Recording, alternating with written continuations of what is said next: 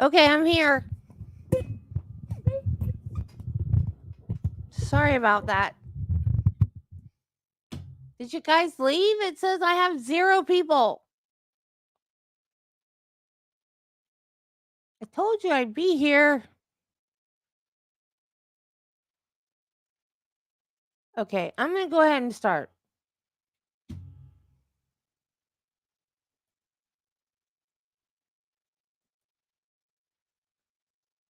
Yay. Oh, now it says I have 2 people. Okay. Well, some people watched without me. So, and you know who you are.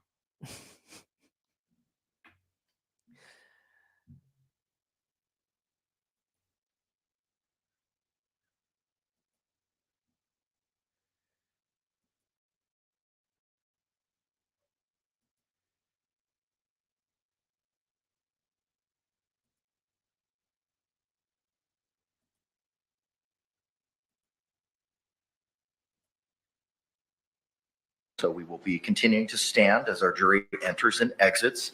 State, are there any housekeeping matters we need to address this morning before we bring in our panel? Defense. Judge, I don't know if you got the email last night of the detention witnesses. We're going to call. In addition to the one I received this morning. Yes, sir. Dr. Harper did get.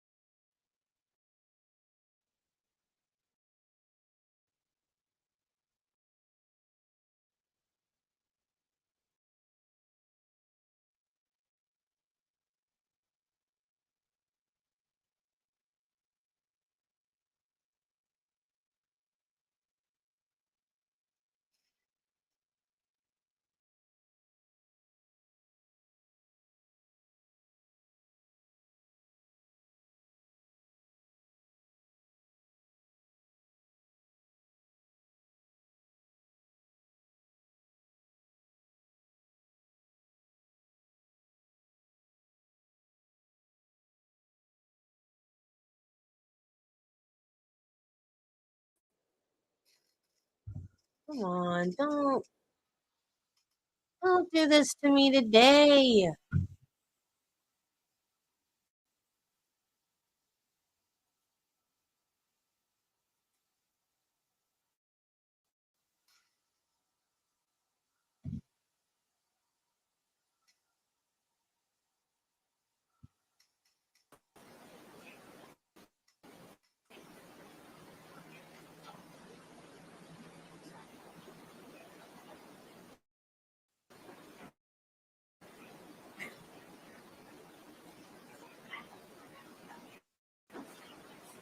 The game.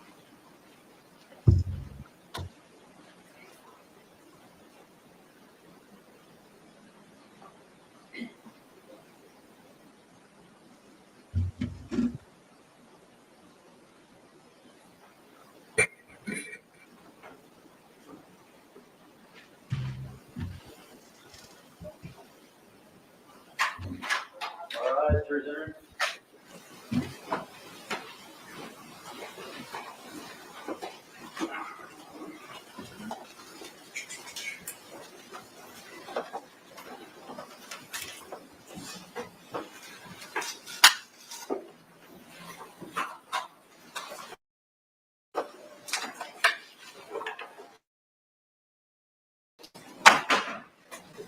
State, sir. Yes, you recognize our jury.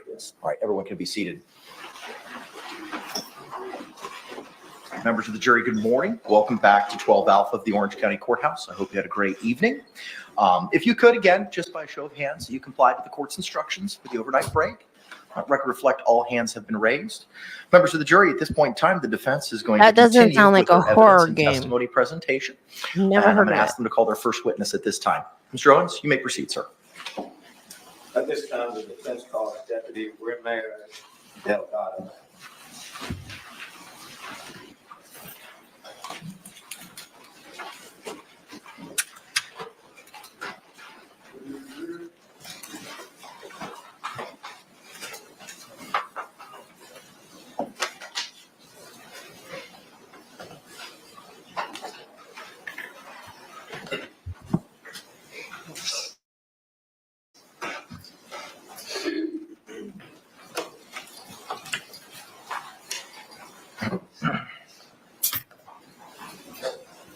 Please swear or affirm that the testimony you give shall be the truth, the whole truth, and nothing but the truth, so help you God. I swear. Good morning. You can be seated, and can you please state and spell your name for the record for me? Yes, sir. My name is Jessica, first name Jessica, Jessica. First last name is Ramirez, Ramirez. Second last name is Delgado, Delgado. Thank you, ma'am. You may inquire, sir. Good morning, ma'am. Good morning, sir. Ma'am, how are you employed? I am a reserve deputy with the Orange County Sheriff's Office, And how long have you been employed with the sheriff's? 7 years. Back on July the 25th of 2018, how Hello. were you employed at that time? I was a full-time deputy sheriff for the agency. On that date, ma'am, did you have the occasion? due It's to not your adding duties to you. report or to go to? Oh, It there you looks like are. I'm at it on my end. Frank's Lane, apartment number 3. Yes, sir. Do you recall Yeah, you're at what it you were now. going there for? Okay. Yes, sir. I was a backup deputy for a call involving a male kicking a female in the face. So it came out as a domestic call. Okay. And was it another officer who also responded? Yes, sir. He was the primary. Okay. Ma'am, while you were there, did you have contact with Sarah Boone? Yes, sir. While having contact with Miss Boone, were you able to observe any injuries? Yes, sir. Person? Yes, sir. She had swelling and bruising in her right eye. And ma'am, were you able to make contact with Mr. Jorge Torres? Yes, sir. Were you able to notice any injuries on his person? Yes, sir. He had red markings and some abrasions around his neck. Ma'am, at a certain point in time, did you place Miss Boone under arrest? Yes, sir. I detained her and placed her in my vehicle. Ma'am, at that time, do you recall or remember Miss Boone asking you, "Why am I in trouble?" Yes, sir. And without saying what you said, but did you respond to her? Yes, sir. After that, ma'am, do you remember Miss Boone asking you, "Why?" "Because I fucking fought back." Yes, sir.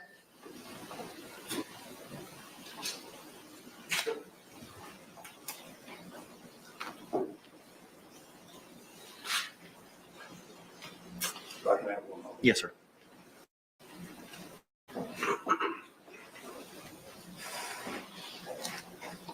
No further questions. Thank you. Any cross-examination? During the course of your investigation, you or the other responding deputies spoke to Mr. Torres as well, Yes, sir. talking to both Mr. Torres and to Ms. Boone That was and it? making your observations of the two of them. Did you all make what you all look statements from Ms. Boone and Torres, correct? Yes, sir. And your physical observations of both persons? Yes. And then whatever else you may have observed on scene? Yes, sir. And do you take into account people's demeanor when they are giving you statements, when assessing their credibility? Yes, sir. No other questions? Any redirect examination? No, Your Honor. Can this witness be released? Yes, Your Honor. Yes. All right, thank you. Thank you. Well, that was short and sweet.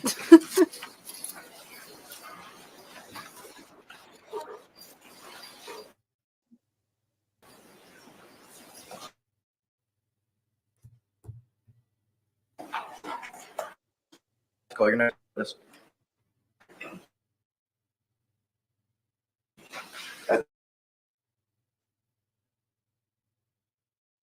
this time with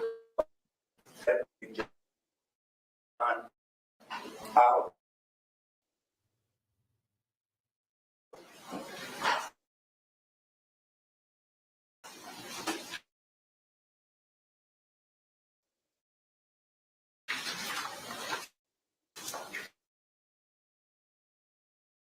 Yeah, it's a bit stuttery.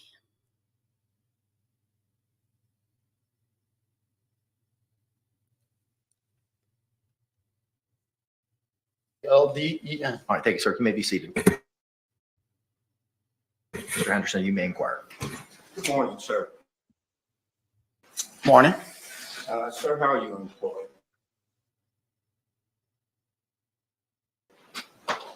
How are you employed? I'm County Sheriff's Office as a corporal. I was a deputy in the Uniform Patrol Division in Sector 2. As a part of your job duty, What? 748 France Lane, number 3. Yes. What was the purpose? And sir, were you the lead officer on this case? Yes. Were there any other backup officers there with you? I believe so. Sir, on that date, August the 28th of 2000, sir, on that date, did you observe any injuries on Can you use Sarah my Boone? screen if that's I going to be observed easier on your redness on computer? the.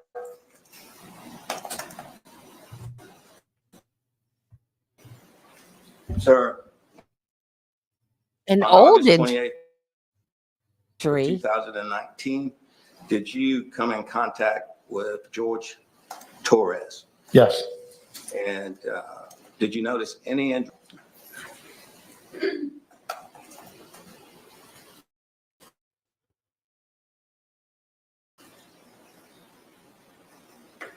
Sir, on that day, was Mr. Torres placed under arrest? Yes. Thank you. I have no further questions. Any So this was a- cross-examination?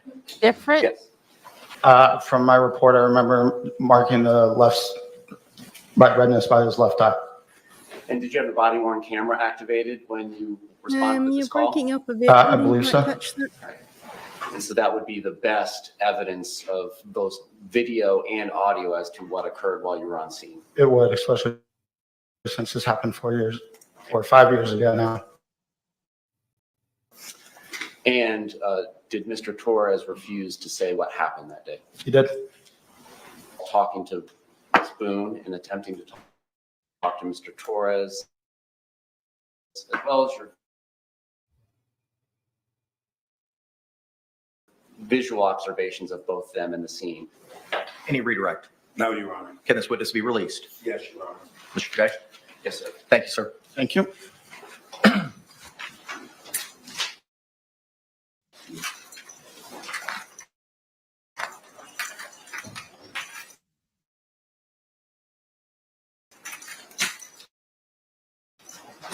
Defense, you can call your next witness.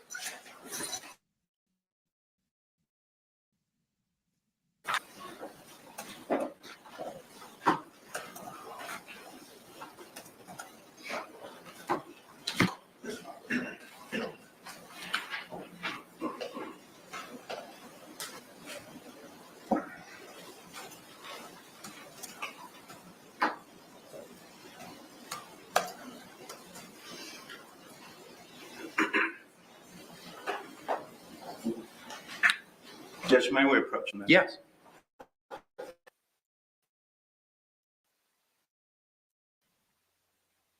Sidebar.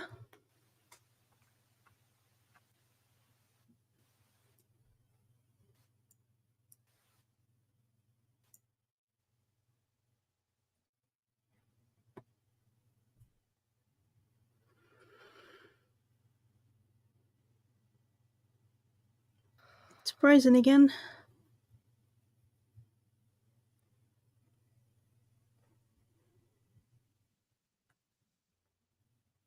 What in the heck just happened?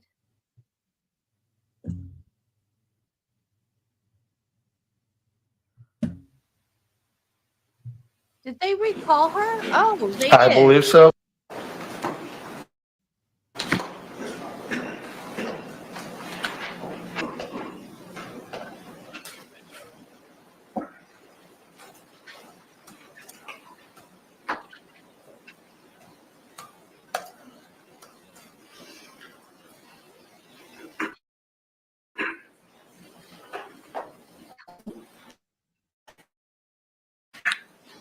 Judge, may we approach him? Yes.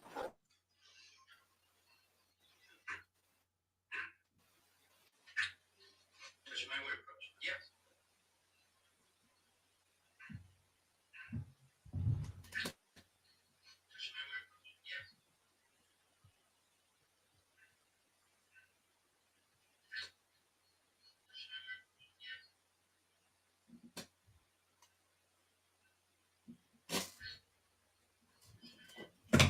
Okay, looks like it's working again now.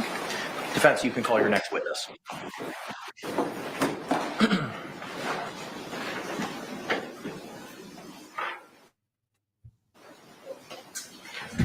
Oh, I was hearing from. It was my phone. Or detective, excuse me.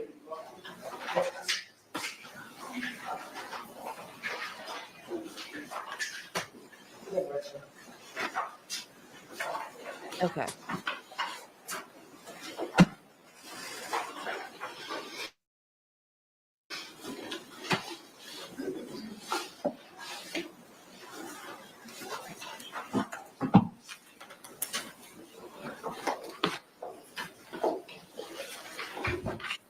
There is a horror game that I bought. I wanted to play it. Can't remember the name of it now. I think I played the first 2 levels and couldn't take it anymore. It's a VR game. It's a haunted roller coaster.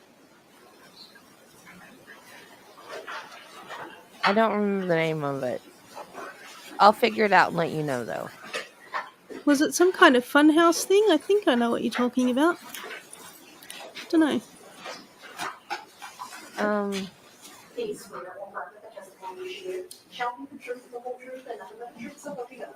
Yes. I can't remember. VR I'll is go always look. You wild. state your When I full get a name and date chance. of birth for the record. Or, I'm sorry, full name and spell it for us. It's Chelsea Kepsel, Chelsey. Last name is Koepsell. All right, thank you. Counselor, you may inquire. Good morning, ma'am. Good morning. In relation to this case, on February the 26th of 2020, did you have the occasion to interview Abraham Marino? Yes, it did. Was that interview recorded, ma'am? Yes, it was. Do you remember as part of that interview that Mr. Marino tell you that he had contact with Sarah Boone on February the 24th of 2020? Are you asking the night of the incident when police were called out? Yes, the next morning,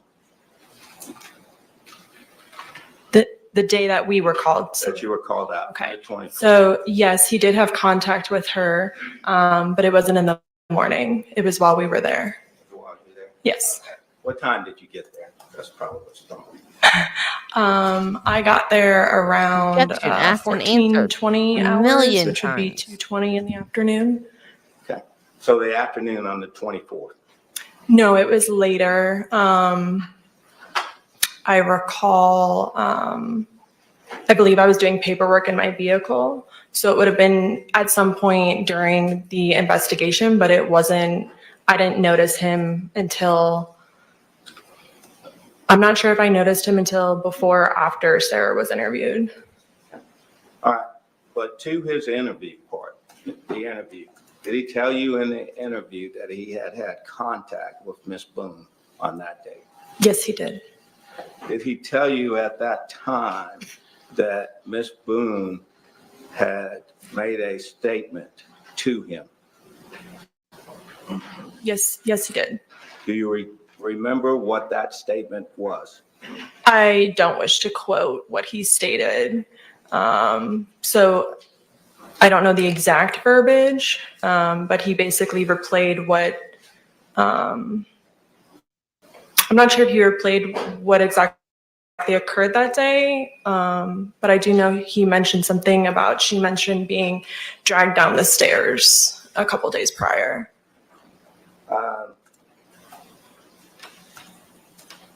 Did he say to you during that interview that Sarah Boone told us that a couple of days ago they had gotten into a fight where he grabbed her by her hair and dragged down the steps?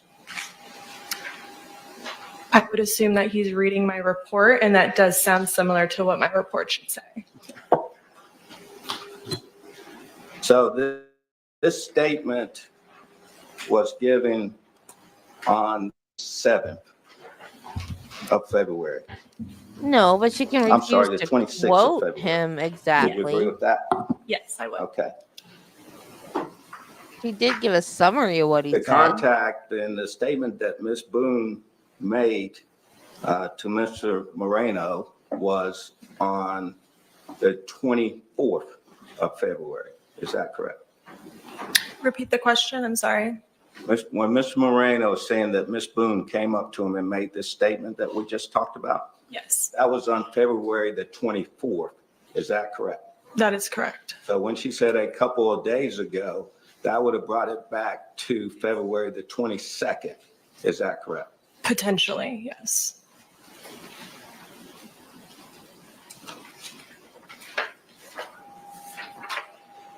Where are they going with this?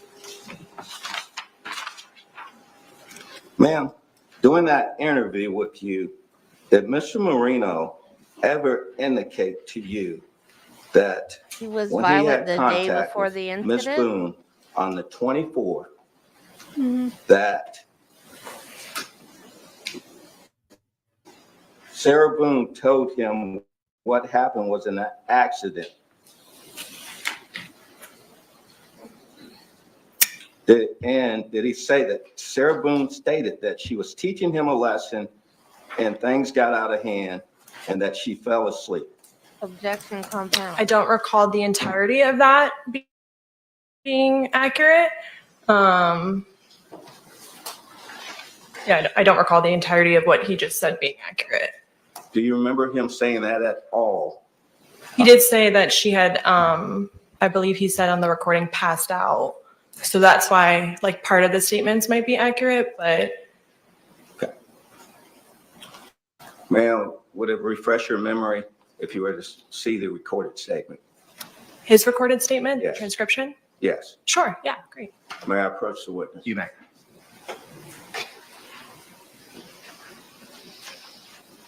Now take your time. Why would she get a mistrial? When you ready, just let me know. Okay. Judge No, Granick that room is is- I don't making recall all the sure. statements that you asked or the way you asked it, but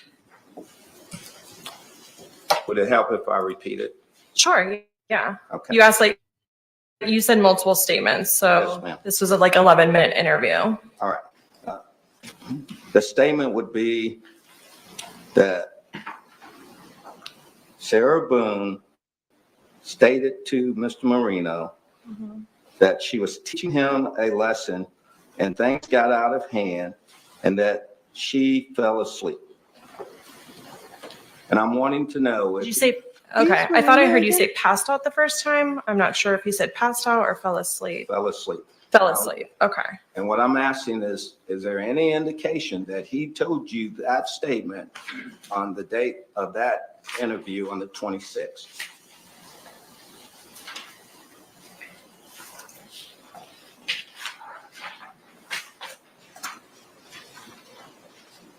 Sorry, I'm trying to go to the part where we talked about that. Yes, ma'am, take your time. Okay.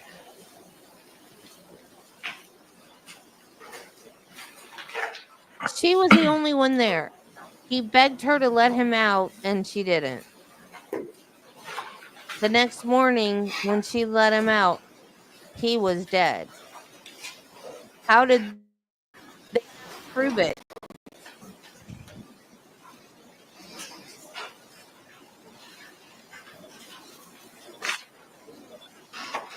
Unless he got out and Okay, some stranger so, came in the middle of the night and zipped like I him had back up in stated, it. there were certain things that I thought was accurate from your statement.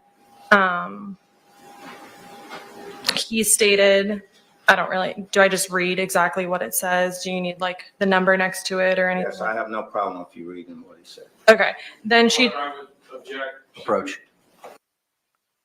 Yeah, you're not supposed to be reading it, not reading it out.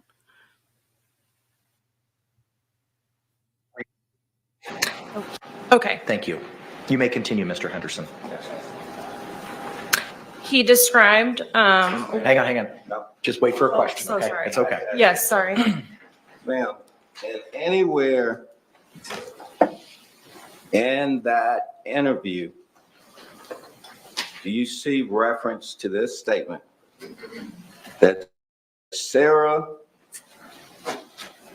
stated that she was teaching him a lesson and things got out of hand and that she fell asleep? Right. No to the first two parts of your question. I heard passed out the first time you asked me this question, and that's why I said that part of it was accurate, because he did say that she passed out in his statement. That was what Sarah told him. Okay, did she say she was teaching him a lesson? Is that in there? No, And things got out of hand. Is that in there? no, I don't recall that. May I approach the witness? Yes.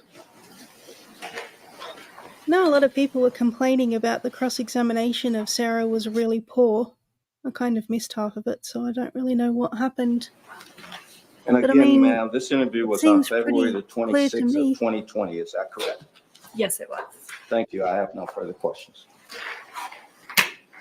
Any cross-examination?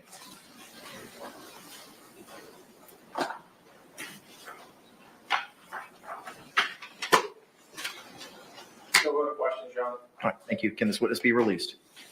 Yes, Your Honor. State? Yes, Your Honor. All right, thank you. And Chelsea is saying, hallelujah. She's been on this stand so many times. Poor woman. Oh.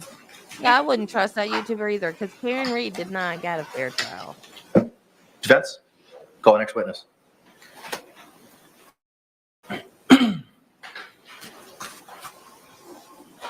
I believe Dr. Brandon is here. Madam Judge. All right. Making sure.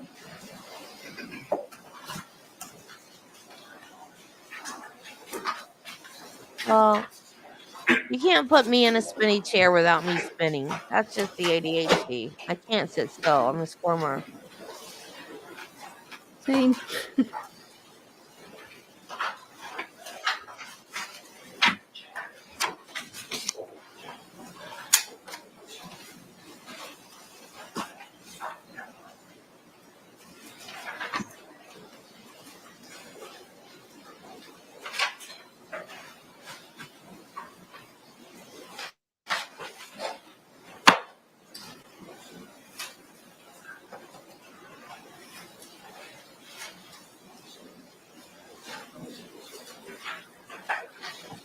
Judge Mayweather, sir. Yes, sir.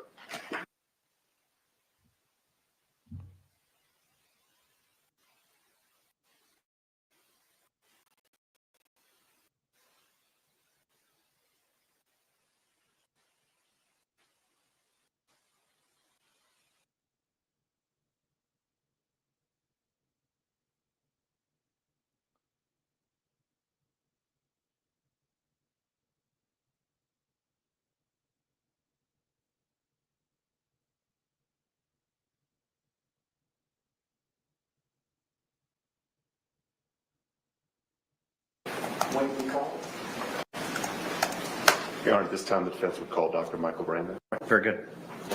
I forgot what this guy's expertise was. Is this the BBS, battered spouse syndrome expert? No, that's Dr. Julie Harper. Oh, okay. Shall be the truth, the whole truth, and nothing but the truth, so help you God. I do. Doctor, good morning. Could you state and spell your name for the record for us? Michael Brannon, Brannon. Thank you. Counselor, you may inquire. Thank you. Dr. Brandon, good morning. Good morning. Ms. Fry, having just traveled from Miami to Orlando. Yes, Is that not correct? Okay. it was a good drive. Would you please You describe drove? for the jury your Yeah. background, training, and experience, both in forensic psychology as well as battered women syndrome? Sure. So I'm a psychologist licensed in the state of Florida. I have a bachelor's degree in psychology. That's from a university called Nova University. I also have a master's degree in psychology. I received that in 1980, also in psychology. And I received my doctoral degree in psychology after a year internship where I worked with severely mentally ill individuals in Hialeah, Florida. In 1988, I finished my degree requirements for my doctorate in psychology. And in 1990, I was licensed as a psychologist. I've been operating as a psychologist since then, since 1990. Originally, I started off doing the work that most people kind of think about when they think about psychologists, doing therapy, counseling with people, helping them through with their problems, things like that. In 1994, I began on a career almost quite accidentally as a forensic psychologist when I testified in my first case in front of a jury. And from that time on, I've been doing mostly forensic It'd be psychology. My fascinating to know practice more very about quickly changed from that time forensic on. psychology. I'm currently the co-director of the Institute for Behavioral Sciences and the Law. And anywhere between 80 and 90% of all my work now is related to some legal or court-related matter in the ways in which mental health interfaces or impacts or helps to give opinions about various legal issues. I've taught rather extensively in the area of forensic psychology. I teach to mostly legal audiences, but oftentimes too, I speak to groups of psychology students wanting to sit up here and do what I'm doing as well. Make long drives and then come up here and talk to people about cases.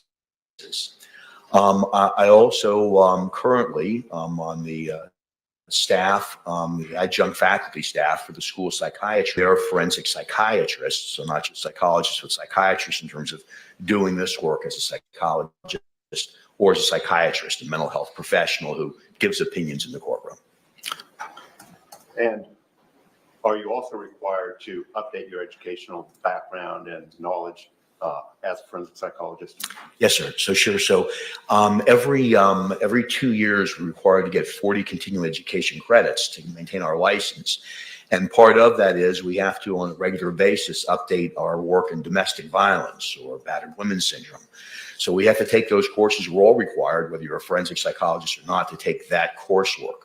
So as part of our requirements, we also have to take separate coursework in regards to domestic violence, which is a general term, or intimate partner violence. But along with that comes discussion as well with battered spouse, or what's oftentimes called battered person syndrome now. And I apologize. I'm kind of bouncing around here, Doctor. I apologize again. For the uninitiated, just exactly what do you mean by forensic psychology? So forensic psychology is a division of psychology. Most people don't think about that as often when they think about psychologists. But forensic psychologists are individuals who have degrees in psychology who are working to help to answer questions that come up in the legal system. It could be in criminal cases like we're here for today, answering various criminal questions, giving opinions about those questions.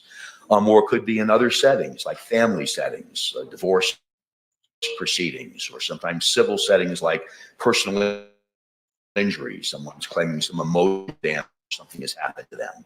So forensic psychology is really the way that we use science psychology to help give opinions about various legal matters. Now, what is the DSM or the DSM-5? So the DSM it stands for Diagnostic and Statistical. Know what the different symptoms are for different mental health disorders, whether it's major depression or schizophrenia or anxiety. So it gives us a code book of here's the criteria you have to meet in order to have that diagnosis. And then we're able to utilize that in terms of either treatment, so even insurance billing, but being able to inform patients too about what condition we think that they're suffering from.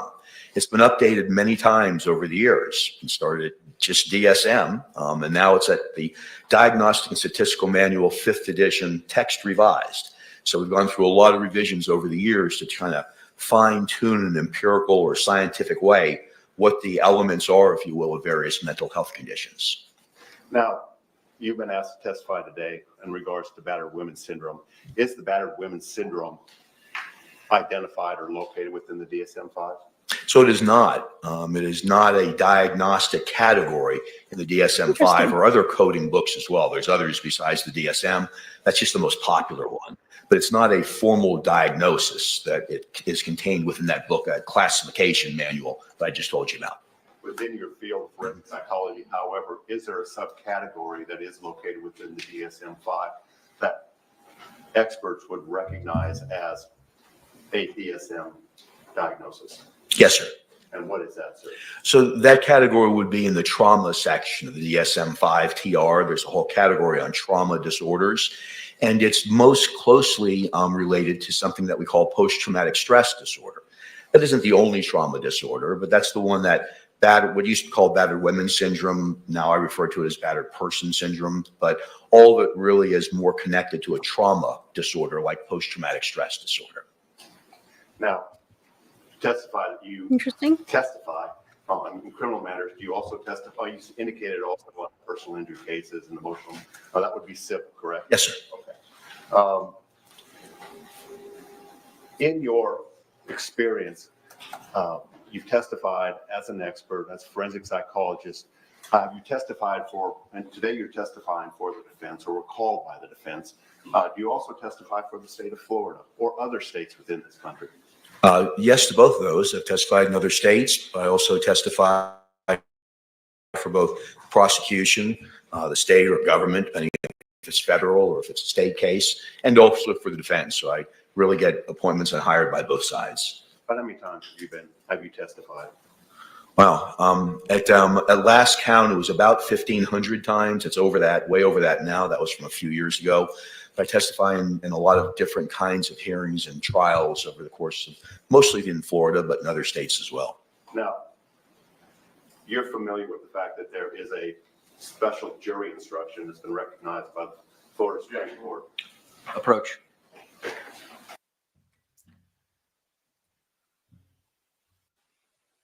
What special jury instruction?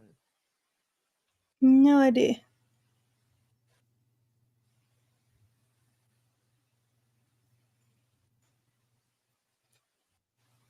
Ugh, so much cat hair in my face now. I apologize.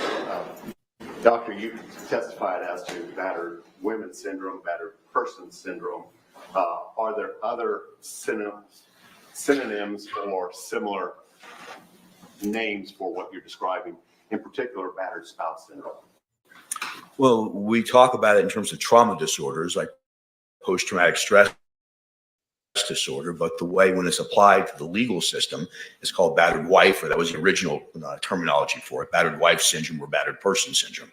So really depends on your setting. So in this setting, we oftentimes talk about this particular condition that I've been asked to talk about today is really referred to as battered spouse I syndrome. love to train it. And have you been asked to give your opinion as a legal expert and on battered spouse syndrome?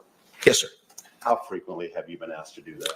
I've been involved in about 100 cases of just that alone. I've been involved in some sort of testimony about 50 times.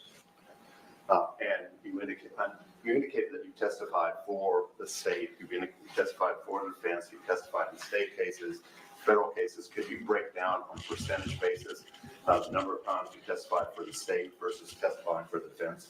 It's really close in terms of last time we looked at it, it was about 50-50.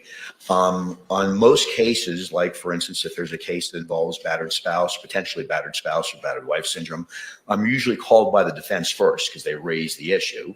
If you're called by the prosecution, whether it be federal or state, what oftentimes happens is it's in response to a defense expert that's been called. So do I agree or disagree with that other Yeah, expert? why would So I'm usually, the he's call not usually comes first from the defense, but a in terms of who lawyer. I'm hired by, Why it's would he pretty know about a even. jury It's about instruction? 50-50.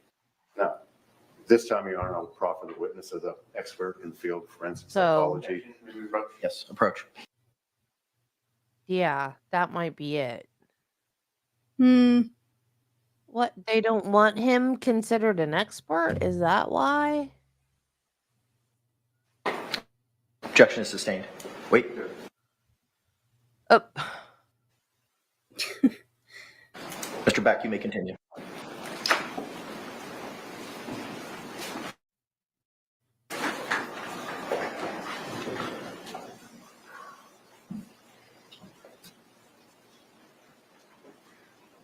Has battered spouse syndrome been accepted, to your knowledge, in the Florida court system?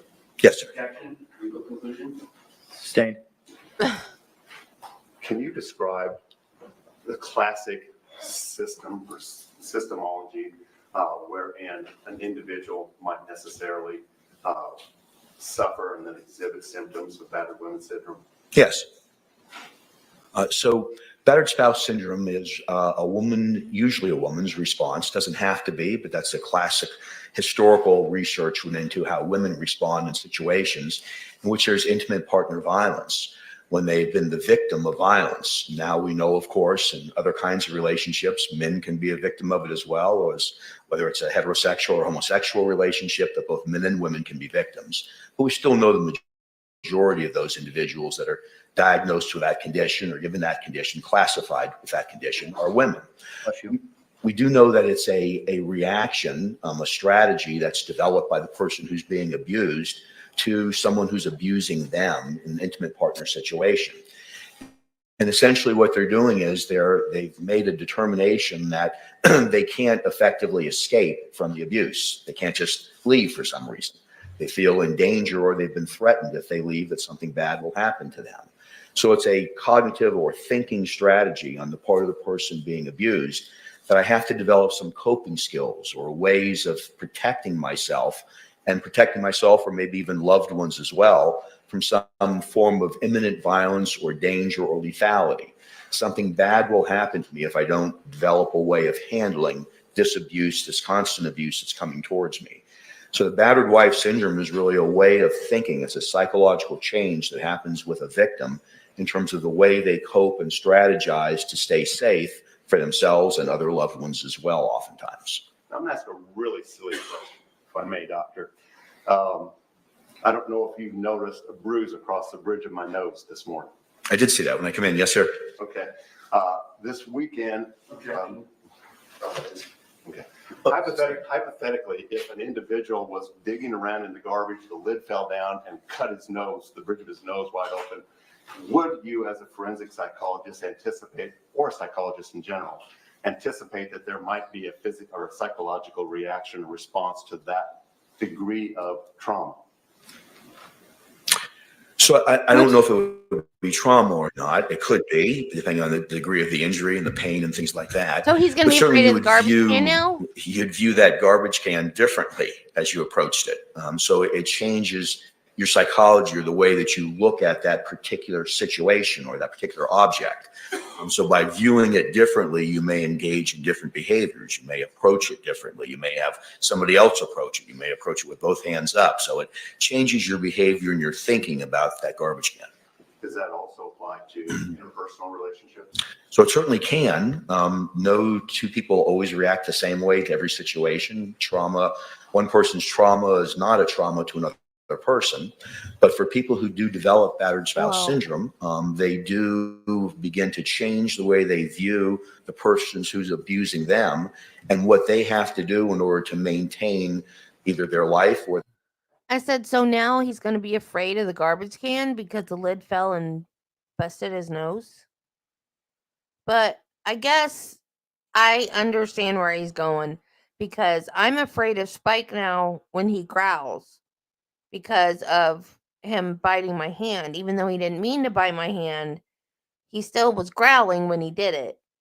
So whenever he growls, I kind of freak out now. And I just like flip out and start screaming instead of just being like, quit growling. What are you growling about? I like freak out because he was growling when he bit me that one time. For their safety, their physical safety in terms of their behavior and interactions with that person. Now, is there a specific set of criteria that a psychologist would rely upon in attempting to make a diagnosis or an assessment of battered women syndrome? Yes, sir. And what are those criteria? Well, you'd want to see one if some type of abuse has occurred. That abuse can be physical, it can be sexual, it can be emotional, or it can just be the threat of abuse or bad things that's going to happen to you. So there has to be something bad that's happened or that's threatened to be happening over a period of time. So abuse has to be present in order for this to be underway. Without abuse, there's no battered wife syndrome. But that's not enough. There also has to be what's called coercive control. Coercive control is really keeping the person's social interactions, overseen on a regular basis, controlling money, controlling preferences, even TV preferences, sometimes social media, looking at social media that the person is accessing or looking at, who they're talking to on Facebook, who they're texting. So it's a combination of abuse and coercive control that results in a person feeling victimized, but that's still not enough. That person then has to feel like they can't escape from that. They've either been told, if you leave me, you're going to die, or a family member is going to be harmed, your children, your mother, whatever it might be. And as a result of that, they develop strategies to cope with that, acquiescing, pleasing, doing anything they're asked to do, demeaning themselves, allowing themselves to be controlled. All of the things that would fend off, if you will, some abuse or attack or threat to them or someone who surrounds them. So those would be the components that you would need to have, and that dance continues to go on usually repeatedly throughout the course of that relationship. So if they're describing is, And that's the thing, it's not in a just sense, one incident subjective. that causes it, it's a pattern of behavior. The syndrome that's being described. It's both objective and subjective. So objective in terms of the facts, like what's really happening. A person's being abused, they're being told certain things, there's control over them. But then the subjective part is the person's interpretation of that, their perception of that. So there's really both going on, and they have to kind of work together in order for this syndrome to be formalized and properly diagnosed. You indicated that there's sometimes maybe some defense mechanisms that are, or strategies that are devised by the battered individual, the abused individual. Yes, sir. In your experience and your training, do controlled substances, alcohol, drugs frequently appear in your analysis or assessment? Yes. And the way they appear is they can appear either from the abuser or the abused or both. What can happen from the abuser standpoint is they may only be abusive, or the abuse may become worse if they abuse substances. From the abused standpoint, it may be self-medication. It may be a way of coping with the anxiety that there's going to be something bad that potentially could happen to them or somebody else. It's kind of a way of dealing with walking on the eggshells. So if I use substances, that can deaden the pain, if you will, for me, or help me to forget about it. So it's oftentimes, not always, but oftentimes part of either the abuser's behavior or the abused behavior. Do they, in your experience, do they on occasion actually defend the individual that is abusing them? It's a very frequent part of this syndrome, not always, but it's very frequent. It's why interviewing them becomes difficult sometimes, because they're used to explaining away their behavior, the abuser's behavior, my black eye, my missing tooth, his screaming and yelling in the background while I'm talking to mom on the phone. So they're used to making excuses for it. It's part of the coping strategy, trying to explain away this behavior. He's had a bad day. She's, really upset about something else that's going on. She's really never liked this at any other time.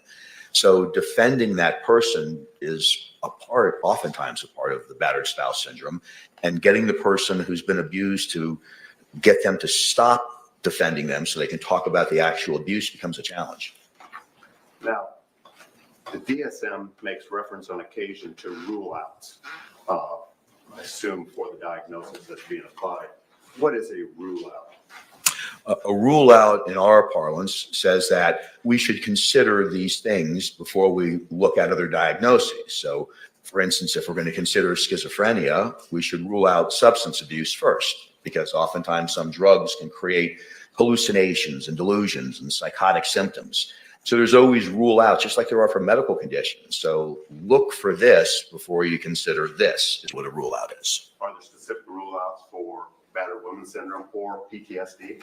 Sure. So there's rule outs for everything because you're considering a number of different conditions before you make a differential diagnosis, or you pick that's the one that I think best fits this person.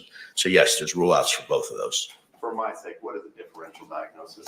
That's how you decide which one, whether it's your medical doctor, your psychologist, whoever, it's how they pick the right diagnosis. So you're going through kind of a card catalog in your head and you're saying symptom this, but that's also consistent with symptoms of that. So is it schizophrenia? Is it bipolar disorder? Now I have to ask more questions. It's a decision tree. And that decision tree helps you to inform the person and either make a diagnosis in a legal setting or help to treat them clinically. Now, if the individual, the psychologist is doing the evaluation, identifies the presence of certain rule outs, what is their response professionally to those rule outs in establishing or assessing the patient? You have to go down a decision tree. We all kind of do decision trees in our mind every day about what we should do or shouldn't do in certain situations. It happens automatically. It's more structured when you're doing it professionally. So if you have a concern about substances, then you would kind of take that track and you'd have to ask a lot of questions in that area. So you'd want to know what kind of substances, how often are they using those substances, what kind of effect have those substances had on them before. I just picked one of many possible rule outs there. But every one of them you'd have to explore or ask additional questions because, of course, you don't want to come up with the wrong diagnosis because in a legal setting, that leads you to a bad opinion. In a clinical setting, it leads to bad treatment. Now, I want to go back just a second. We talked about the subjective nature of the abused individual's understanding of what's happening. Does this subjective or does the experience that they have suffered result in, on occasion, their experiencing or their anticipating or assuming or imagining a threat that others may not? Yes, sir. Yes.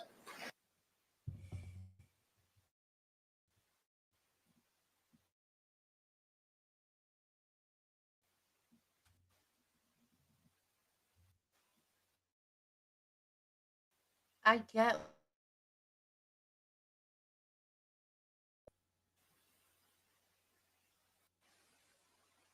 She knows his triggers. She knows what sets him off. Whereas someone that has been Objection is around sustained. the abusive person, they wouldn't see the warning signs. Doctor, from what you described this morning, I think we're talking about a complex and sophisticated process for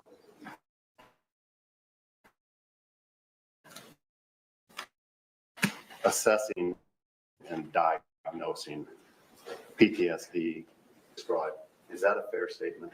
Yes, sir. And in this instance, this particular matter regarding the state versus Sarah Boone, were you approached about the possibility of doing an assessment as to Sarah Boone? Approach. What are you people? What is wrong with you? Not the state, the defense.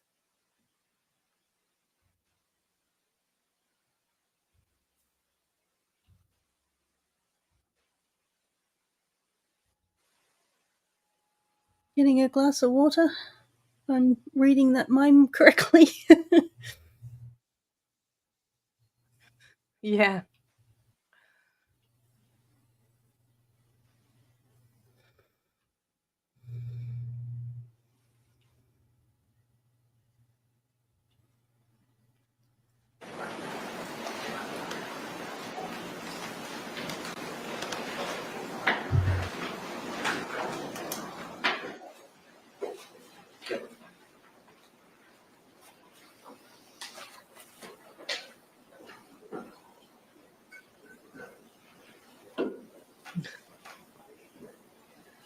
No snack.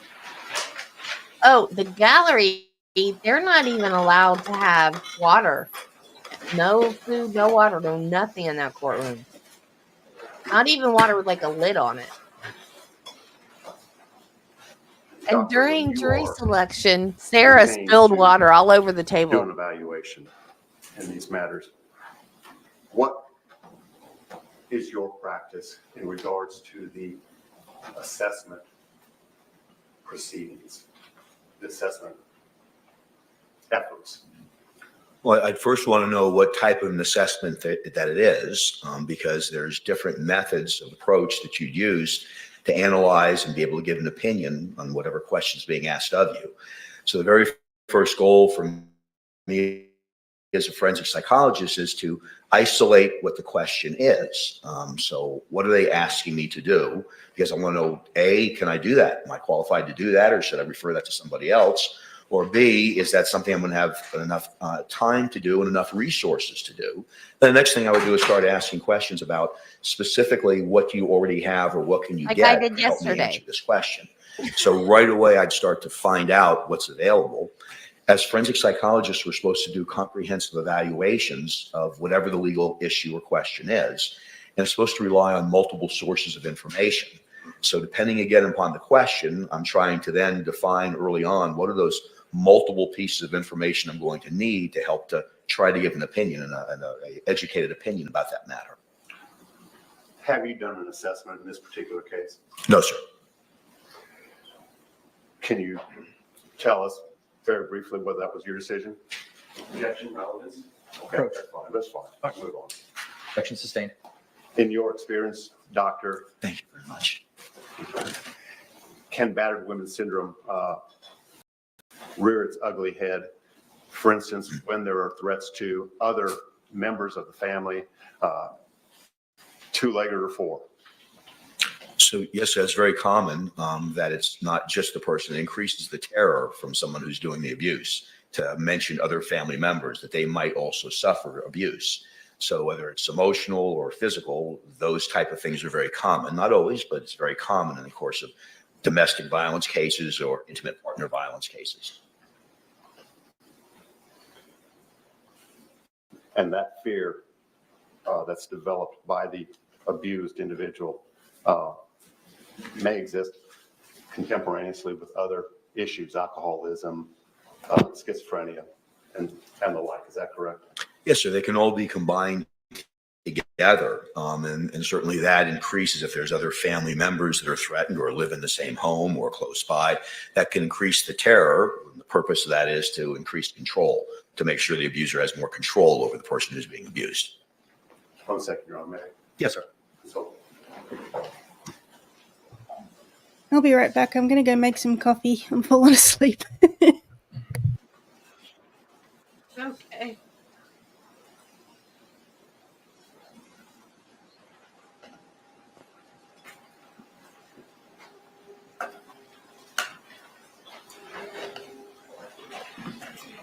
in doing an assessment, doctor, do you look at outside materials? Yes, sir, always. And what kind of outside materials do you necessarily review in order to make this assessment? Specifically to battered woman syndrome? Yes, sir. Yes, sir. So specific to this, you'd want to look at a lot of different sources of information because you're trying to, A, make a diagnosis if there's a trauma-related disorder, but you're also trying to figure out if there's the other elements necessary to make the diagnosis as well, like abuse that's been chronic over a period of time, and that the person feels they can't leave that situation, and if other people have been threatened. So you'd want to know things like not only what the facts are of the particular incident, usually some crime that's been committed, but you'd want to know the history of those behaviors. Has anyone else seen those? Are there people you can talk to? You know, friends, neighbors, bosses, anybody who's seen or heard of this abuse before? Have there been medical visits where the person has actually been damaged and shown up, made some other excuse, they slipped or fell or whatever it might be? You'd want to do psychological testing as a forensic psychologist because we have very good tests that help us to determine whether someone's suffering from a trauma-based disorder or not. You'd want to know if the person who'd been accused of the crime for this type of evaluation made any statements to the police. If they did, you'd want to hear that statement. Or has there been a 911 call? or calls. If that's happened, you'd want to hear that too. So any evidence you could collect, and these are some of those questions I was talking to you about before, you'd want to ask the person who's trying to hire you in the beginning, well, tell me what you have, because you'd want to see whether or not you're going to be able to make this analysis or not. So it's not good enough just to talk to the person, because that's just one form of information. It's almost like being a behavioral detective, if you will, as a forensic psychologist, because we're trying to get as much evidence wrapping around our interview with the person as possible to be able to guide our questions, but inform us and see whether there's what we call convergent validity. It's a fancy way of saying, does everything agree with each other? Does everything connect in a way that it all sort of makes sense? Or are these strange conflicting pieces of evidence that we need to explain away, or it just doesn't fit the criteria? So it's a rather comprehensive and complex evaluation that has to be conducted to come up with this. And the final piece I'd say about it is that because oftentimes the abused person is defending still the person that they've oftentimes committed a crime against, it takes a bit of time to get to where you need to go. With all victims of trauma, whether you're talking about situations where you're doing therapy or you're doing an analysis in this type of setting, a criminal setting, it usually takes some time to break through that and get them to trust you to talk about the trauma, but to stop defending the person and talk about the abuse and how they felt about the abuse. Your goal, if you will, is to be able to see what's happening in that situation through the abused person's eye. If you look at it through your eyes, often this doesn't seem to make sense. But if you're for a battered spouse, then you can better understand their world and what they're dealing with. And real briefly, some of the things that you are evaluating when you examine, particularly the individual themselves, you're looking for anxiety and or fear. Yes. Low self-esteem. Yes. Are you looking for depression? Yes. Are you looking for any form of social or interpersonal withdrawal? Withdrawal, especially if it's forced withdrawal, controlled withdrawal, if there's consequences to socializing with my family, my friends, calling them on the phone, texting them. So especially in that context. Stockholm syndrome. Sure, that can be part of it. Oh, and what is Stockholm syndrome, real briefly? So it's really adapting to someone who's captive or taking over a person, controlling their life, sort of adapting to that situation. The famous model of that would be many decades ago, a woman called Patty Hearst, who was kidnapped. But it's taking on the beliefs and taking on an acceptance, if you will, of a kind of a captive situation. And in these situations with women who have been abused, who meet the criteria for battered spouse syndrome, they oftentimes adapt, defend, and take on in an acquiescent way that this is okay and I'm part of this situation as opposed to opposed to the situation. Will this syndrome exhibit itself in physical attributes? It can, at times, even physical illness at times. Inability to sleep, inability to keep food down, and those type of things. Sure. Yes, sir. Would that individual potentially experience hypervigilance? Well, that's a large part of it. Of any trauma-based disorder is hypervigilance. What changes when you've been traumatized, any kind of trauma, not just abuse, but what changes is your perception of danger. So whether it's the lid of the garbage can hitting you on your nose, or whether it's someone being abusive towards you, those situations change your perception of danger. So you no longer see that object or that person in the same way. You have a foreboding sense of danger could occur. So other people may not perceive it with that person. He's so nice at work, or he's nice in these other settings, or he's so great on the softball field, but at home he's different. So that person who's being abused, their perception changes. Does that include denial? It could include denial, and oftentimes that's part of the explanation. The defensiveness of that person is the denial of how bad things are that are going on. Thanks, Doctor. For this time.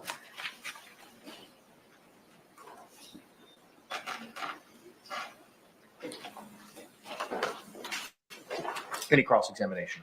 Yes, sir. Good morning, doctor. Good morning. Nice to see you in person. Good to see you again. So there's a subjective component to trauma, is what I understand. understand you're saying, correct? Always. Yes, sir. And so hypothetically, a couple could be in a 3.5-year relationship with physical violence, emotional violence, even sexual violence, but either or both of those partners may or may not believe that is a traumatic experience for him or herself, correct? Yes, sir. People mistake the stimulus about what happens as the trauma. The trauma is really the reaction to it. So bad things that happen, people don't always react in the same way to them. So yes, sir, that's correct.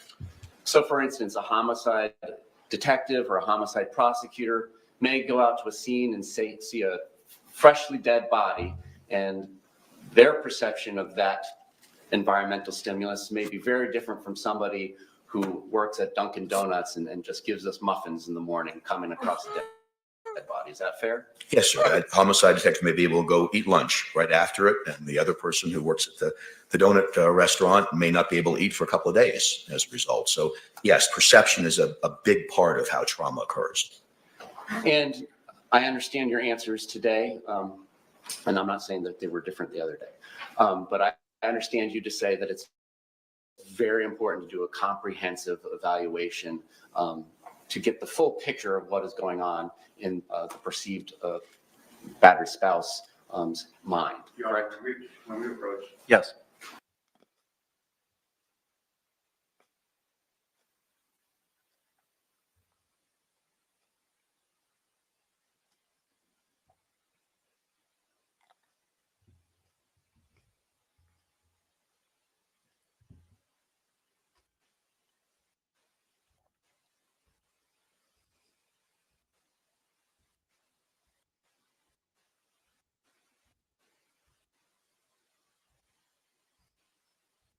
The objection is overruled.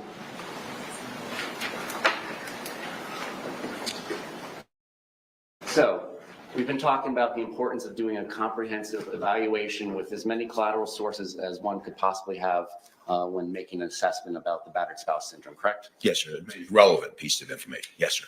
And would you agree that obviously the person who is accused of committing a crime, there are credibility issues that you do need to care for when relying upon that person's history provided about the events leading to that and the past events describing the relationship with the intimate partner? Yes, sir. In every forensic evaluation, that's the case. Important is there's a comorbidity with an alcohol abuse disorder. Yes. And can you tell the jury how alcohol abuse means in the DSM-5 TR? Sure. It's the biggest part of it is it's not just the use of alcohol, it's impairment that happens as a result. So it's the excessive use of alcohol, but that could mean something different, just like the excessive use of marijuana might mean. But it's the use of alcohol to the degree that it impairs or affects a person's life. And with that may come a lot of other things like deceitfulness or aggression or unreliability, sleep or somatic problems, difficulties. So, but the important thing to remember there is that it's the use of a substance that impairs or affects a person's life. And if there is alcohol involved in the histories being given about either the event in question or any preceding events, must the evaluator take that into account when evaluating the memories and perceptions of the person giving them that history? Yes. So in introducing that new topic about memory, we know that substances can interfere and impair memory. So as a result of that, you want to know what they were using, how close it was. If you're talking about a particular event, like a crime, you'd want to know if there was substance usage, and if so, what the person's memory functioning was, and does that match up with other sources of information about what those events were. Are you familiar with the narcissistic personality disorder? Yes, sir, of course. Is that something recognized in the DSM-5 TR? Yes, sir. And can you tell us whether or not if a person who is giving a history, whether it's the patient/client or whatnot, has traits, perhaps not a diagnosis, but even just traits of the narcissistic personality disorder, is that something the evaluator should account for in evaluating the credibility of the history given? Yes. And why is that? Well, because all forms of disorders or conditions or just traits may lead to inaccurate information, either not purposely or purposely. They may be deceptive. So certain personality disorders or traits can lead to deception or inappropriate or inaccurate information. That's why you need more than one source of information. Does what this person is saying to me check out with other sources of information? And I don't mean. David, is this what you were talking Can you about? tell us some of the criteria for the narcissistic personality disorder? I can, yes, sir. So it is a grandiose sense of self-worth. It's the consideration of yourself over anybody else. Does that? It's kind of operating in Bingo. your own world. So it's an inflated sense of who you are. It's a misperception of how important you are to other people and your meaning to other people. It's a sense of specialness that you stand out from other people in terms of special skill or skills, and that other people, if they don't recognize that, they should recognize that. So the biggest heading there is an inflated sense of self-esteem and grandiosity. Are you familiar with an adjustment disorder? Sounds diagnosis? familiar. Yes, sir. And is that an DSM-5 TR? Yes, sir. Correct. Can you tell us about that? Adjustment disorder is a person's reaction, and it could be emotional, it can be behavioral, or it can be both, to a situation that occurs. You broke up with your boyfriend or girlfriend, so you're upset about that. And so as a result, you're tearful, you're anxious or nervous or worried about what may happen to you as a result of breaking up with them, or you behaviorally may start not going to work, or get into more arguments or fights with your children as a result. So it's a temporary reaction to a stressful situation that occurs in some individuals. And hypothetically, if a person who is giving a history for criteria of diagnosis, let me strike that. If somebody is giving a history and that is being used to come to an evaluation, Yeah, she wouldn't conclusion of recognize it as battered being spouse applied to syndrome, her. if that person has been diagnosed with adjustment disorder predating the traumatic relationship, is that something the evaluator should take into account? You'd want to know any prior diagnosis because it may not necessarily be exclusionary, but it could. So adjustment disorder is a temporary reaction. You're upset in a temporary period, and most of them just go away on their own. Whereas something else like a traumatic stress disorder is long-term. It's something that person's stuck with for a period of time that usually doesn't just go away on its own. So yes, you'd want to know that. For that term I used before, that differential diagnosis, you'd want to know those things to compare and contrast them and hold them up against each other. Now, hypothetically, if somebody says things like, I'm the best thing that has ever happened to you, and I'm the best you'll Sounds ever do, familiar. are those indications of the narcissistic personality disorder? Well, they could be. You wouldn't want just that alone. You'd want to see if that was happening in other settings. Is it happening on the job, with friends, with family members? Is it showing up on psychological testing? But certainly that would be a red flag. You'd go, I want to pay more attention to that. I want to investigate that further. And is it important when evaluating trauma-based disorders, because they're based on emotional reactions, to do that rule out on alcohol or drug use? Certainly you want to do that. It's not usually disguised as a trauma-based disorder. Alcohol and trauma aren't usually rule outs for each other, but it could exacerbate a condition. It could make you diagnose a trauma condition when it's just an adjustment disorder. I say just, I don't mean to minimize it, but it's not as serious as a trauma-based disorder.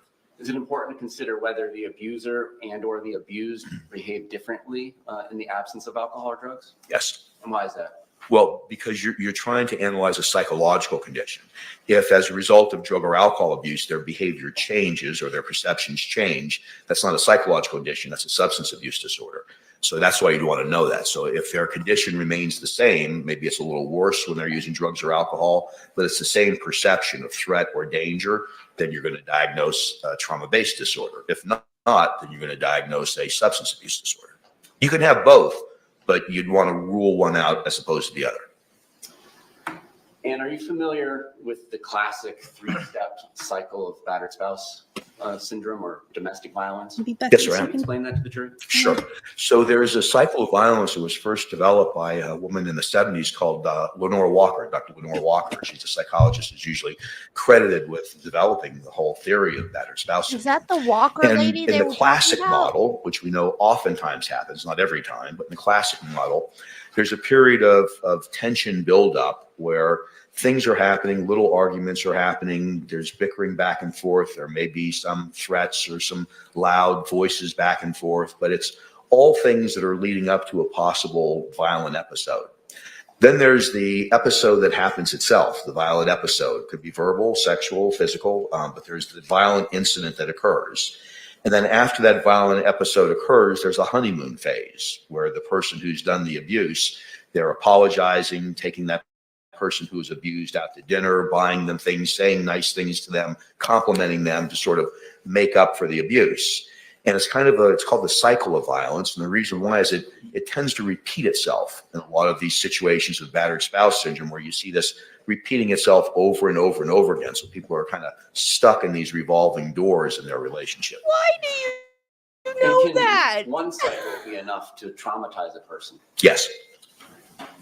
Does this trauma necessarily have to be coming from a man to a woman? No.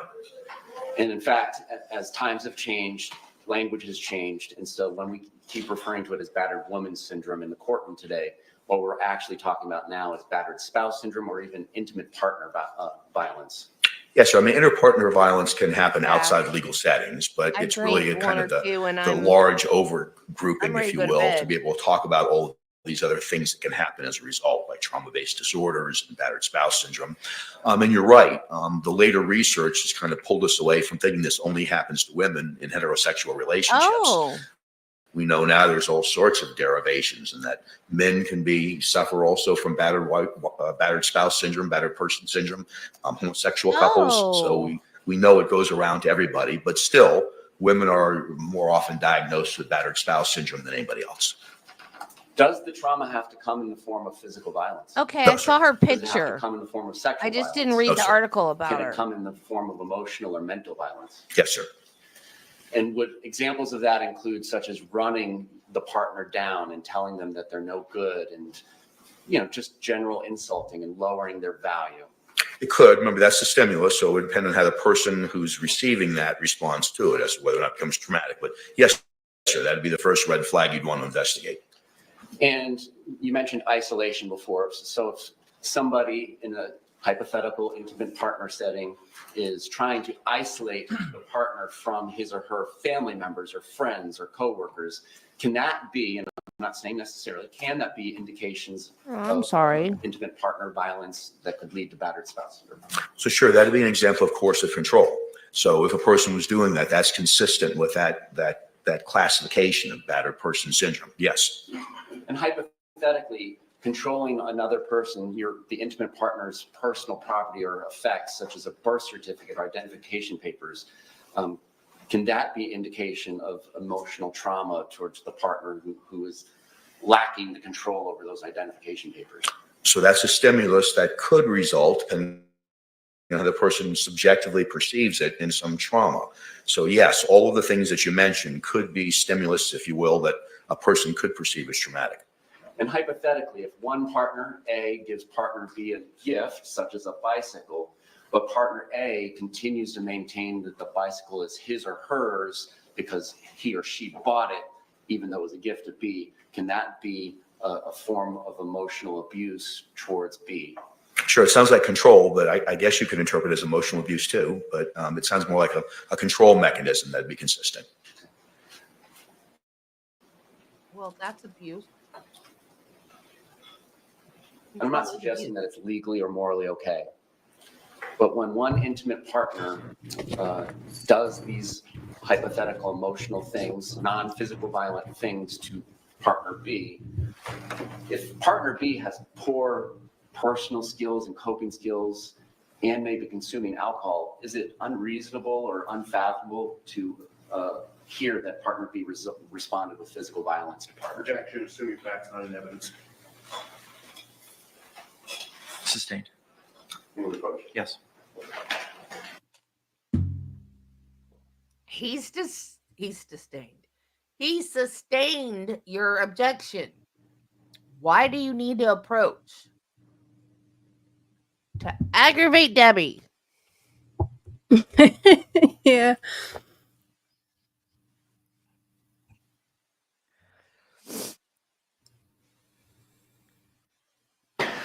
After hearing argument of counsel, the objection is overruled. Oh, So respond to that. If you remember the question, Really? please go ahead. So it would increase the probability of physical violence. So if those things, in fact, were perceived as threatening or abusive in any way or insulting to the person who they were directed towards, it would increase the probability of physical violence. And then again, the perceptions are all in the eye of the beholder, whether emotional things that are said to one another or physical things are done to one another, whether the recipient of that behavior views it as trauma is a subjective decision by that person. Right? Yes, the perception is the impact. So that's how you would know that it's just, water off a duck's back, or is it something that kind of sticks with me and I think about it all the time? Now, you mentioned earlier anxiety, low self-esteem, and depression can all be components of battered spouse syndrome, correct? Right.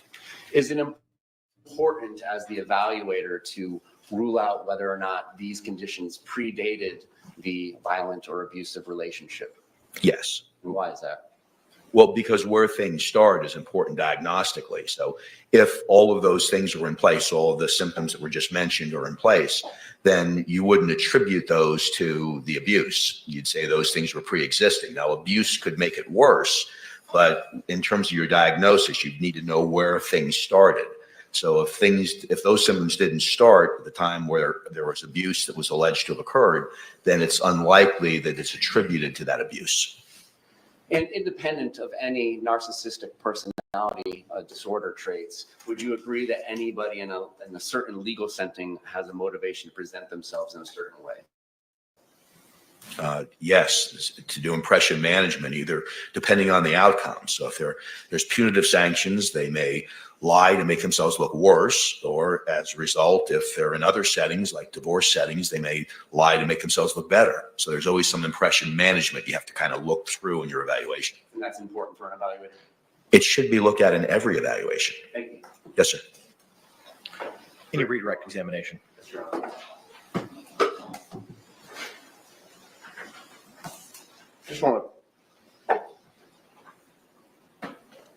one more time, in response to the state's questioning, you indicated that where an individual's credibility may be in question, there is a necessity that the individual who's making the assessment do corroborate whatever they're being told. Is that correct? Yes, sir. In a number of different ways. We have psychological tests that assess for things called malingering or faking mental health problems or difficulties. So you'd want to do that. You'd want to look at other evidence to see if it's all consistent. So it's very important you don't just rely on self-report. It's possible that an individual may exhibit one or two attributes of a particular DSM diagnosis, but not actually qualified because it's simply not there. Right. Sure. So sometimes like social isolation can be because we're introverted, or it could be part of depression. Me? So you need to kind of follow it out and see how many of the symptoms are there to see whether or not it meets the criteria. So I may Or exhibit both. one or two symptoms of narcissism, but not qualified because I don't meet all of those, or a significant number of the indicators that you would rely upon to make that diagnosis. Yes, sir. Or it can be situationally based, like we may display narcissistic features here in a courtroom, but may not do that in any other part of our life. Now, in your experience, have you learned either through your studies, experience, and so on, whether or not the abusive behavior may begin based upon an individual's perception of things occurring to him as a child or her as a child? In other words, if they grow up in an abusive household. Okay, I understand. Sustained. You've indicated that there are things that, I think in response to the state's cross-examination, that there are things that may add to or may contribute to a particular psychosis or symptom. Would an individual's background as a child include those type of criteria? Yes, sir. You're more vulnerable to certain psychological conditions based on your history. So if you've been traumatized before, or bad situations have happened to you before, if you've suffered from depression before, it makes you more vulnerable to those conditions or other conditions later on. Finally, one question or one symptom that we haven't discussed, I don't think, or maybe it was discussed by the state, was learned helplessness. What is that? Learned helplessness, I've really spoken about it a little bit, but now we have the fancy term for it.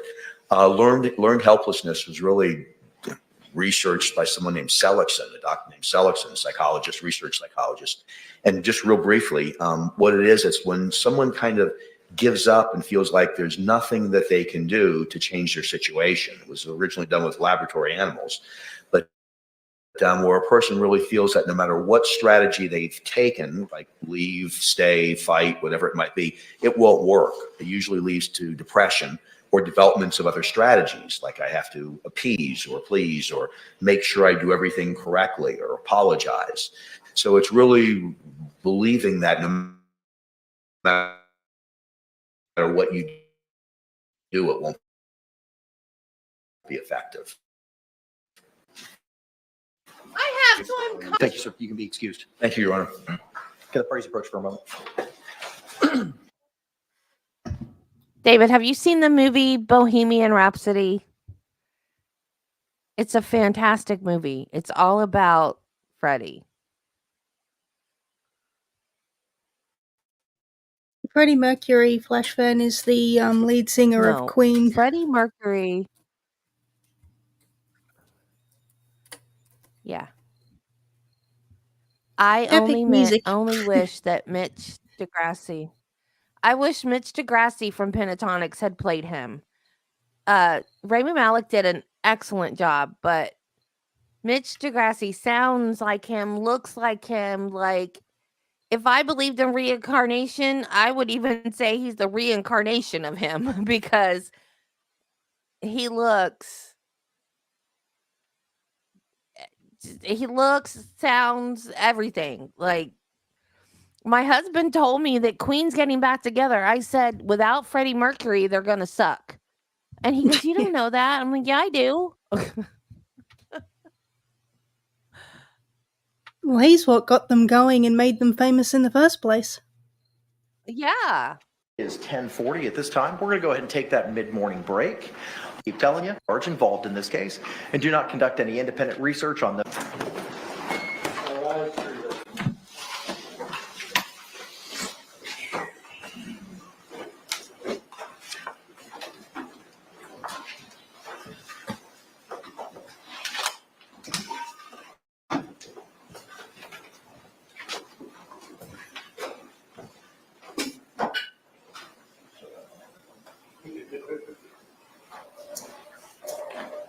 For approximately 15 minutes. Thank you.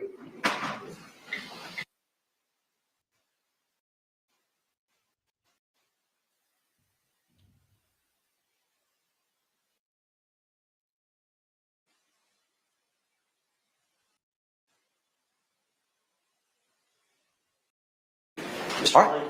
Can you excuse Ms. Navajo? All right. Thank you very much. Let's go ahead and stand and bring back in our panel.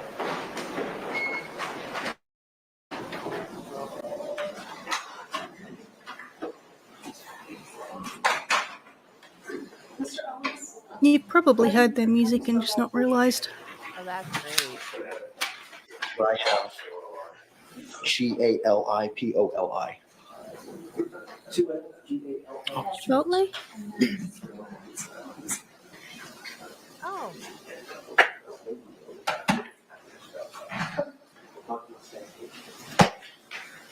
I didn't realize they did that.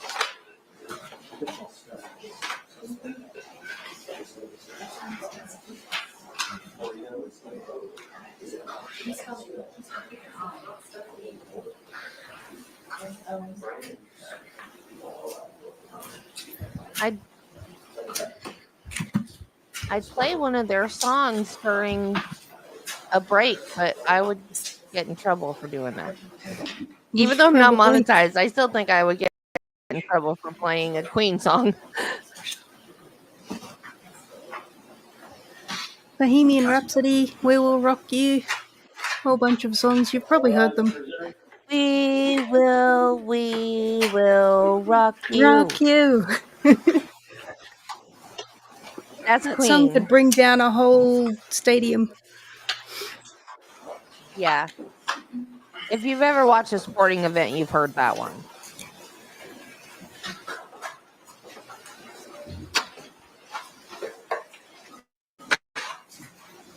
State, do you recognize our jury? Yes, sir. Defense, do you recognize our jury? Yes. I think you all can be seated. Members of the jury, I once seated want again, if to you could ride confirm you my complied with the court's instructions during our bicycle. break by I want raising your to hands. ride my Record reflect bike. all hands have been raised. Defense, you may call your next witness. Judge, we would call, We are the champions, my friends.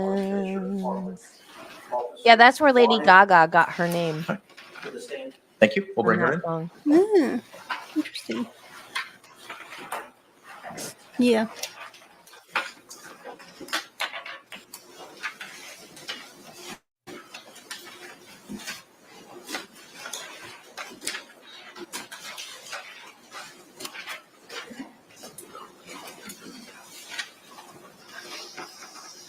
Fat bottom girls, they make the rockin' world go round.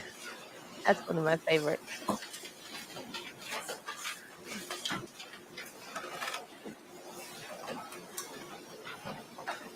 And I love Bohemian Rhapsody. Mama, I saw a parody song just when killed a the man. when the pandemic There's came one out. about women Somebody with. made a parody of the Bohemian Rhapsody. It was hilarious. There's a bunch of them. Good There's morning, a ma'am. Could you cat state one. and spell your There's name a for the record for us? menopause one. There's a lot of parodies. They're hilarious. First name is Janella, Junella. Oh, Janella's Last name Wadden, UA, D as in Delta, AN. Counselor, you may inquire. This one, again, your official title, Digital Forensics Examiner. and are you referred to as a detective, or what is your? Just an examiner. Ma'am, Judge, can I approach the witness? Yes, of course. Ma'am, I'm going to show you what's been marked as identification defense exhibit AA. And you recognize that video or that CD of the video? Yes. Well, I think we kind of prepped you on it ahead of time. That was extracted from the Sarah Boone phone that you were asked to extract. Yes, one of the media files, yes. Okay, and is that video a fair and accurate depiction of one of the videos that was extracted from Sarah Boone's phone? Yes. And then identification Z, defense identification, same type question. You've had a chance to review that video, and is that one of the videos that was extracted from the Sarah Boone phone? Yes. Judge, this time I'd like to have these introduced in evidence. Any objections? No objection. All right, what was pre-marked as AA will be received into evidence without objection as defendant 17. What was pre-marked as Z will be received into evidence without objection as defendants 18.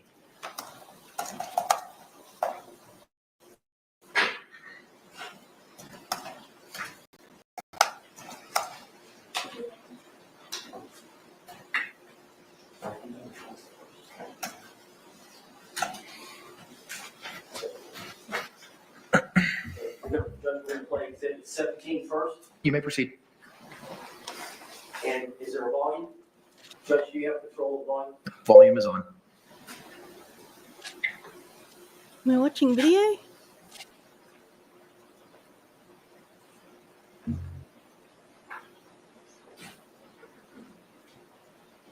You're gonna help me take this shit out. Real shit. You're gonna help me take it out. You're gonna help me take this shit out.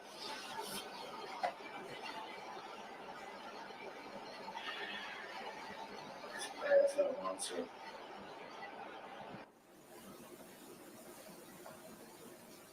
Okay. Thanks for sharing.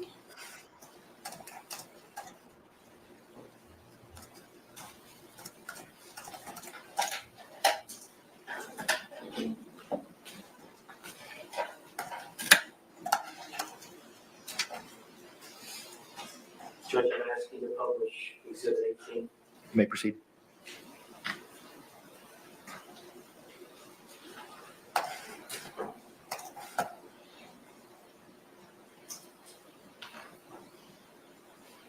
What was that supposed to prove?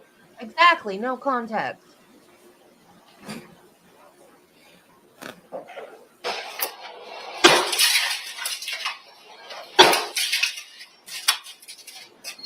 I guess they're trying to show that he was violent. I mean, when she was on the stand, she talked about this incident.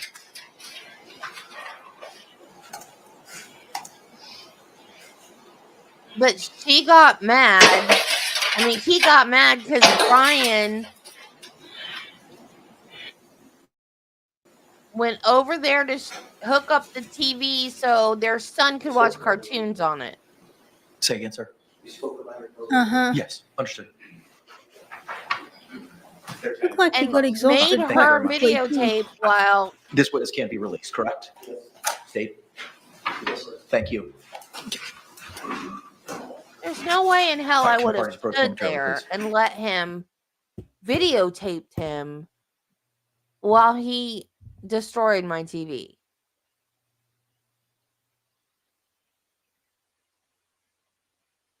I would have been calling Members of our jury, 911. at this point in time, it's 11:08. I know it's a little bit early, but due to the pacing and how quickly we've been moving through the evidence this morning, and how the defense has teed up their witnesses for this afternoon, we do not have anyone until 1 o'clock. So at this time, we're going to go ahead and take our lunch break at this time. I'm going to give you a similar instruction that I've given I mean, I get if he's overreacting you to over the her last couple of ex-husband days. coming over to Jurors, you fix up must the not conduct TV, he might cell be angry. phone, But that's the not showing any internet, aggression towards any her at electronic all. device, or any other means at all to get information related to this case or the people and places involved in this case. This applies whether you are in the Not toward courthouse, her, at no. home, or anywhere else. Yeah. You must not visit places mentioned in the trial or use the internet to look at maps or pictures Exactly, to see just any place because, discussed you know, it showed during them the being trial. angry, but there was Jurors no do not aggression watch local directed at her news at or all. read local newspapers. Jurors must not have discussions of any sort with friends, family members, or even your fellow jurors about the case or the people and places involved. So do not let anyone make comments to you or ask questions about the trial. I want to stress again that just as you must not talk about this case face to face, you must not talk about this case by using an electronic device. She You must said, not use phones, computers, or other electronic devices to communicate. Do not send or accept any messages related to this case or your jury she service. said that Do not discuss this case or he at made all, her including posting videotape information him doing on an that. internet website, chat room, or blog. With that, members of the jury, So I could see that he was making I'm a going to ask you point, to but return again, there here was to no 12 real Alpha at coercion, there was 12:50, no and real we'll pick up aggression shortly towards thereafter. her. Thank you so much for your service.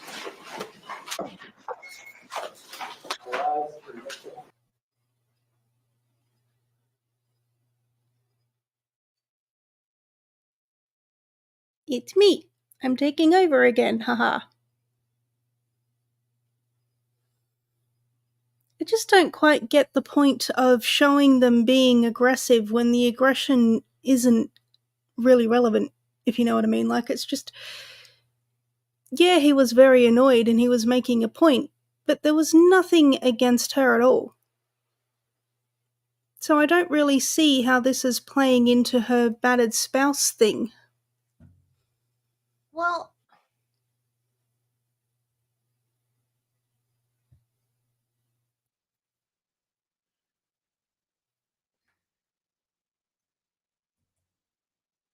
okay. See you later.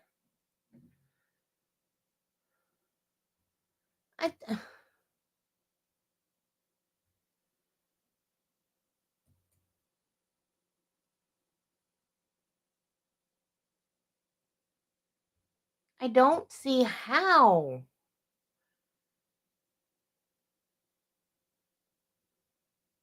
True. But he could have, after he hit the TV with a bat, take it to her. So I get why she would want to have video evidence. But I also wouldn't just stand there and let the man destroy my television. I'd be calling 911 and say, my boyfriend is threatening me with a bat and threatening to destroy my TV.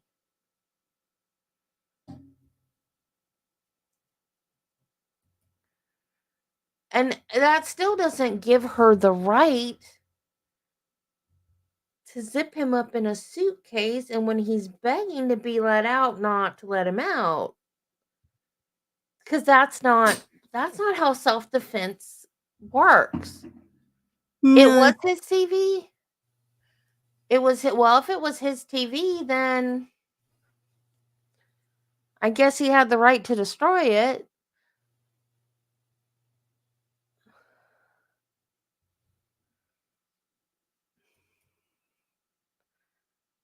I don't know. Was that?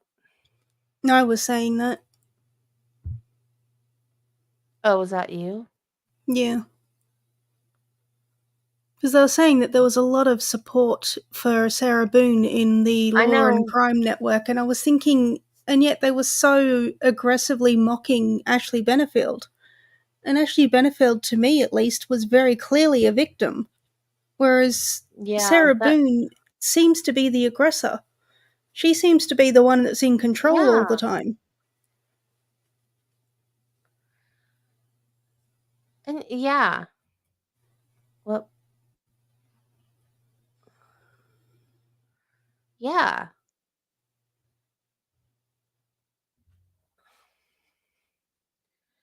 But like,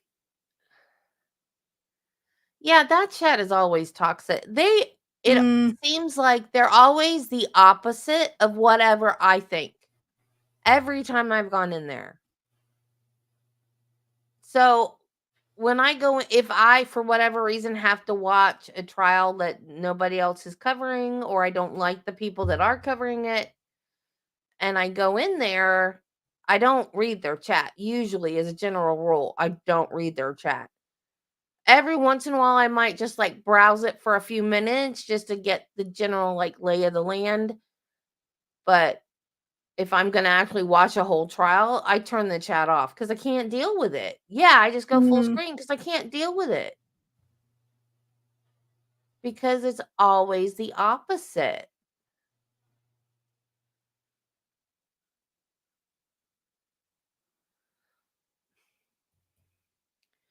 I don't know, but I mean, she's very manipulative and she's very controlling, which has been evident in the fact that she went through what, 9 lawyers? She wants to be in control at all times. And you put that with an abusive person that drinks all the time, that's not a good combination. That's an extremely toxic situation. One of them was going to die eventually. Hmm. I I hate to mean, say it's quite that. possible they were mutually being abusive, but she isn't. Well, control She's. is abusive. Just, Yeah. it's a different type of abuse. So, and she said, I wish that the state had gone more into this. Well, they tried to, but she wasn't going there. That she tried to control things that he did, and then, but he would be physically controlling, like if she didn't do what he wanted, he would get physically violent with her. Hmm. But she was always controlling things that he did. So they were both just as bad to each other. It was a very toxic relationship. And really, they both should have just left. Some personalities just do not go together. Sid and Nancy without their musical talent. Yeah, pretty much. Yeah. But it could have very easily been the other way around. I think my problem with it is she still seemed to have a fair amount of control, and it was just more specifically the callousness when she was filming and mocking him. That's not a self-defense thing. I mean, I get But people being triggered, but it's just, I don't know, it was just a bit too cold and calculated for me. yeah, like I get that See this now. This is going with hypotheticals again, because we don't know. She could have totally been lying about the whole thing. Like David thinks, I think it's David, that his theory is that he was packing to leave her, and that she knocked him out with the baseball bat and then put him in the suitcase, which is plausible. I mean, she could be, this whole hide and seek thing could have been all made up, or it could be 100% true, and that she didn't realize that he would die in the suitcase. I would But really see Sarah not being able to let him go, because she would see that as an insult to her whole being, I think. yeah, but the It's just fact that weird. she sat there and said, you know, that's my name, don't wear it out, like, why didn't she leave? If she was afraid of him, he's in the suitcase and can't get to her. Leave. Or right then call 911. My boyfriend and I were playing. We were playing hide and seek. He got in the suitcase. I zipped him up, and now he's mad at me. And when he gets drunk and he gets mad, he beats me. So now I'm afraid to unzip him. Call 911. So the cops are there. Either the cops unzip it or they're there when she unzips it. So he can't come after her. And then the cops will probably say, you guys need to separate for the night. You go here, to keep anything from happening at that point. Yeah, she could have gone to Brian's. I remember having a conversation with my mother once, and I forget what it was about, but I remember saying to her, I don't need you to feel upset about it. I just need you to recognize that it did hurt me. And she thought about it for a second and went, no, I'm not doing that. It's just they can't comprehend any negative towards them. And everything revolves around them. So if George did want to leave, I could see her becoming very possessive and controlling and not wanting to let him out. Yeah.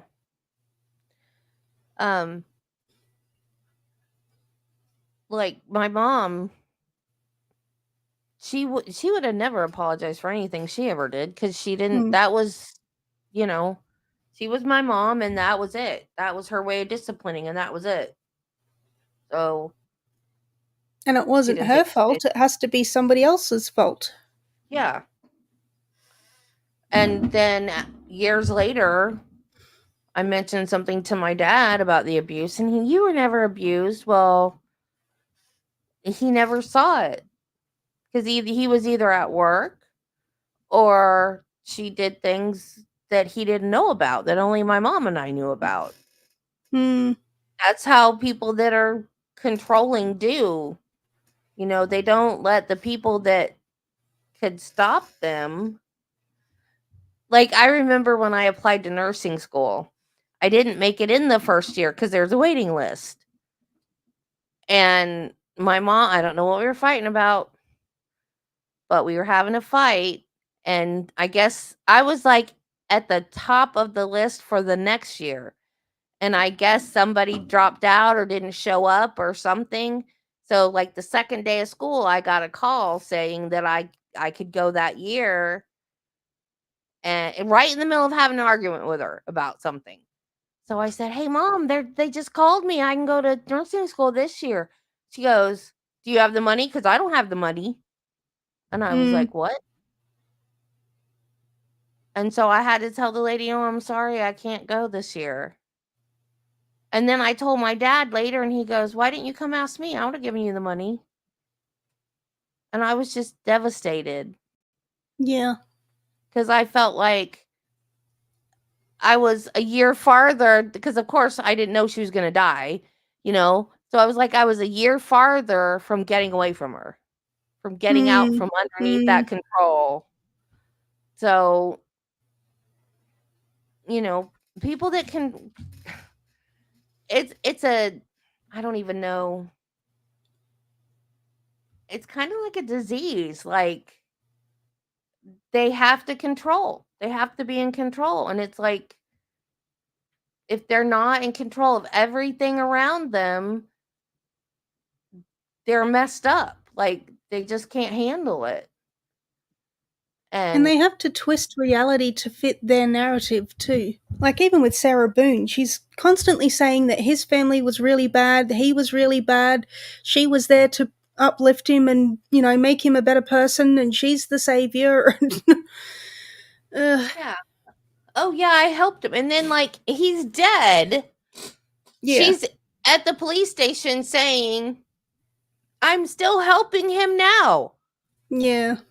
How is that helping him? You killed him yesterday. I mean, no, you're not helping him. You're trying to help yourself. You're trying to get not arrested for killing him. Oh, yeah, the neighbors were bad people. Mm-hmm. Oh.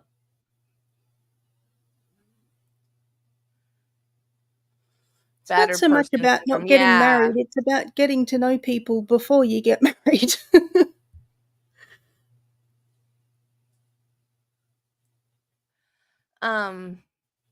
Yeah, the neighbors that wouldn't let her use their bathroom. Yeah, they were bad people. The one neighbor, was it these neighbors that had one of them were in the country illegally? She told them that. She had to snitch on people. Don't be like that. When you find the right person, it's great. Absolutely amazing, wonderful.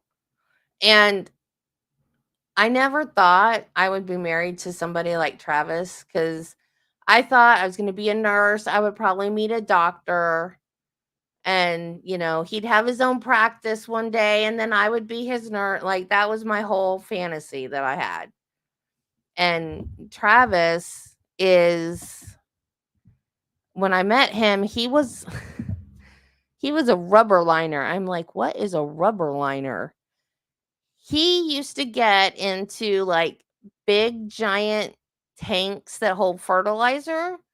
And what they do, because the fertilizer can eat through a tank, they lined them with rubber. So he had to get in this big, he's not claustrophobic at all. He had to wear this big like hazmat suit and get aside of these big tanks, and they had to like chip stuff off with a chipper hammer. He's gonna have arthritis. I think he already does. Like in his elbows, he complains his elbows hurt from that. Like a chipper hammer is like a miniature jackhammer. So he would like have to chip stuff off the walls, and then they had this thing that sprayed rubber, and he had to spray it. And the stuff, they sprayed acid first, and then they took the chipper hammer thing, and it got all the residue and stuff off the walls, and then they sprayed it with the rubber again, so then they could redo the fertilizer in the tank. So that's what he did when we met. He lived in Polk County.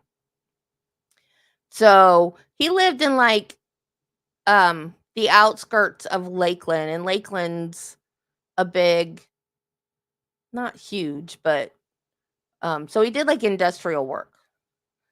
And sometimes he worked on buildings too. I'm not exactly sure what he did when he like on construction type stuff. And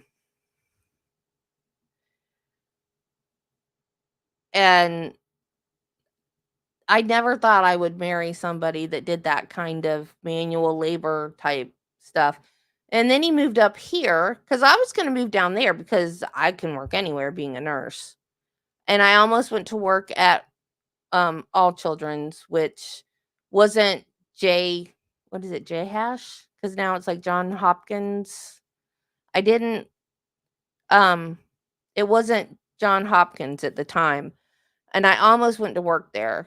So that's why I couldn't watch the Taking Care of Maya trial. And my cousin actually was in that hospital when she had leukemia.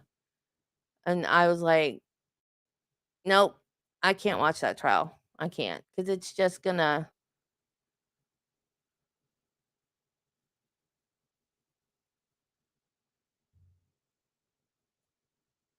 How did you guys meet?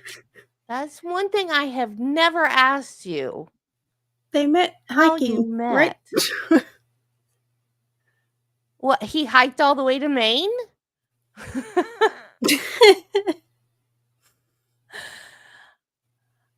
I don't ski. I don't ski. I don't water ski or snow ski. Now water though, I swim like a fish. You met hiking.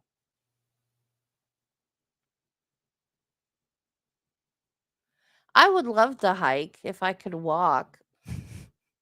I do like to hike when we go to like state parks to swim, like in the springs. Okay, bye, Flash. I was going to They type it out. always See ya. have Have a good one. they always have these little trails that go back, like little nature trails that go out from the springs, like down to the river, and you see the cypress knees in the water and everything. And it's a nice little walk back there. That I can do, but like heavy duty hiking like you do, no.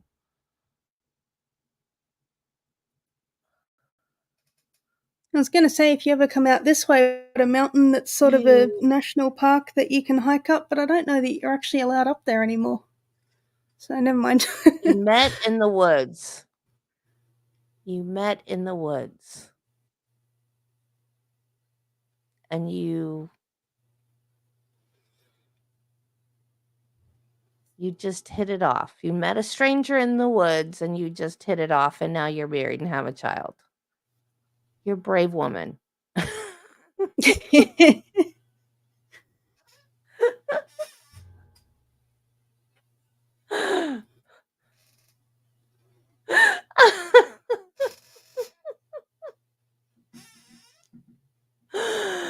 Oh, that's funny.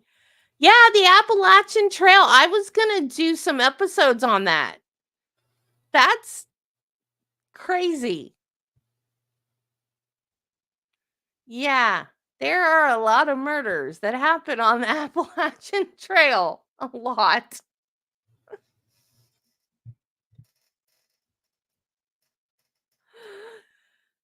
That's funny. Well, I mean, I firmly believe that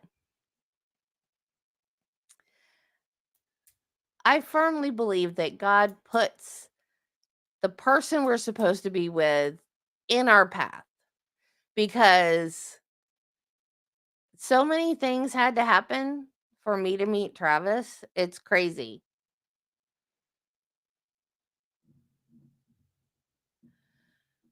Oh, I don't know that channel. I'm gonna have to look at that one. Mr. Ballin. Do you guys ever watch Mr. Ballin's channel? Mm-hmm. He does a bunch of videos. His favorite kind of videos to do is about things that happen in the woods. And they are scary. Some of those are really, really scary. And he keeps talking about the book series that he gets the stories from, and those books are out of print. I want to read them so bad, but they're out of print. The 411. Yeah, the 411 books, yeah. And he keeps talking about them, and he'll hold them up and like, you guys need to get these books, they're really good. And I'm like, they're out of print. I was so mad. He has a book now, and it's like a graphic novel, and I pre-ordered it. And when you pre-order from Amazon, they don't take the money out right then. They wait until it's available, and then they take the money out. So I guess I didn't have enough money in my account at the time. So I need that book. So now I have to reorder it when I get paid. Christina Lee Halliwell Collins, also known as Call Me Chris, is a Canadian social media personality and hairdresser from British Columbia. Oh, cool. I'll have to check her out. I think I know her, but I thought it was with a C. Might be a different channel of hers. Don't remember. There is started watching that chapter lately. Have you heard of that chapter? I think I saw it. I love that chapter. I love it. He's such a cutie. Mike. He is hilarious. Oh. Yeah. What? Oh, here's a gopher turtle.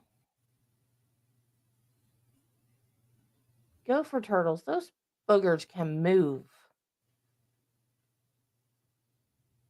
I thought turtles were supposed to be slow, but gopher turtles are not. And they're Never heard of endangered. them. Mm-hmm. Never heard of them? I thought tortoises were land and turtle was water, but they're called gopher turtles, but they're land, and they make great big giant deep holes that they live in, and they're endangered, so you're not allowed to mess with them. And Travis keeps telling me he's going to round them all up and put them in the back of his truck and relocate them. And I keep saying, please don't do that. Please, please, please don't do that. Because if he gets caught, he's going to get in trouble. And he goes, I'm not going to hurt him. I'm just going to relocate him. And I said, you can't even do that. If you get caught, you're going to get in trouble. Because they make those deep holes. And then when he's mowing the lawn, the tractor's going to fall in a hole, or the lawnmower. And then well, he has to get a new tractor because the old tractor doesn't run anymore, and I don't think he can fix it. Because we've got areas in the back and the side field that need to be, it needs to be cleared. It's not cleared right now. So we don't know how many gopher holes we have. We just call them gopher holes. They're not like gophers, they're gopher turtles. Yep. We don't know how many holes we have out there because it's all grown up. So he has to, whenever we get a new tractor, do that too. And so he wants to get rid of all the gopher turtles and fill in all the holes. And I'm like, I do not want you to get arrested over turtles. It's, it's a little bump in the ground. You're just gonna just deal with a little bump and don't worry about it. Actually, in Australia, they are so fussy about what they do with the wildlife, and you're not allowed to relocate things because you can muck up different feeding habits. And, for example, you don't like snakes, but with snakes here, you're not allowed to relocate them because they know their hunting ground. And if you then go and put them somewhere else, they don't know what to eat. They don't know where to go. It can really muck up a whole lot of stuff. Yeah. Call me Chris. Alrighty, let me have a look.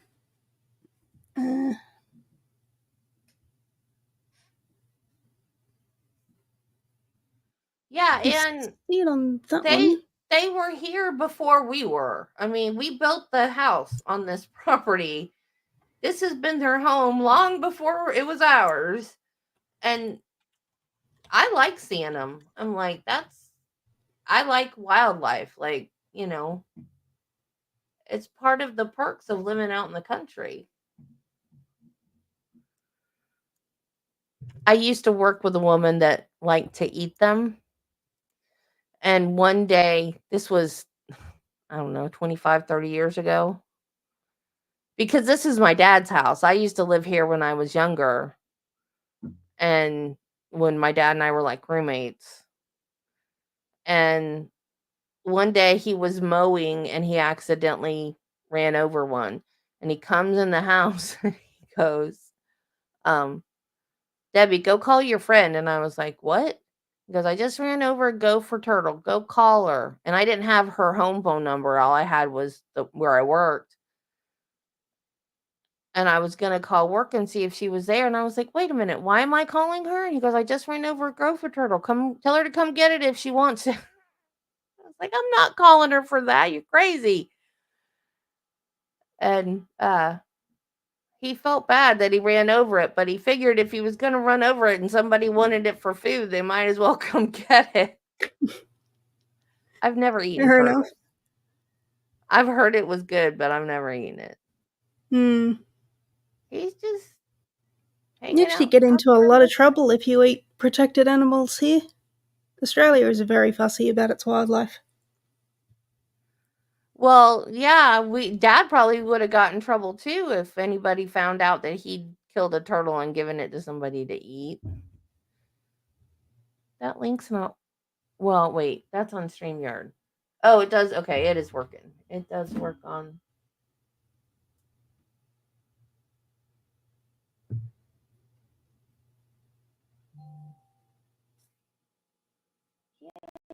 Hey, call me Chris. Okay, cool. It worked.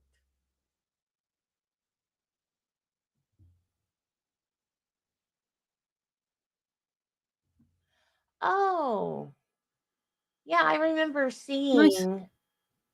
Did a TikToker solve the Zodiac killer case? I remember seeing that video pop up as a suggestion for me, and I meant to watch it, and I just haven't yet. The disturbing cult of modern day vampires. That sounds like another one that I would enjoy watching. There's something. Oh, she compared the Menendez brothers to the Netflix show about them.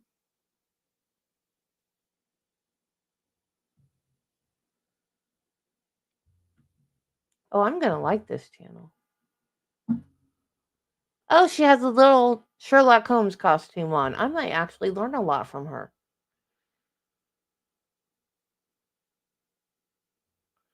Yeah, because I don't know why.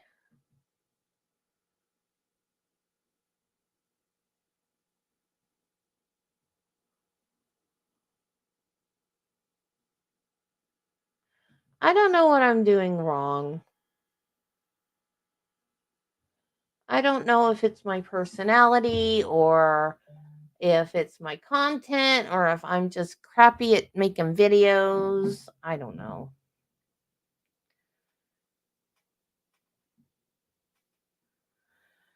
I don't know why my channel's still so small. I've been doing this for a couple of years. I did take a big break, like a 6-month break at one point, but that was because my shoulder.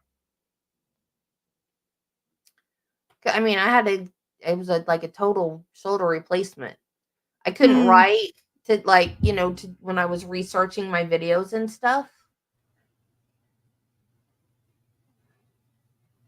What?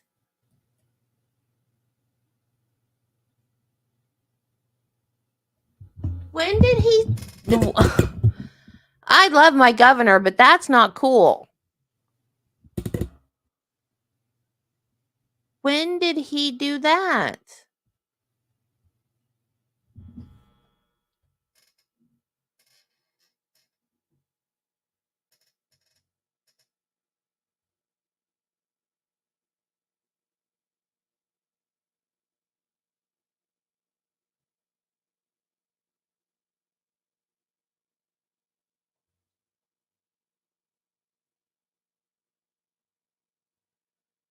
We're not surrounded by woods because we're surrounded by a dairy. And all of my family has sold their land to the dairy.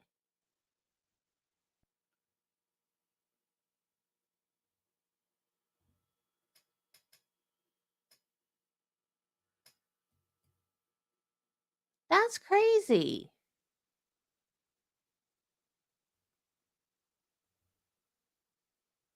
I don't know what else to do.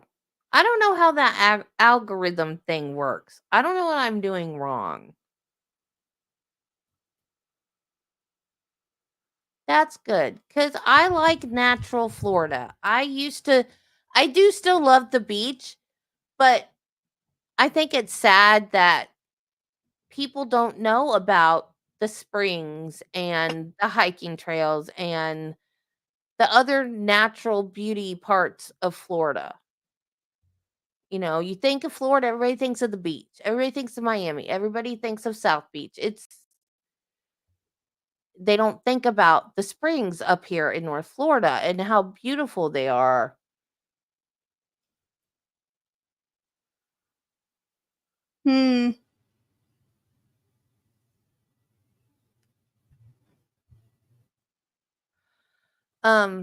There is the spring where a private place bought this one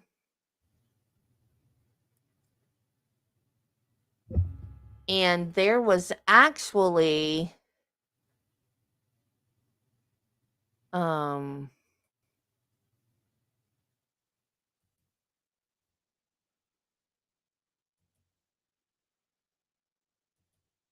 back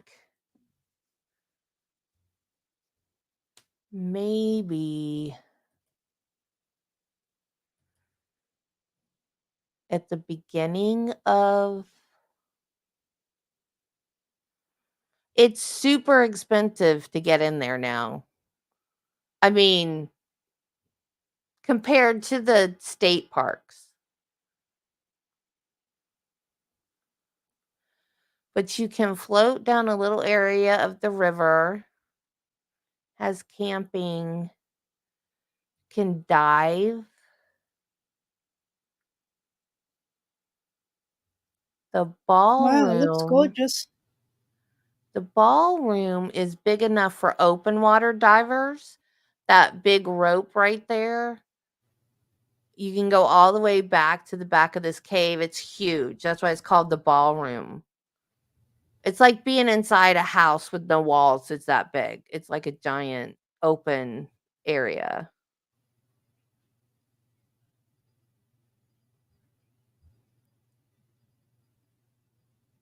Pretty. Have you ever been diving? Yes, I used to dive. I'm trying to find some better pictures. I used to dive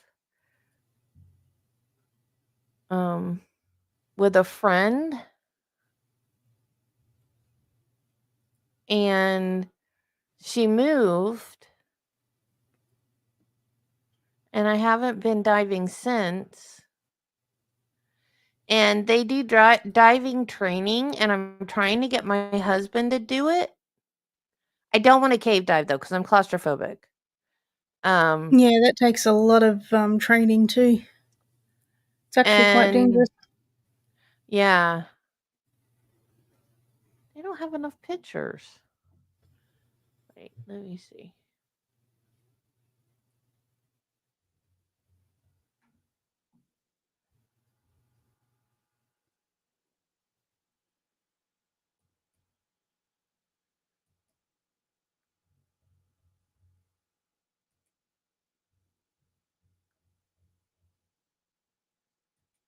So I'm trying to get Travis to take lessons.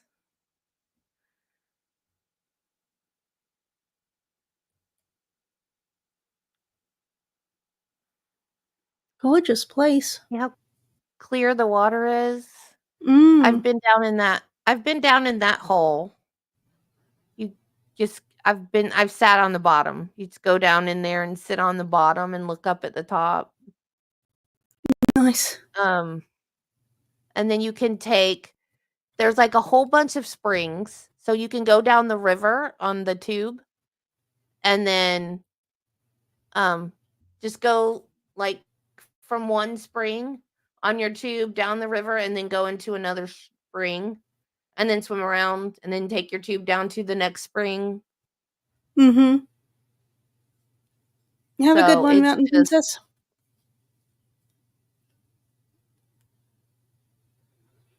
it's just it's so pretty, and it's just but people don't, when they think of Florida, they don't think of that. They think of beaches and Disney World, and they miss out on this kind of just natural beauty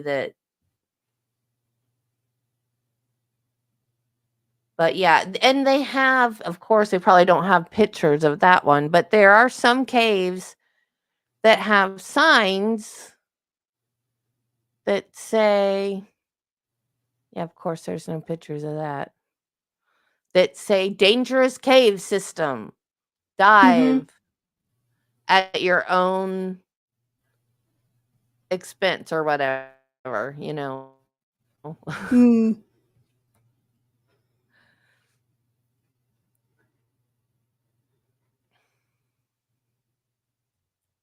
that's the thing. Cave diving's Okay, way I more said I lost my complicated and audio. way more dangerous than it seems.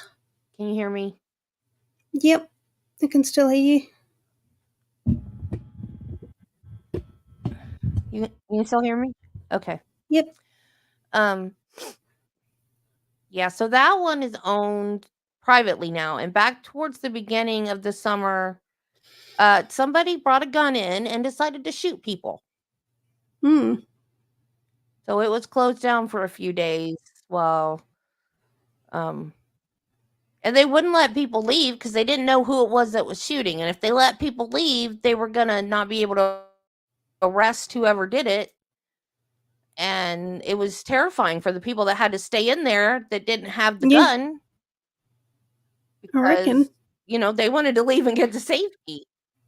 Yeah, so we don't go to that one very much because of the price. It's like $20 to get in, or the last time we went, it was 15 just to get in, and then if you're gonna scuba dive, it's even more. And of course, you have to. They have insurance that you have to get, and then if you're using their equipment, then you have to rent the equipment and stuff. But yeah, absolutely. That's why they have the signs. So they Yeah. can't get sued by family members when people die.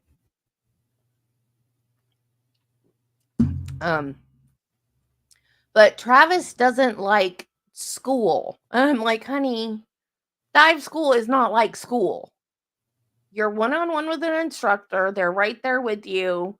And they're teaching you how to do an activity. You're not sitting in a classroom being lectured. It's not like school. But he doesn't want to do it because he doesn't like school. I'm like, okay. It's a fascinating world down there under the water. But my dive partner, she cave dives. And she says sometimes they will go in a cave and just turn their lights out and try to find the way out in the dark. And I'm like, you're insane. There's no way. And there was one time where like the silt on the bottom, because there was a lot of people diving, and they had just like turned up the bottom so much Yep. that you couldn't see. It can And take I was like, weeks for I all of can't that to dive. settle I again. can't see where I'm going. And yeah, like if there's a lot of rain, you can't swim at all. Like they'll close the springs down because it'll just be black and murky and they won't even let you swim in it. So and it kind of depends if it's a spring it or had been open. Like what's the other one? springs were okay, but just there were so many people that it was all murky and everything. And so she was like, come on. I'm like, I can't see. I can't dive. And she goes, yes, you can. You can still dive if you can't see. I said, you can dive if you can't see. I can't dive if I can't see. Yeah. She liked just diving blind. And I know I can't dive blind. I have to see. Well, everybody left us. But it looks like court's back on. Are you on live or are you? What is with this court? They can't come back on time. You might need to fast forward because Yeah. it looks like they're back on. Oh, I'm not on live. I thought I was on live. Oh, okay.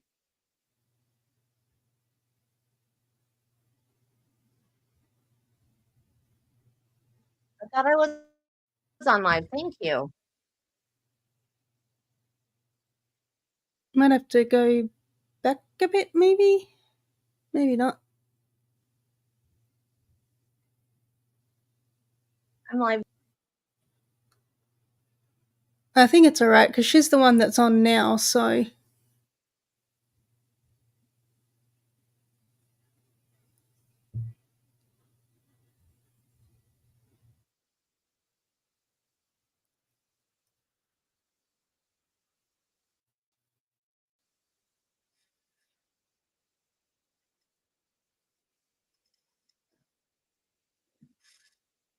Where is the picture?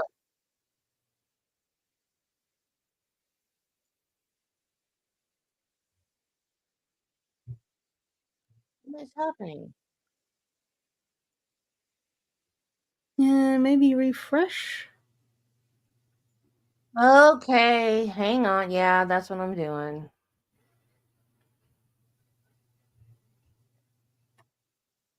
Okay, it looks like she's the next witness, so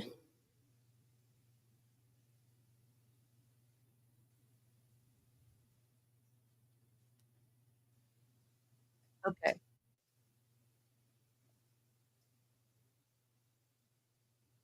Who is this person? I'm sorry, guys. I didn't realize I wasn't caught up to live. um, don't know. Also, I'm not getting So a any neighbor or sound. something?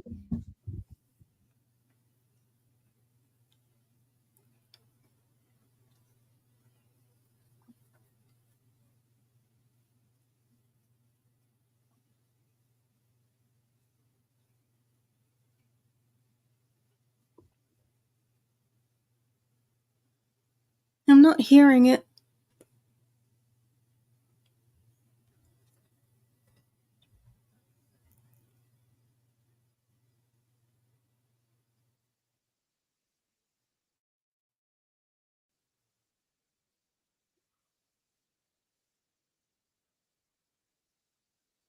I have sound on my end.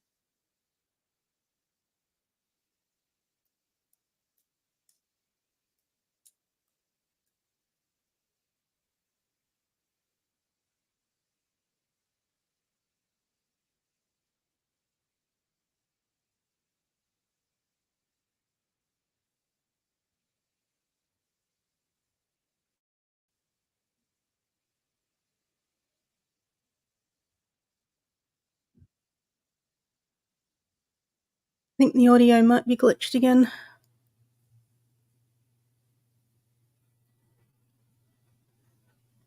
I've got audio on my end. You don't have sound either?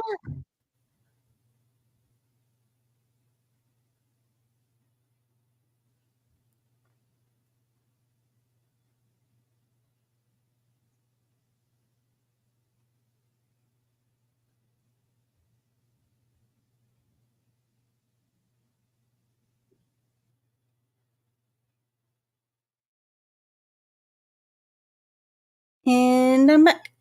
It me. If I can grab a cat or something.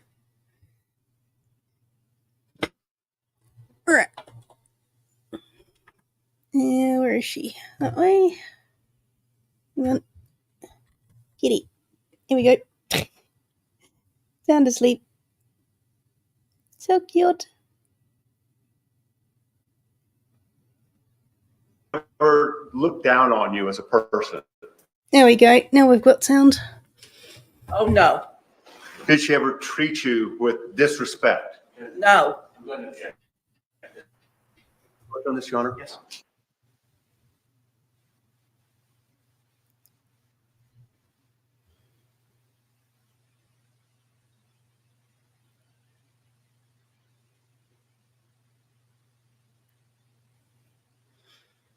Nope.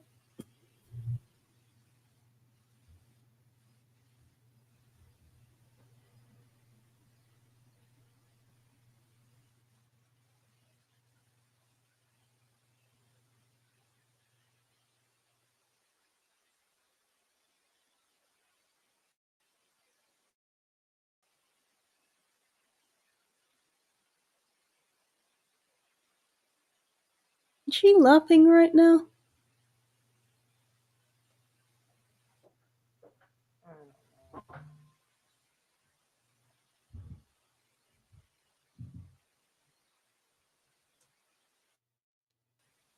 We had sound. Are you getting sound or is it muted at the moment because they're on sidebar? It's muted. They're on sidebar. Okay. I am hardwired in, and I thought that would take care of everything. Yeah, I know. There's so many things that can go wrong.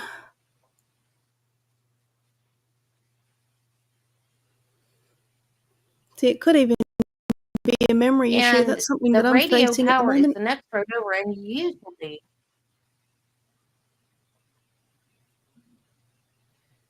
usually I have really, really good internet, but Well, it there are depends on the times when upload it speed just as well. crashes. Yeah, Sometimes you that's have to true. go to If I'm not if you doing search this, speed test. If you search the speed test, you can yeah, if run I'm a just test on how fast your down, internet's going. just like watching stuff on the internet, it's totally different. Yeah, it's the Yeah, it's upload probably the speed that gets upload you. thing rather than just the internet speed itself. Yeah. Yeah, that's probably why. There are times that no reason it'll just like because at night, Travis and I we like to watch different things.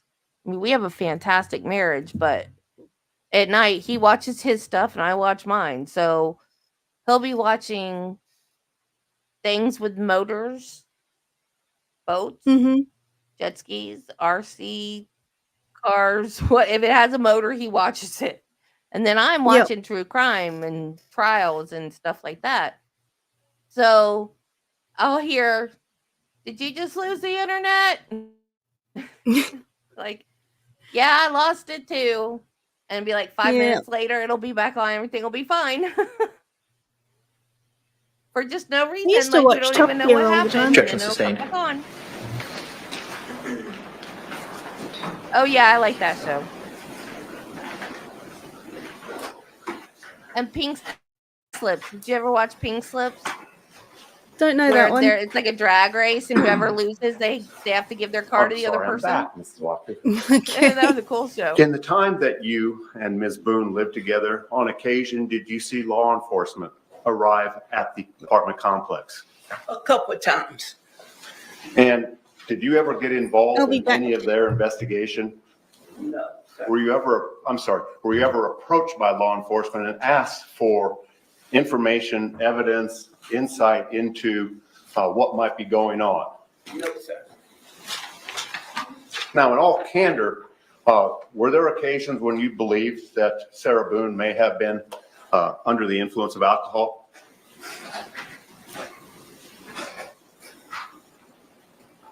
No. I No? can't say. Did you also observe Jorge Torres during the time that you lived there in the apartment complex? I didn't see him very much. If we sitting on the porch, that's the only time I see him. Did you know Mr. Torres very well? No.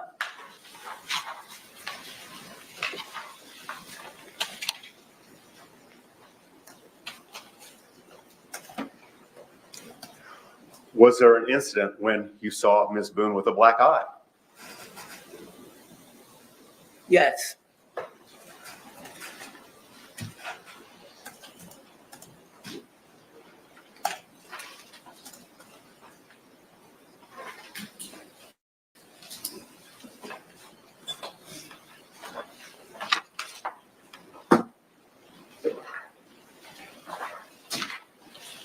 Did you witness a pattern between Ms. Boone and Mr. Torres wherein you observed signs of abuse?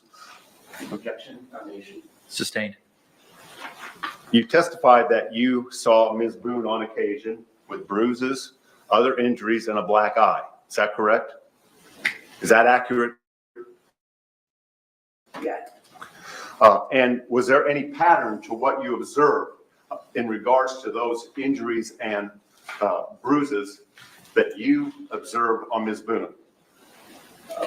One time I seen with a black eye and like she had been choked one time. Okay.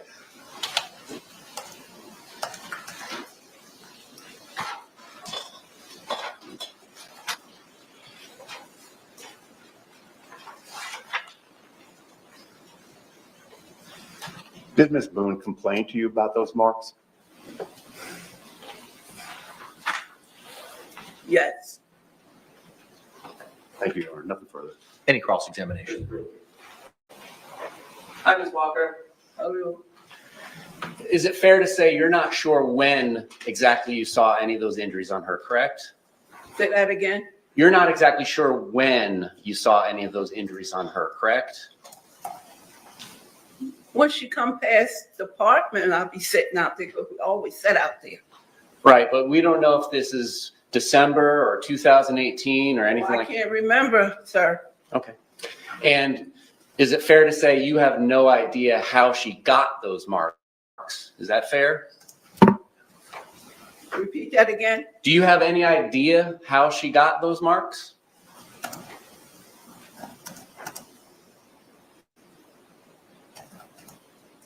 On the weekends, I see him and her go in. Okay. But you don't know who, if anybody, put those marks on her, right?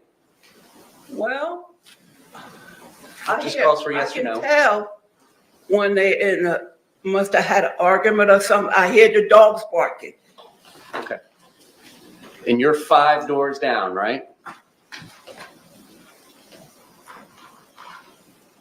Unit 8, Unit 3? Yeah. No other questions? Any redirect examination? No, Your Honor. Thank you. Can this witness be released? Yes, sir. Thank you very much, ma'am. Ms. Walker, the deputies are going to come get you and take you out, okay? We all done? Yes, ma'am. Thank you so much.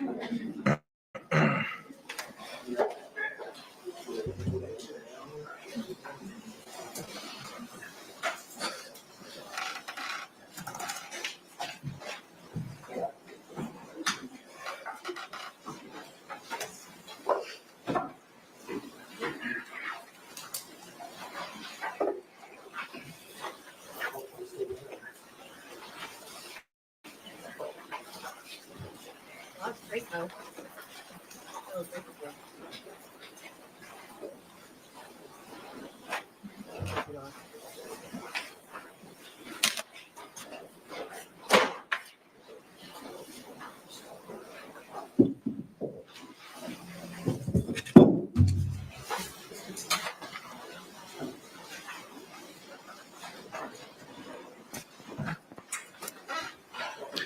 Defense ready to call your next witness.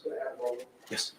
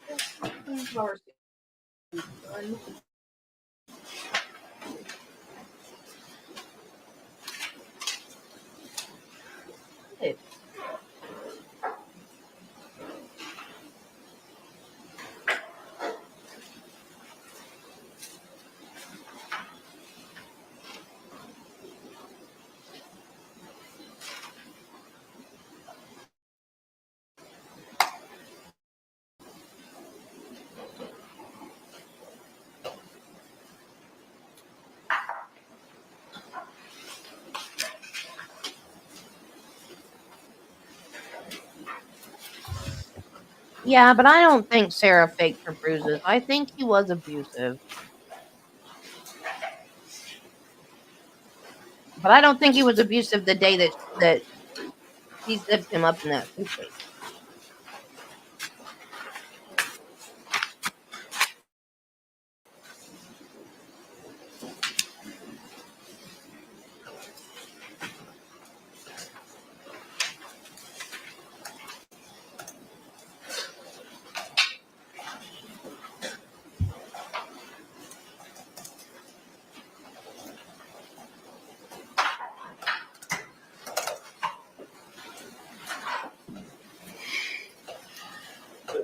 posted it. Yes.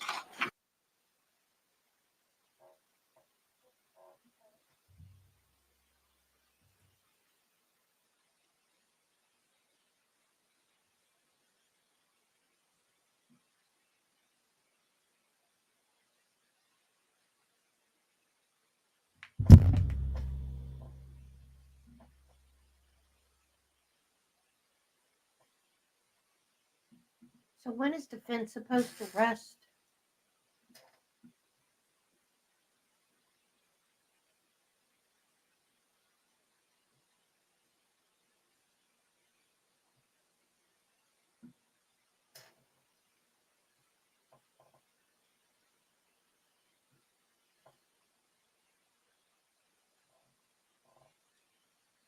All right, members of the jury, witness is running a couple minutes late. I think they may be stuck in the security line downstairs. So we're just going to be in a short recess for them to join us this afternoon. Similar instruction that I've given you, please do not conduct any independent investigation.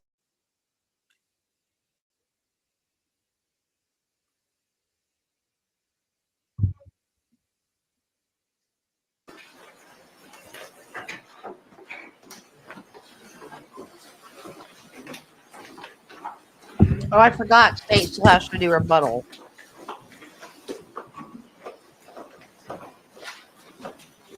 I always forget about rebuttal. Be seated. Thank you. We'll be off the record until Dr. Harper arrives.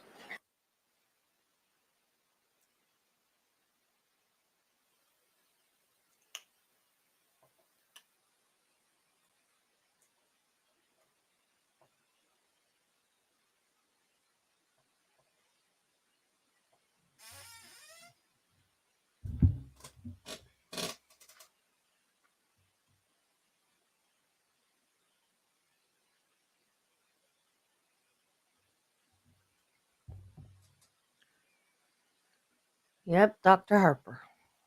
Finally.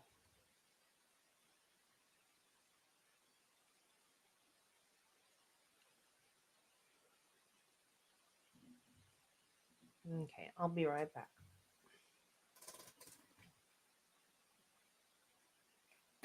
Ouch.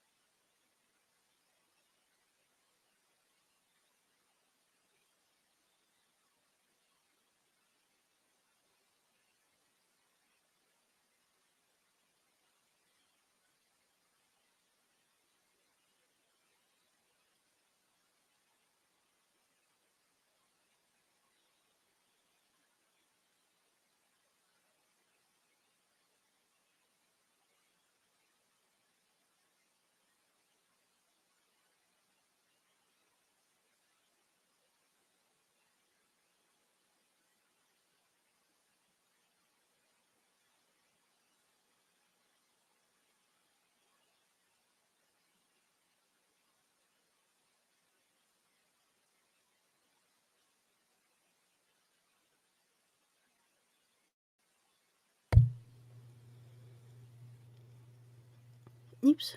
What have I done? Okay, I'm back. Did you miss me?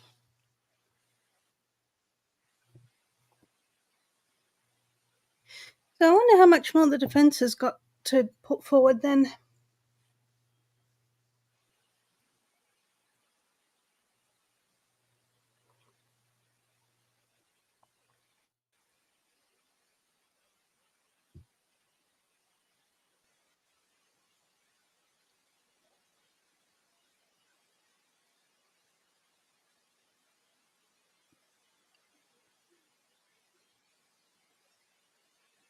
Do you think it will be done in the next few days, or is it going to be another week? Kind of was expecting it to go a bit longer, but it's probably good that it's gone quickly. Especially after all the shenanigans.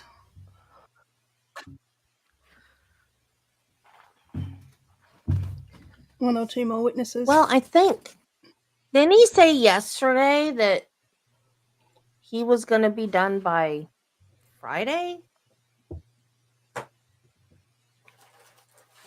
Mm-hmm. Yet he wanted 3 weeks when he found out that picking a jury was going to take a while. That's when he asked for 3 weeks. Mm-hmm. And this is week 2, technically. Because I guess if they had a few experts jury and things that they selection. couldn't actually get a hold of, maybe that shortened it a bit.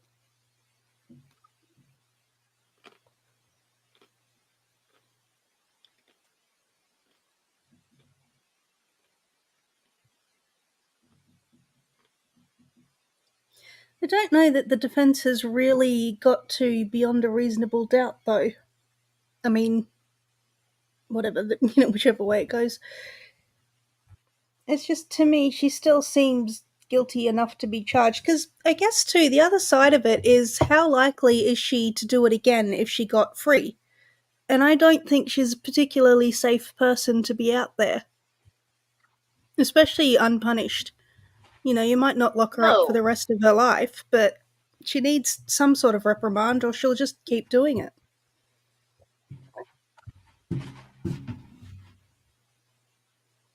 Well, it was poor judgment fueled by alcohol,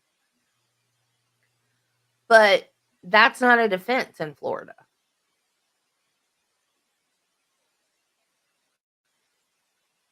And I just don't see her improving. I think she'd end up in the same sort of situation again. Because of the narcissism. Because they don't ever take accountability for anything.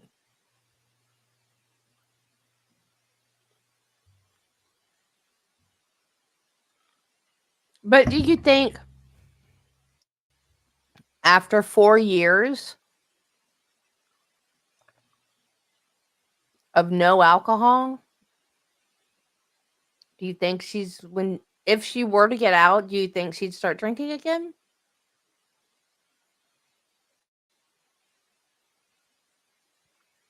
I don't know. I've never been an alcoholic, so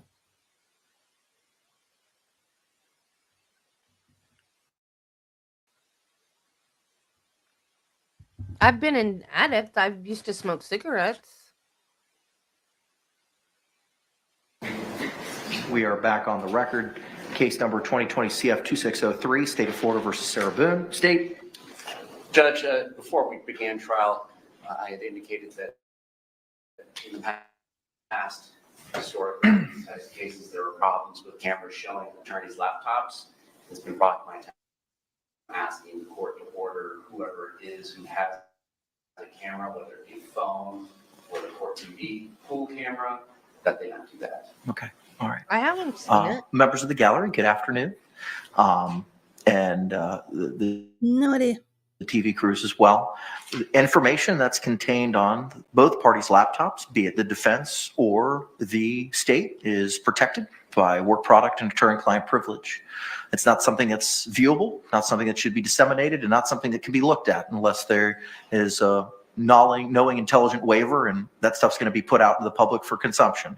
So I'm going to ask you as best as possible not to view, take pictures of, or look at any of the laptops, be it the defense's laptops or the state's laptops, to avoid that. With regard to the camera, if we can, when zooming in on either the defense counsel's table or the Why state's didn't the counsel's state table, ask if we her can try to about- avoid ask their him about laptops, I would that? greatly appreciate you, sir. And And the podium. Thank you. Unless it was somebody in the courtroom, maybe.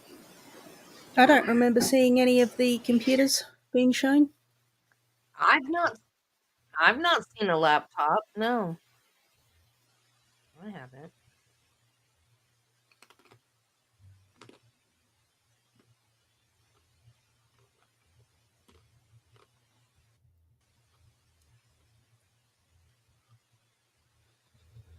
That sounds disgusting.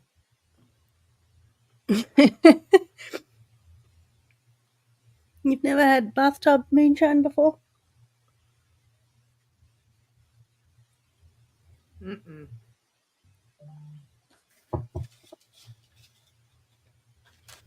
I've had commercial moonshine, and that's disgusting. I can't imagine what real moonshine must taste like. My granddaddy was a moonshine runner. Was he? Yep, I up wouldn't the have a mountains. clue.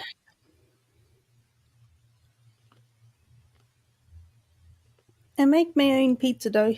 That's about as much as I can make. Now what are we waiting for? Who knows?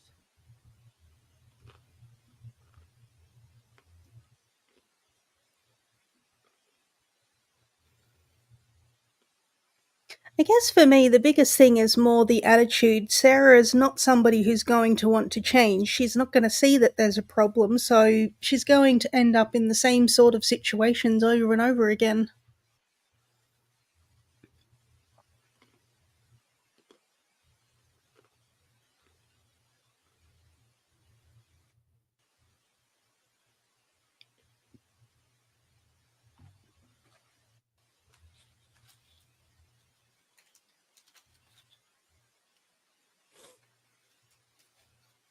Yeah.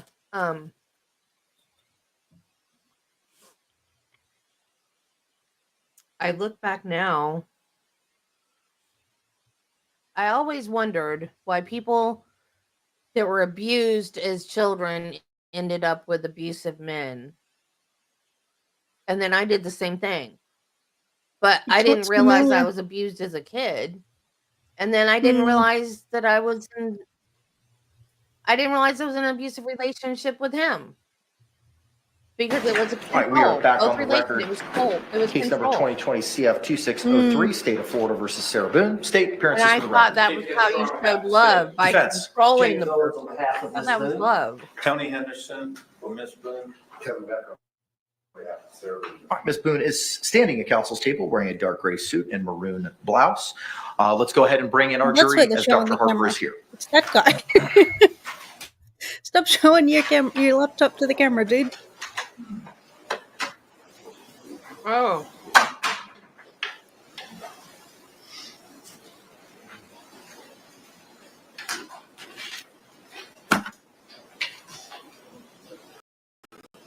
Well, the camera's nowhere near the state's table, so nobody saw the state's laptop. I don't know who that guy was, but he was basically showing his laptop to the camera. That gold tie is pretty. And the red tie. I like their ties. They've got nice ties. All right, jury dinner.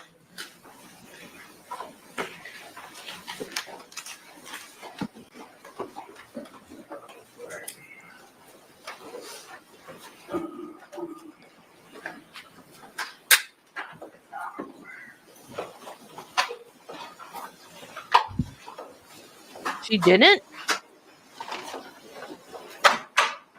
State, you recognize our jury. Yes, Your Honor. Defense, you recognize our jury. All right, thank you. All could be seated. I thought she wanted all her fans to watch her trial. Again, members of the jury, if you could, just raise those hands, confirm you complied with the court's instructions. Record reflect all hands have been raised.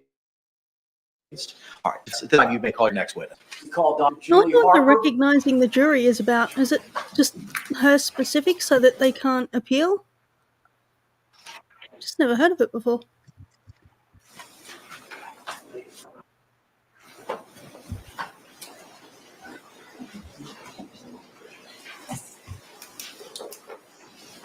Do you swear or affirm that the testimony you should give shall be the truth, the whole truth, and nothing but the truth, so help you God? I do. Doctor, good afternoon. Could you state and spell your name for the record for us? Dr. Julie Harper, Harper. Thank you. Counselor, you may inquire. Thank you, Judge. Good afternoon. Good afternoon. I think you've already stated your name, but just introduce yourself to the jury. My name is Dr. Julie Harper, and I'm a licensed psychologist. Would you tell the jury your educational background? I have an undergraduate degree from Oberlin College in biopsychology. I have a master's degree from University of Denver. I went on from my master's degree to earn a psychological doctorate. That's called a PsyD. That was also from University of Denver. In completing that education, I specialized in psychological assessment, which means I had extra coursework in that area of learning to administer psychological tests to other people. I completed an APA-approved internship at Washington State University, which means that I was matched, and that was my site to practice being a psychologist for a full year, and that was between 1999 and 2000. And following that, I turned in my dissertation, which was in the passing of power in couples relationships. I then graduated and started my postdoc work in Pullman, Washington. As part of becoming a psychologist, you have to have over 1,500 to 2,000 hours of supervised work as a psychologist. The person that supervised me was a forensic psychologist. So during that postdoc time, that was my introduction to forensic work while I worked at a community mental health center. Dr. Harper, There's a how channel, long have you been Psychos All Minds. He's an English guy, but he's a I was forensic first licensed in scientist, Washington State in psychologist. 2002, so 22 years. What type of position have you held as a psychologist? Well, I was rehired at my internship site, so I worked at Washington State University College Counseling Center. I also worked 2 times at a community mental health center. The first time was in Pullman, Washington, and that was during the period of time where I was getting my postdoc hours completed, and then I stayed on after licensure. I also worked in Florida. When I came to Florida in 2005, I took a position in the Fort Walton Beach area at Bridgeway Center, which is the community mental health center. And while working there, I completed a variety of psychological assessments. I was directing the testing program. I also began working during the Department of Juvenile Justice contract work for evaluating adolescents that had gotten into legal trouble and needed an assessment for consideration of program placement.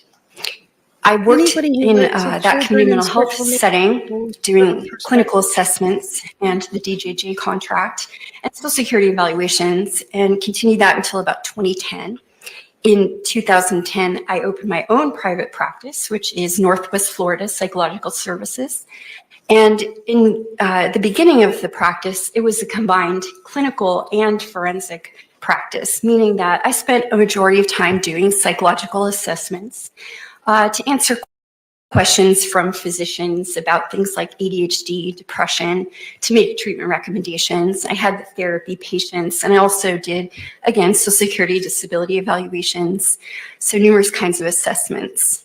And then over time, I began doing more and more forensic work, including receiving appointments from judges to do competency to stand trial evaluations, sanity at the time of the offense evaluations for Circuit 1 in Florida.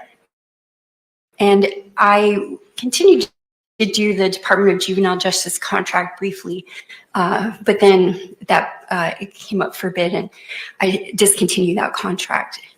What I did is I slowly reduced my clinical practice because when you do forensic psychology, it means you have to travel. Your individuals that you're seeing are not usually out in the community. A lot of times you have to see them in jail. So it's hard to maintain a therapy practice, and I scaled that back over time. Eventually, my practice became entirely forensic. And then in 2017, I took a job with the state of Georgia to be an evaluator full-time. I was working doing competency to stand trial and sanity at the time of the offense evaluations, and then assisting with risk assessments in the inpatient setting. I did that until 2021.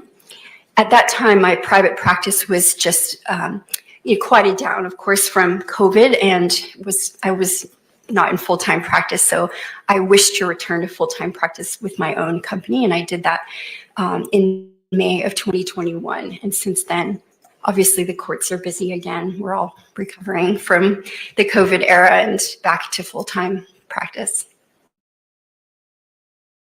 Now, where do you live? I live in Okaloosa County. Where your practice is currently? Yes. Is it fair to say you travel the state to? Bless you. Is it fair to say you travel the state to do assessments or evaluations? That's correct. I travel to a lot of cities throughout Florida, as far south as like Miami, and then of course working along. Is it fair to say that you testify in various counties throughout the state? Yes. And I know that yesterday you were set to testify in Bay County, Panama City. That's correct. I was testifying yesterday in a death penalty case in Bay County. All right. And when you finished, you drove here? Yes, I did. My understanding is you got here after midnight. Yes. Relevant? What other counties have you testified in? Well, I've testified here in Orange County, in Miami-Dade, in Duval. It might be hard for me to list everywhere. Alachua, Escambia, Santa Rosa County, Walton County, Bay County, Washington. Nowhere. So Close to me. just so the jury understands, the nature of practice is you have to travel throughout the state. Well, I do work in cases where the person is at risk of, succumbing to the death penalty. And so those cases require repeated evaluations in different vicinities. And so I have been, traveling to work on murder cases. There are psychologists, I suppose, that do forensic work that might just confine their work to one circuit or stay, but I actually broadly travel.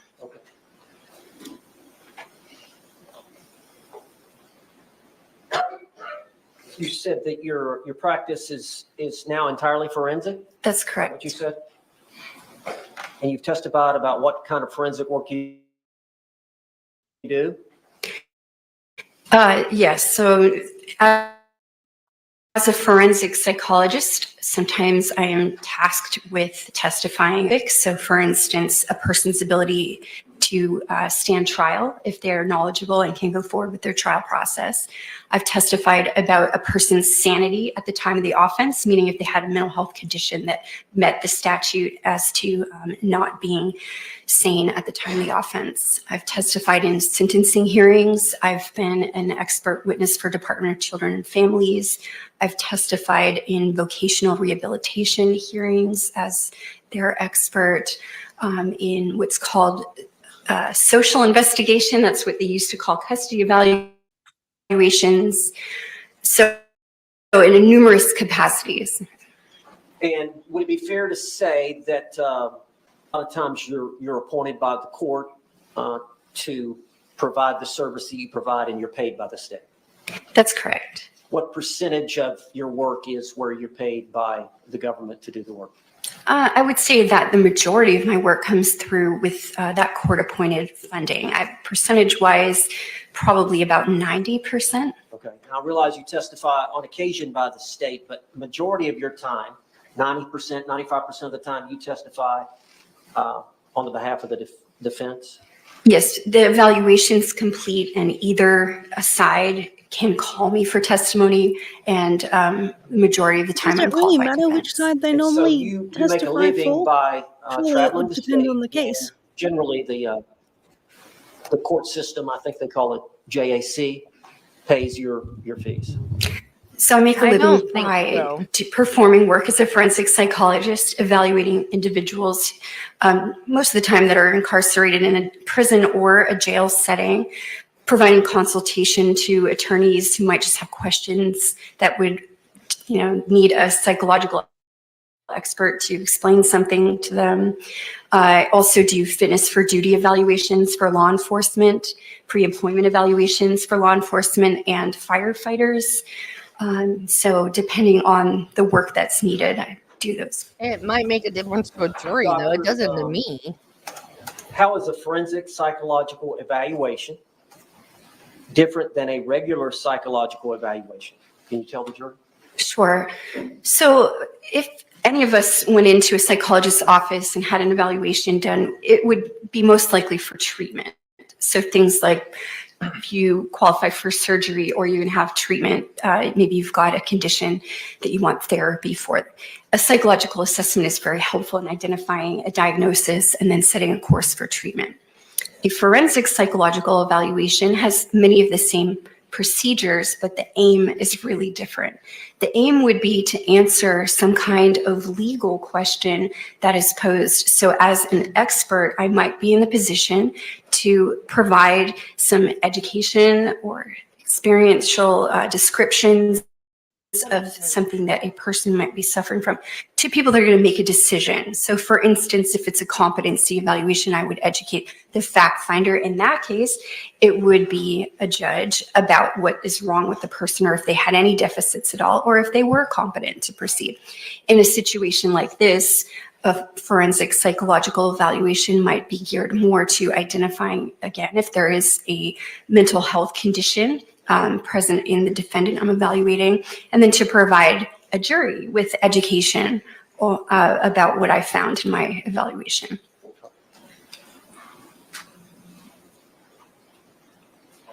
How many forensic psychological evaluations have you conducted? Estimate.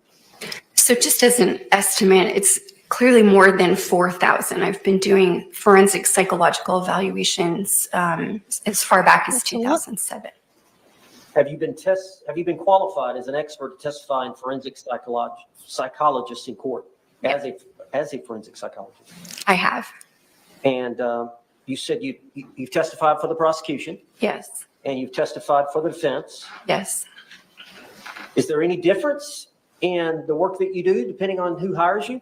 Which side? Absolutely not. A forensic psychological evaluation is an objective assessment of what's going on with the person. So you should be performing the same kinds of procedures in doing the evaluation. It should not matter who's retained you. What you're trying to do is answer a question. Are there times when you actually do an evaluation and assess an individual, but then you're not actually called to testify?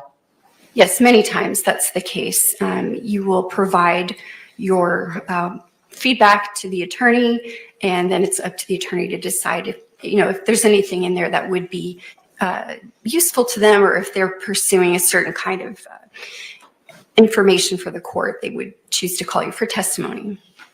Dr. Harper, do you recognize Sarah Boone at the defense table with Tony Henderson? I do. When did you first get involved with Miss Boone? It would have been in around June of 2020. It was the first I heard of her case. And what were you asked to do? A comprehensive psychological evaluation of Ms. Boone. And did you do that? What year was in she Miss Boone's arrested? case? I did. Okay. Were you given materials to review? I was. Is that standard operating procedure? Yes. You assess the client individually, one-on-one, and then there are collateral evidence or material that you also consider? Yes. Can you tell the jury about that? Yes. So in forensic work, there are a variety of documents that are usually available in assessing a defendant. In this case, for criminal court, you would see things like witness statements. There might be body cam footage or just more information about the offense itself. Sometimes there's an interrogation video. So you would get the legal description of the offense and the things that have occurred. I also will often get educational records of a person, mental health records, hospital records, things of that nature that would describe their biopsychosocial history to me. And you were given materials as it relates to Sarah Boone to review? Yes, I have that. How many times did you meet with Sarah Boone? So 9 times. All right.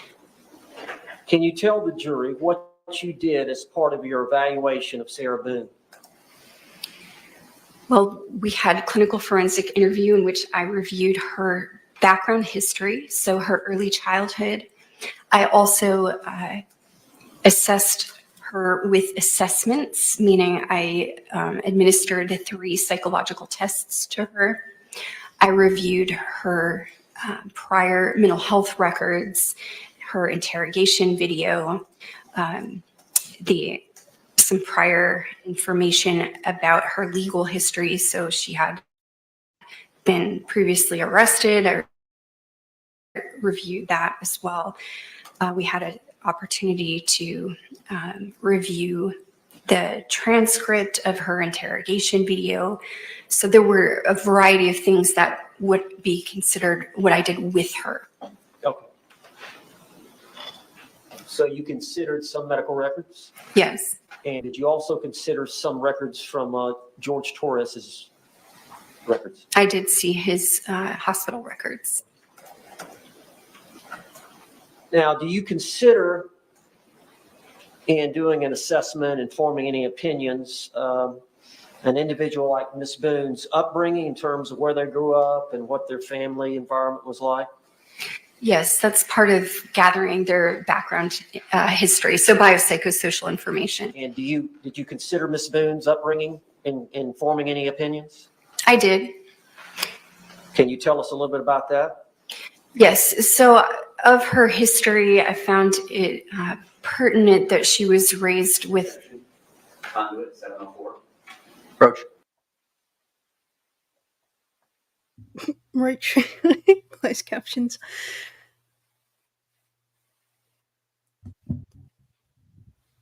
Okay, I need some clarity here.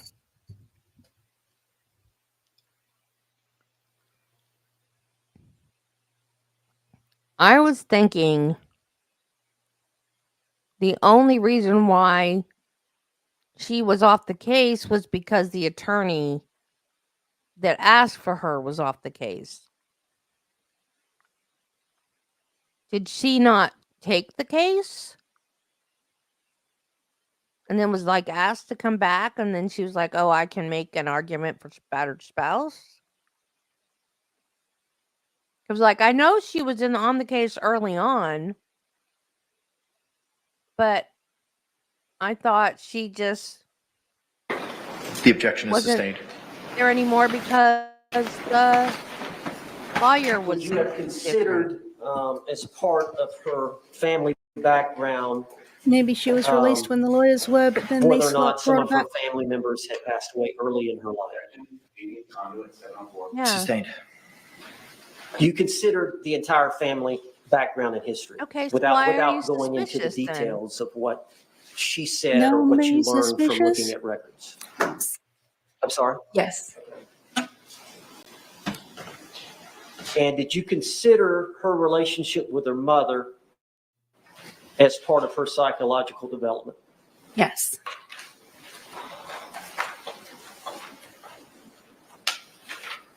Now, do you believe that Sarah Boone does have some narcissistic traits?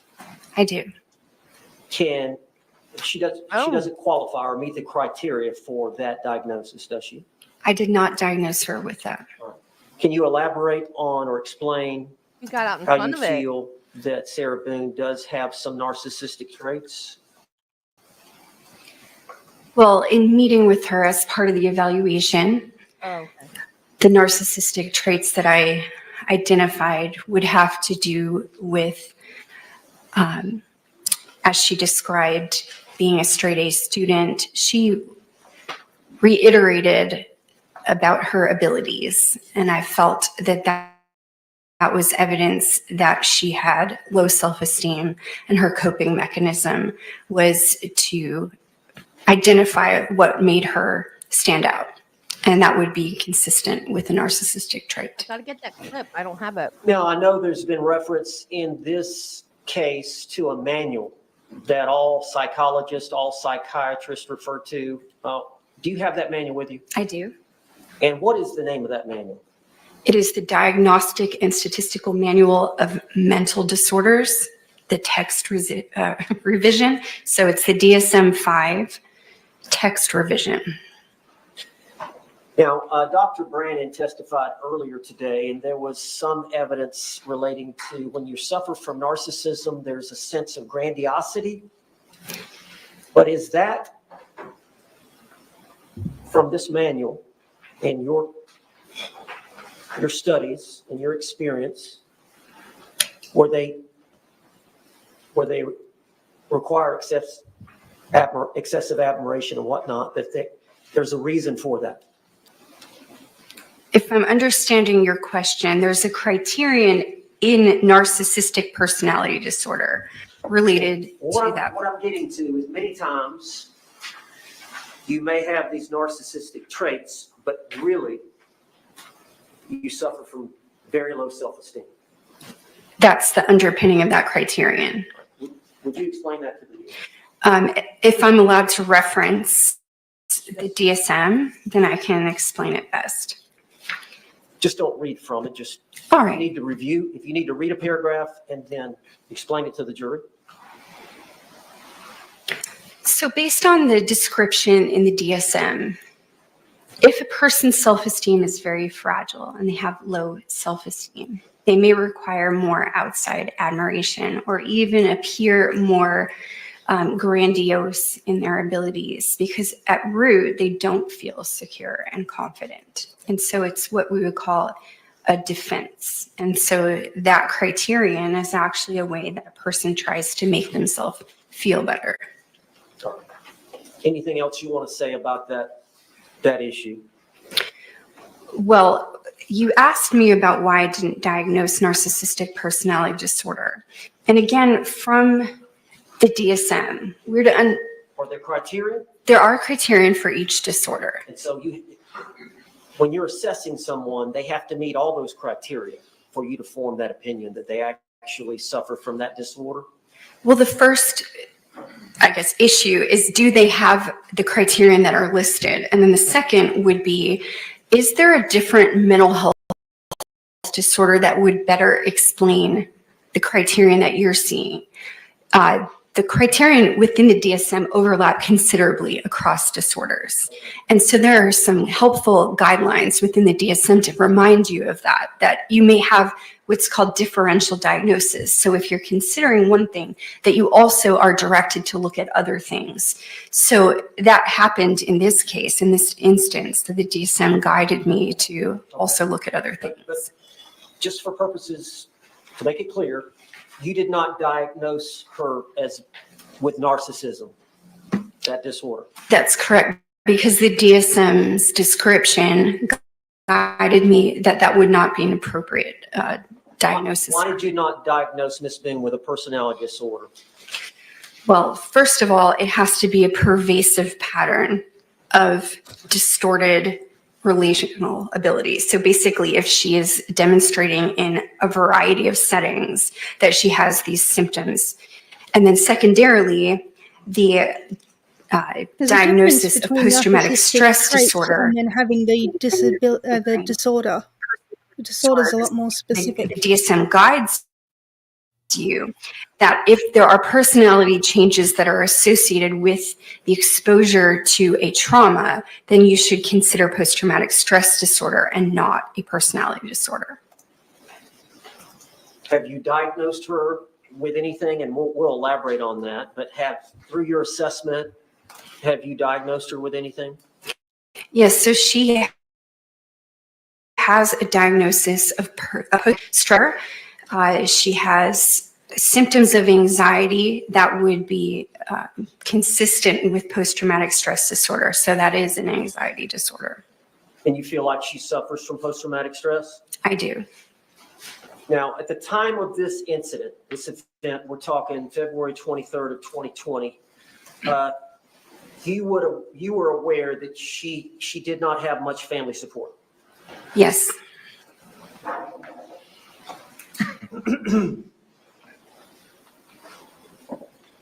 Doctor, why do you administer psychological testing? Psychological testing allows an objective measurement of what the person's symptoms may be as compared to sort of an average. So if we can see what the average range on a standardized measure would be for any person, if there is an interpretable difference, that gives me clinical information. So it's not just relying on what the person has told me. I've got an objective measurement that I can compare to other people. And then I also administer psychological testing in a forensic evaluation to help assist me in making sure that the person is intending to put in good effort with me. In some forensic settings, a person may have a reason to present symptoms, like if they're in a custody evaluation, for instance, they might have a reason to minimize symptoms, or they may exaggerate something else. And so assessments as to the person's response to you and if they're validly participating are important. So there are tests to see if you're faking or malingering or that type of thing? Right, and so you would call it feigning mental health symptoms when the person is either far exaggerating a symptom they do have, or if they're pretending to have a symptom that they do not actually have. Okay. Now, as it relates to Sarah Boone, what type of psychological testing did you administer? I administered the inventory of legal knowledge, and that is a test that has to do with whether or not she was validly participating regarding her understanding of the legal process. I also administered the Miller Forensic Assessment of Symptoms test. Now, explain to the jury what that Miller Forensic Assessment of Symptoms test is. So that is also a test of feigning to identify if she's validly participating in the evaluation. So if she had endorsed psychological symptoms or psychiatric symptoms, that would be unusual or not typical of a valid psychiatric patient.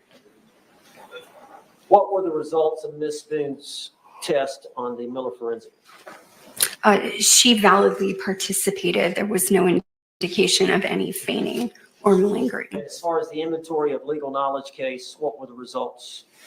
Again, she was validly participating, and she did not even come close to the cutoff that would put her in the range of feigning. Can you tell the jury what the purpose of the clinician-administered post-traumatic stress disorder scale is? Yes.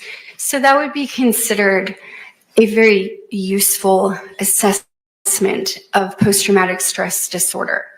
It allows me to interview a person about exposure to a traumatic incident and then identify if there's a change in behavior that has occurred as a result of that exposure to trauma.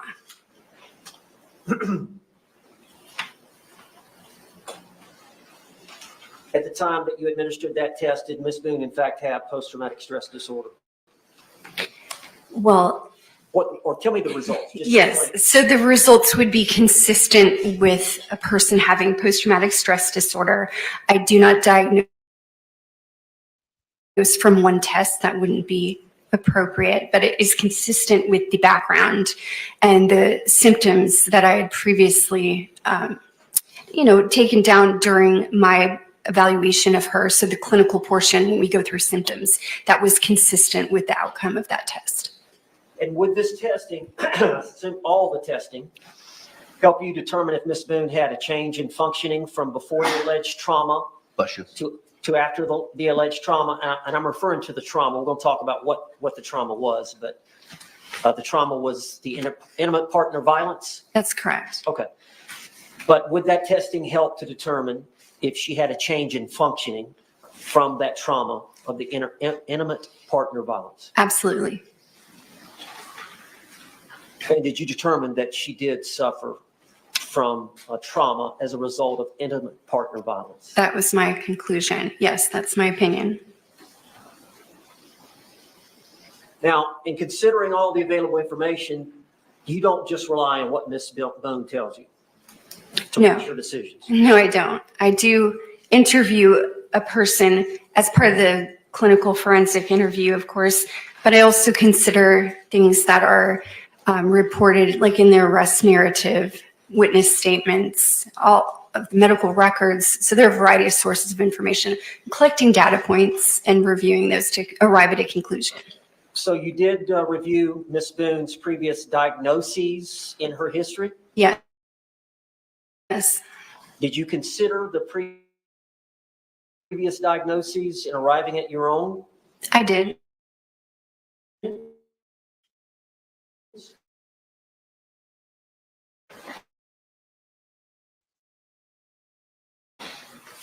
What had she been diagnosed with prior to you getting? What was the objection? I don't know, it kind of cut out a didn't bit hear there what and I he missed said. it.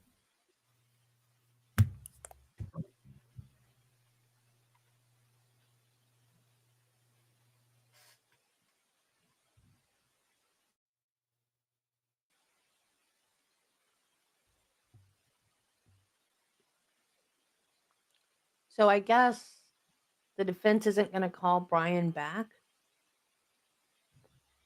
They said they were going to call him back.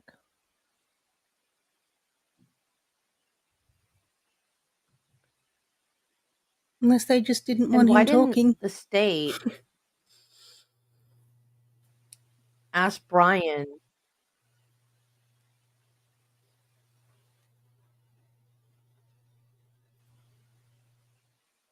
Laid hands on Brian. Why didn't the state ask him that?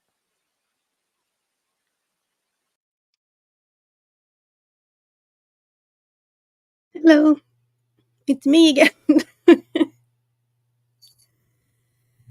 Yeah, I don't know, it's just all a bit crazy, isn't it? To be honest, I'm sort of getting a bit bogged down in the details here. Like we're getting lost in the weeds a bit. I still don't really see how we can get to the whole battered spouse thing. Because to me, it was too vindictive and vengeful to be self-defense.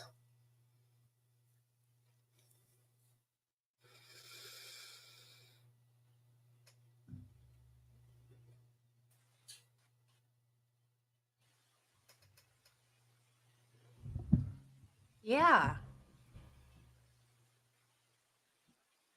They were having a good day. He got in the suitcase. They thought it was funny. She zipped him up and then she got mad. You know how Biggin says, first they're sad, then they're mad. Then they get sad again, then they get mad again. So she was on that she was on that alcohol roller coaster he talks about. Hmm. So The objection is sustained. she got mad. And when she got But you would mad, agree, and I think this is a that's when fair she started question. taunting him. You would consider Yeah. prior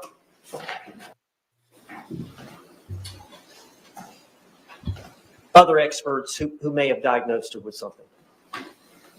So I would definitely consider her mental health records, diagnoses previous clinicians may have arrived at the time Okay. when I diagnosed her myself.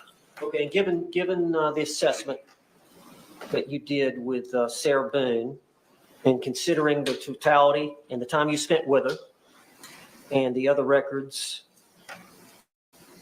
did you diagnose Sarah Boone with anything? Yes, so post-traumatic stress disorder, It's my opinion at the time of the offense, she had depression and she had an alcohol use disorder. But she wasn't drunk. I know we've talked about post-traumatic disorder. I don't know if I need to ask you anything further. I think the jury probably understands that. Is there anything else you wanted to add about that disorder?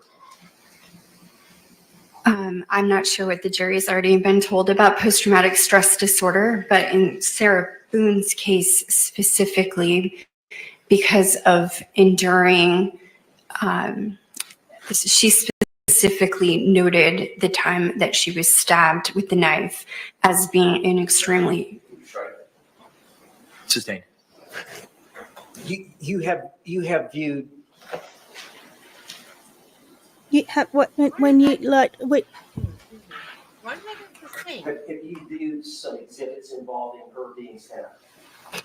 I think that we have had exhibits in common. I'm not sure what was admitted. Have you seen the physical scar from Sarah Boone being stabbed in the back of the leg? Yes, I've seen her scar. Right, you're saying? Overruled.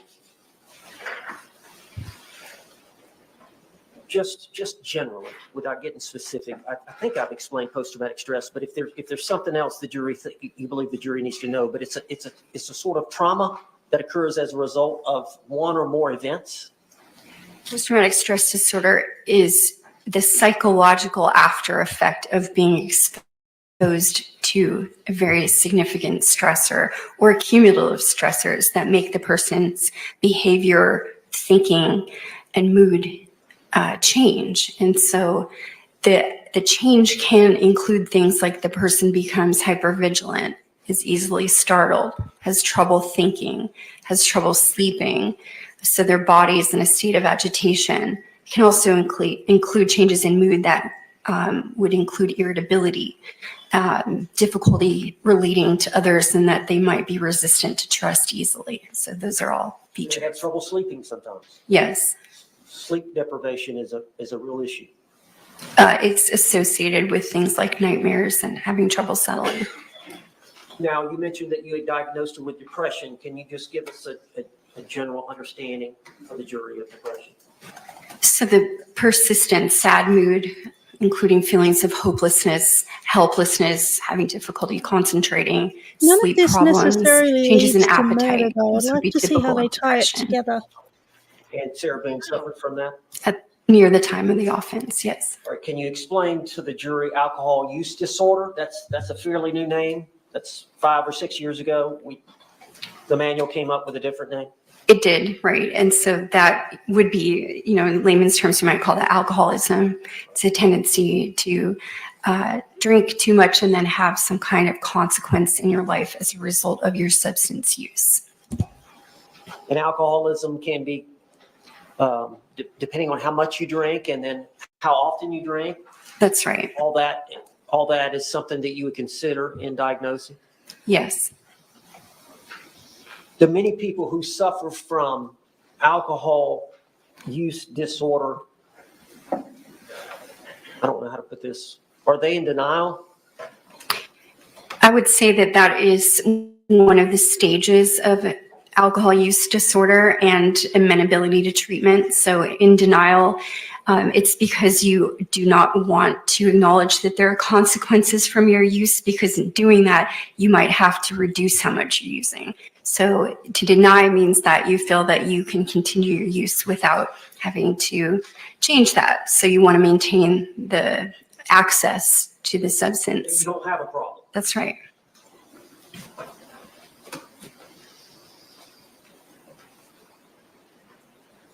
What is the difference between traits and a diagnosis? Well, we all have personalities, and so you're going to have coping mechanisms that include personality styles. So for instance, even though you might not be diagnosable as something, there are times when if you're upset, hurt, frustrated, you have a mood state that's unpleasant, you're going to deal with that by using some kind of coping mechanism. So traits of personality disorders might be present in the way that you deal with inner pain, things that you don't like feeling. So some people, for instance, if they feel uncomfortable They may cling too much or become excessively bonded to try to escape a feeling that they don't like, and that might be a dependent personality trait. It doesn't necessarily mean that they have a personality disorder, because that would have to be pervasive across like all the environments.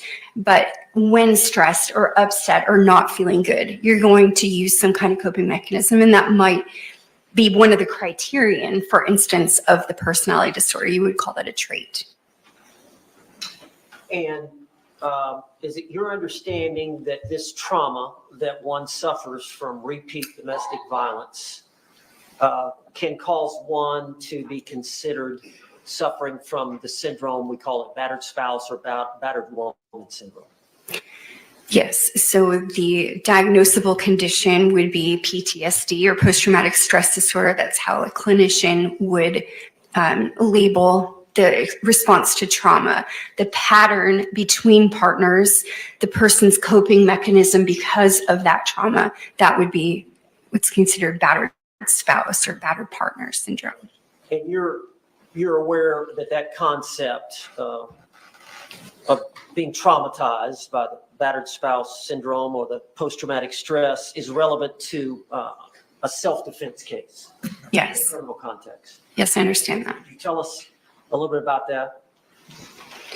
Well, under the battered spouse syndrome, the person would experience a trauma or a situation in which they feared harm. And based on that fear of harm, they would react in a certain way that might not be understandable to other people. So their fear is based on the pattern of behavior between them and their partner. That might not be the case for another set of people. If she was afraid of him, though, she wouldn't have been going to sleep. Is the one who first uncovered this syndrome back in the 70s? Her research study generated the term. She was interested in why battered women specifically at first, that was what was studied, didn't leave their partner because, of course, they're experiencing traumatic events, risks to their life, but then they didn't leave. So she undertook the original research study on that. And just briefly touch on, because I know Dr. Brandon has this, there was a 3 stages that Dr. Walker developed for that syndrome. I think you're referring to phases that a person may go through, or the cycle of the relationship. That includes the tension building phase, in which there is the first instance that tension is building within the partner. There might be a change in tone, a signaling that there's a difference in agitation. The second is the true battering event. So something has happened between the partners that's violent in nature. And then third, there's the honeymoon phase, which is to keep the relationship intact. The batterer would engage in what's like called honeymoon behaviors, like trying to repair the relationship, apologize, essentially keep the victim from departing from the relationship. So those are 3 phases. And it's fair to say that psychologically, the abuser, does alcohol often involved in the abuse? Yes. And as far as the victim is getting abused, and you say it's a cycle, is the victim, when they go through that last stage, the honeymoon stage, are they thinking, okay, it's going to be better? Yes, the hopefulness in that, trying to believe that the behavior has changed, that they're not going to be abused again, the hopefulness to maintain the relationship, to forgive. That's part of that last stage, phase 3, is maintaining the relationship. I don't think I've asked this. Why would someone who has been exposed to intimate partner violence perceive the likelihood of a new violent event about to appear? Why would they perceive the likelihood of that violence differently than, say, a normal person? Well, it speaks to the pattern. So any relationship will have its own special pattern, that you have things that only your partner knows about you, or certain looks that you give that means something, and you learn that over time. So over a period of incidents, basically, the victim begins to perceive cues that would signal impending danger. Those cues could be really subtle, just a change in tone or some small behavior that might not mean much to another person, but it has preceded other violent acts. So for instance, if your husband decides that he is not going out that night, he might put on different clothes to stay home. And that could be a signal, like abuse and violence has occurred in his stay-at-home clothes, for instance. That might not mean much to another person because, again, it's specific to that dyad. Those two people know those patterns. So the victim may perceive a small or subtle change in their partner as a cue because they've become hyper-vigilant.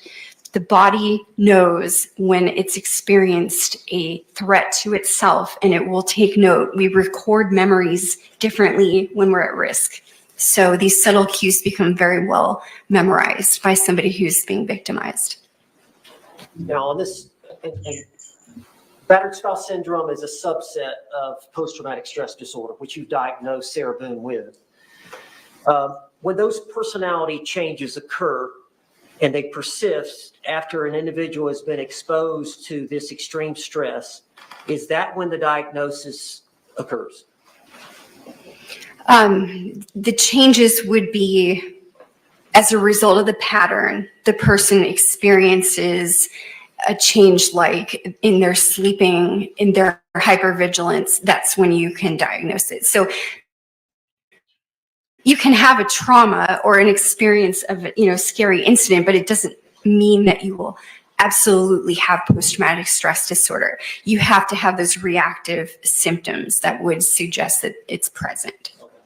In your opinion, and I know you've gone over this event with Sarah Boone, this February 23rd, 2020 event, is your opinion that she was suffering from battered spouse syndrome at the time of that event? Yes, she had the patterns ingrained in her behavior that would be typical of a victim who's responding to traumatic events in a predictable way. So that would fit that. Then it's fair to say that because of the intimate partner and the prior violence, that you would have a heightened sense of when danger was about to occur. Yes. When a threat was about to occur. Yes. A threat of danger. That's right.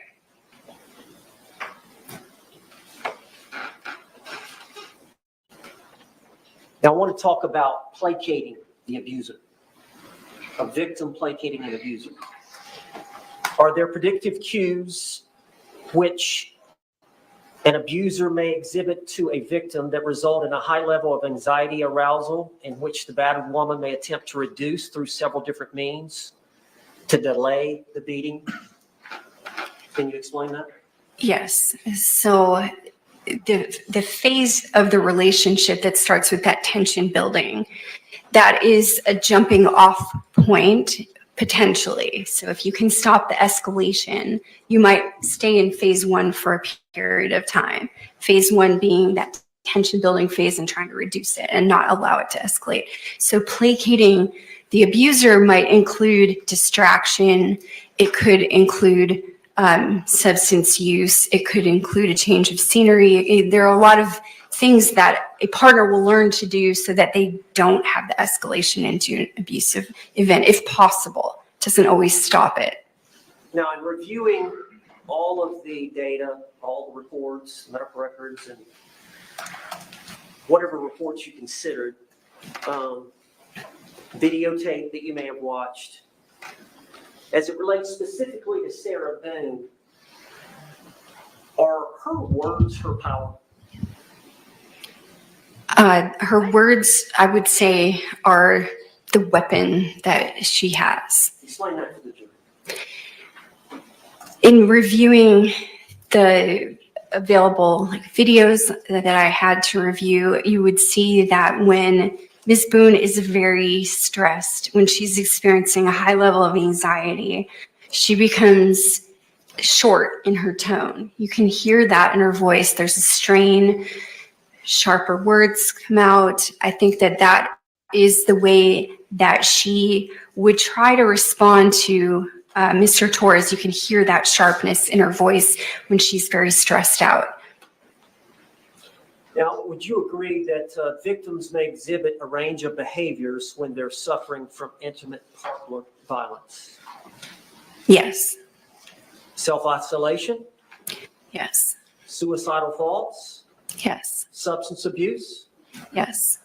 and there are often physical signs of injury such as bruising, That's correct. chronic fatigue, Yes. learned helplessness. Yes. Can you tell I know Dr. Brandon spoke on it, but could you tell us a little bit about that? So learned helplessness is when you start to form the opinion that nothing's going to make any difference. It comes originally from an animal study in which Tara was saying that dogs she were was the one shocked, helping him.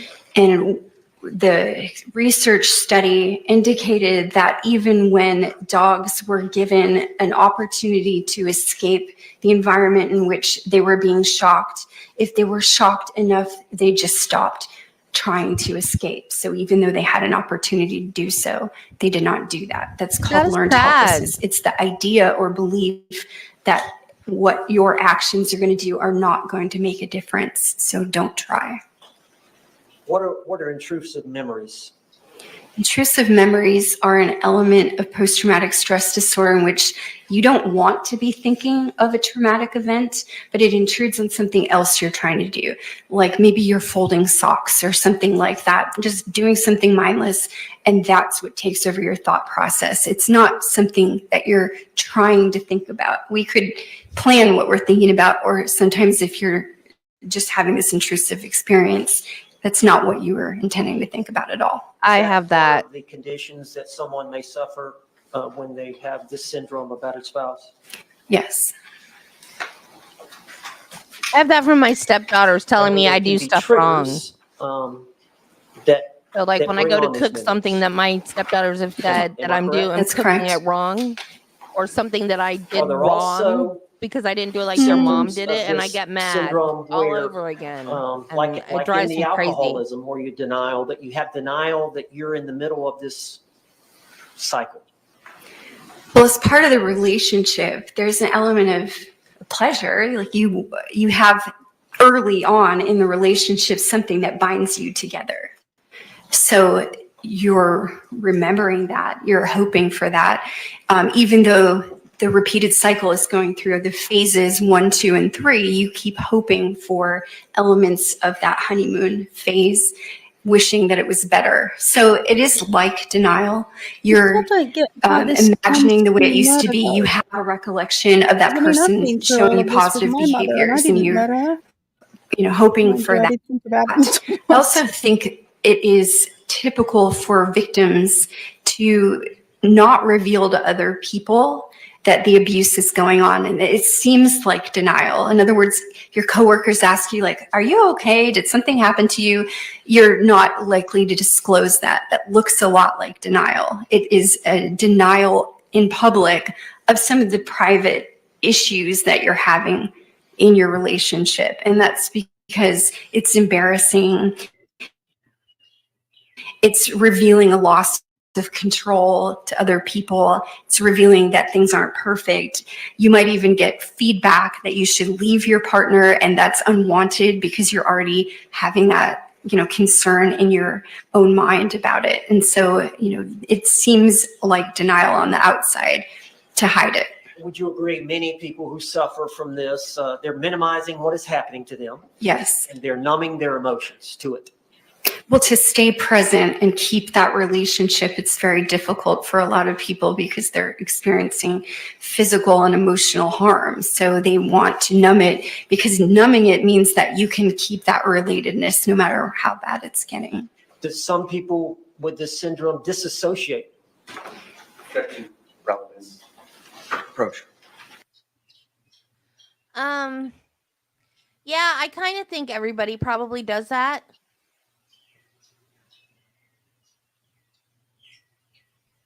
I can get StreamYard to cooperate. I do it to the point that I get angry and upset and like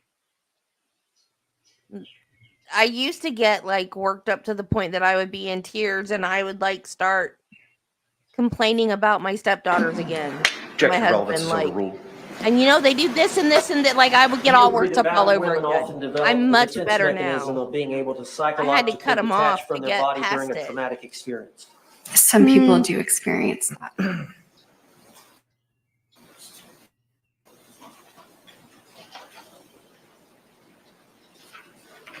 I'm just going to list And I some of the think, symptoms that you find in battered spouse women.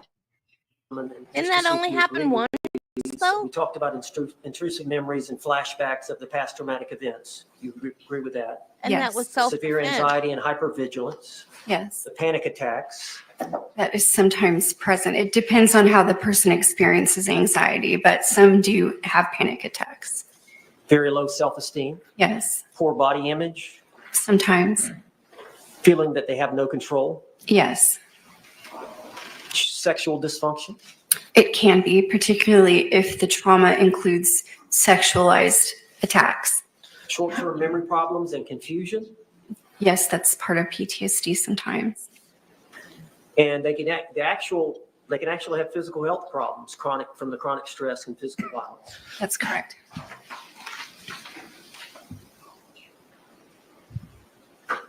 Every time I get in an argument with the girls, Yes.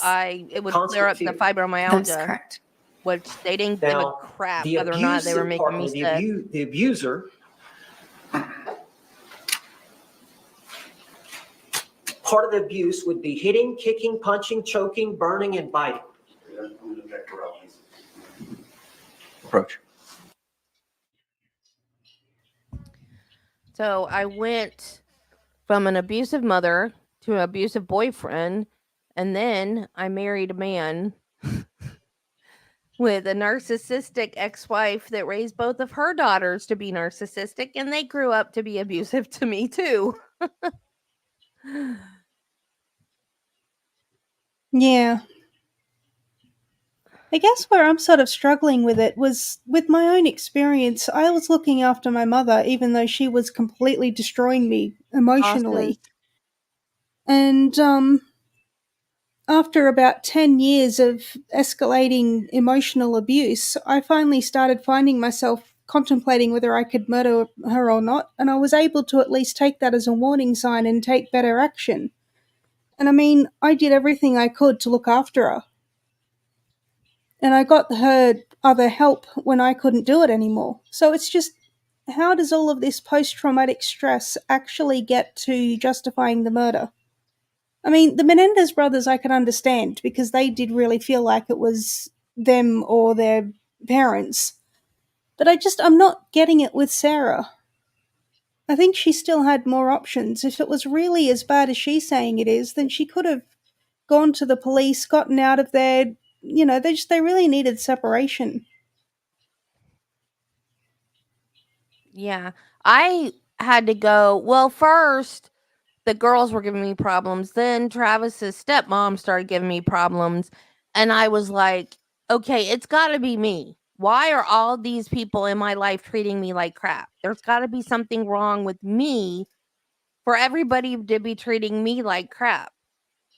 So I had to go to therapy. And my therapist was like, it's not you. It's not. And she said that You may proceed, sir. I even needed to leave the house when the girls came over. And Right, I I'm said, no, asking I'll about just go in common my room and shut the door. things And that then they finally by quit the coming abusive over partner because I towards the did that. victim I would go in my room and shut the that door. create this intimate partner violence or create this syndrome in the woman. Hitting, Yes, that could be an overt act. kicking, Yes. punching, Yes. choking, Yes. burning. Yes. That sounds like a sucky boss. Using weapons to hurt you. Yes. A knife. Correct. Bosses only rod. care about Yes. whatever Threatening to they're the hurt boss you, of, not their your employees. children, or your pets. Yes. Belittling and humiliating you. That's correct. Taking your car keys. That would be considered a form of control. So yes. Controlling your money. Yes. Control where you go and who you see Correct. and who you can talk to. That's right. Force you to have sex when you don't want to. Yes.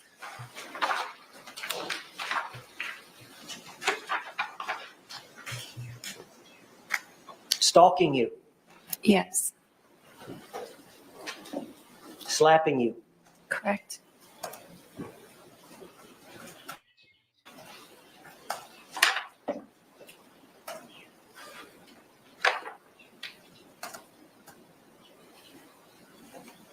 Do you agree victims that suffer from this abuse experience feelings of anger, Yes, that can be in some of the phases. So, sadness, yes. hopelessness, Yes. worthlessness, Correct. intense feelings of fear? Yes. That's not what happened that night, though, I don't think. I don't feel like No. that's what was going on. Abusers have a tendency to have low self-esteem themselves. Good day. Overruled. Abusers. Overruled. The abuser can have low self-esteem themselves. Yes. Well, generally, Have a people with desire a for good power and self-esteem control. aren't abusive. Correct. Have a tendency to use alcohol or drugs. Yes.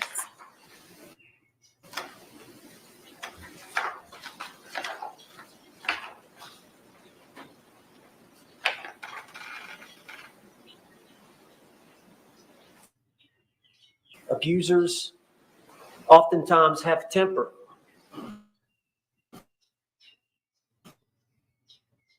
That's correct. Become jealous easily.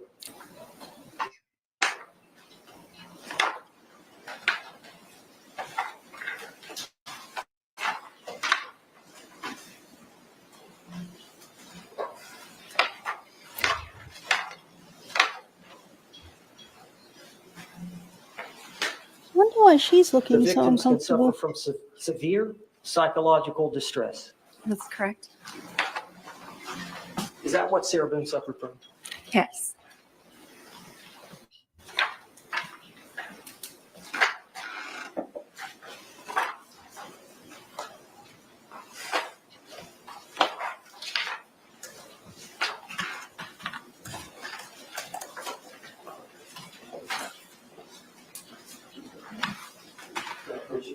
Yes. Hmm. According to Brian. And just her whole attitude so far, I don't see her ever changing. I think she'll get into the same kind of relationship again. They get stuck in a pattern and they can't get out of it. Exhibit 14, this is 5 photographs. Did you watch the video of the TV, the patent TV? I did. You considered that in your analysis and your diagnosis? Yes, I did. And I'm going to show you some.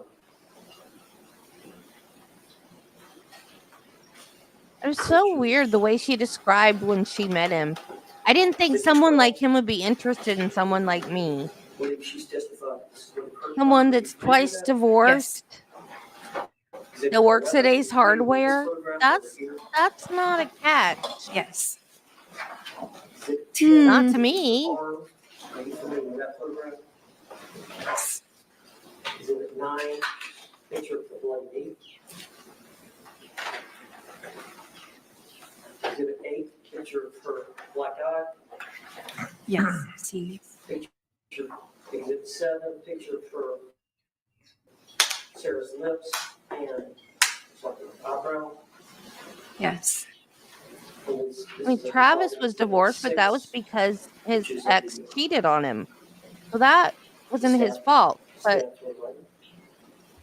someone likely to be, that was divorced twice is likely to not be a great husband, in my opinion. I wouldn't want to be with someone that's been divorced twice. I'm not sure if I've seen this photo, but I've seen a medical record associated with that. Unless they had a darn good story about why they were divorced twice. Yes. See with that? Looks like exhibit 3. She was slapped on the tongue. Yes. 2. Picture bruising in the school?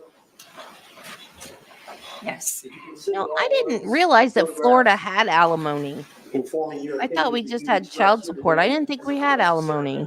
Yes, under the substantiation that she has indeed experienced past instances of intimate partner violence against her. Is it fair to say that it takes time, a number of times, to visit with someone like this to build trust? Yes, traumatized people are slow to disclose information. You have to build rapport. You have to make sure that they experience you discussing other things without an emotional reaction. They feel easily judged, as we mentioned, have defensive denial, things like that. So you need to build good rapport in doing an assessment with somebody that's experienced trauma. So a lot of times they're very Okay. slow to open up and tell you about the abuse. That is correct. Well, that They'll makes actually sense. often lie about it. Deny it, Maybe. yes, and just say that that's not the issue or they're fine. So oftentimes I'll have an evaluation request come from an attorney who's having difficulty interacting with their client, and then ultimately it's a result of trauma. Now, I know that you viewed everything, and I know you've seen her 9 times. Is there any, did you feel like you had enough time? Was 9 visits enough time for you to feel like I'll be right back. you had enough time and information to form the opinions that you've expressed here today and given to this group? Yes. That's all the questions I have. Any cross-examination? Good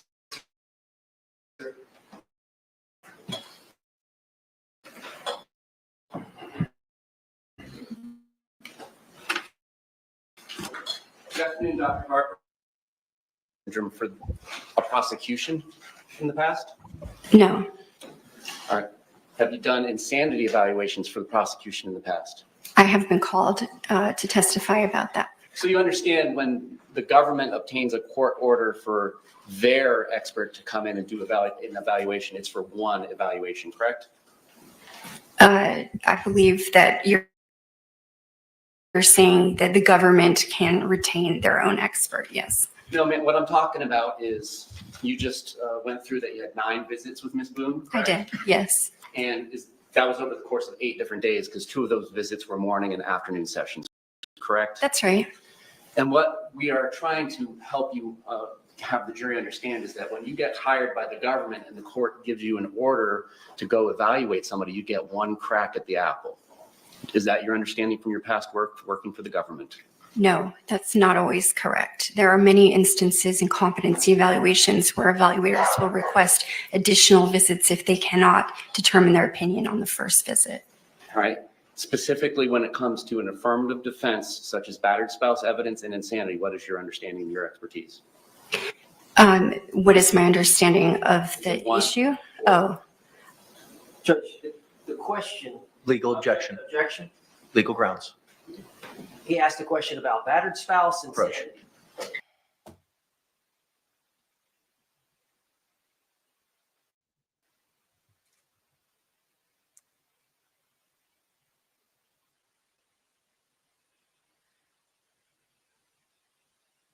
insanity. What it boils down to,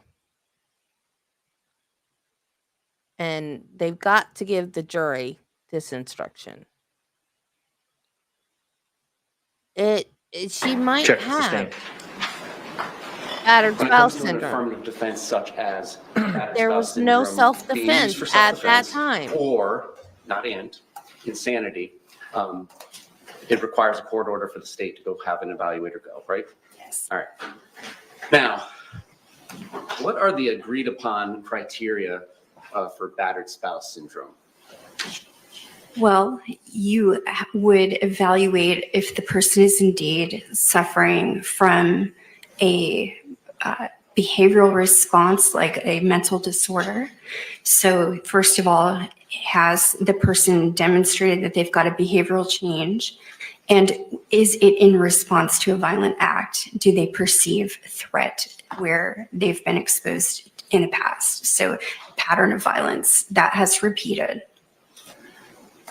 Does control over another person in an intimate relationship have anything to do with it? Yes, it can.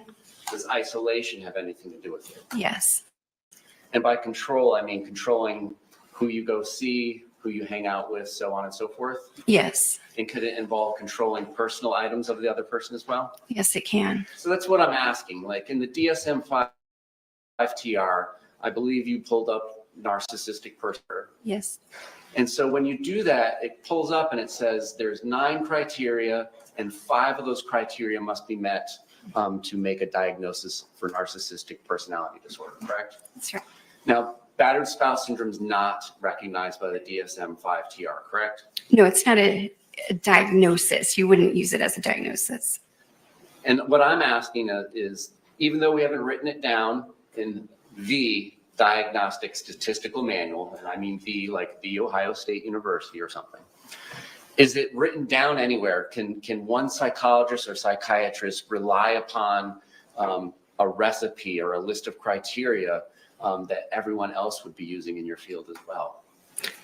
There is no standardized approach you must follow. In other words, sometimes if we have a statute, for instance, it would identify what we must investigate.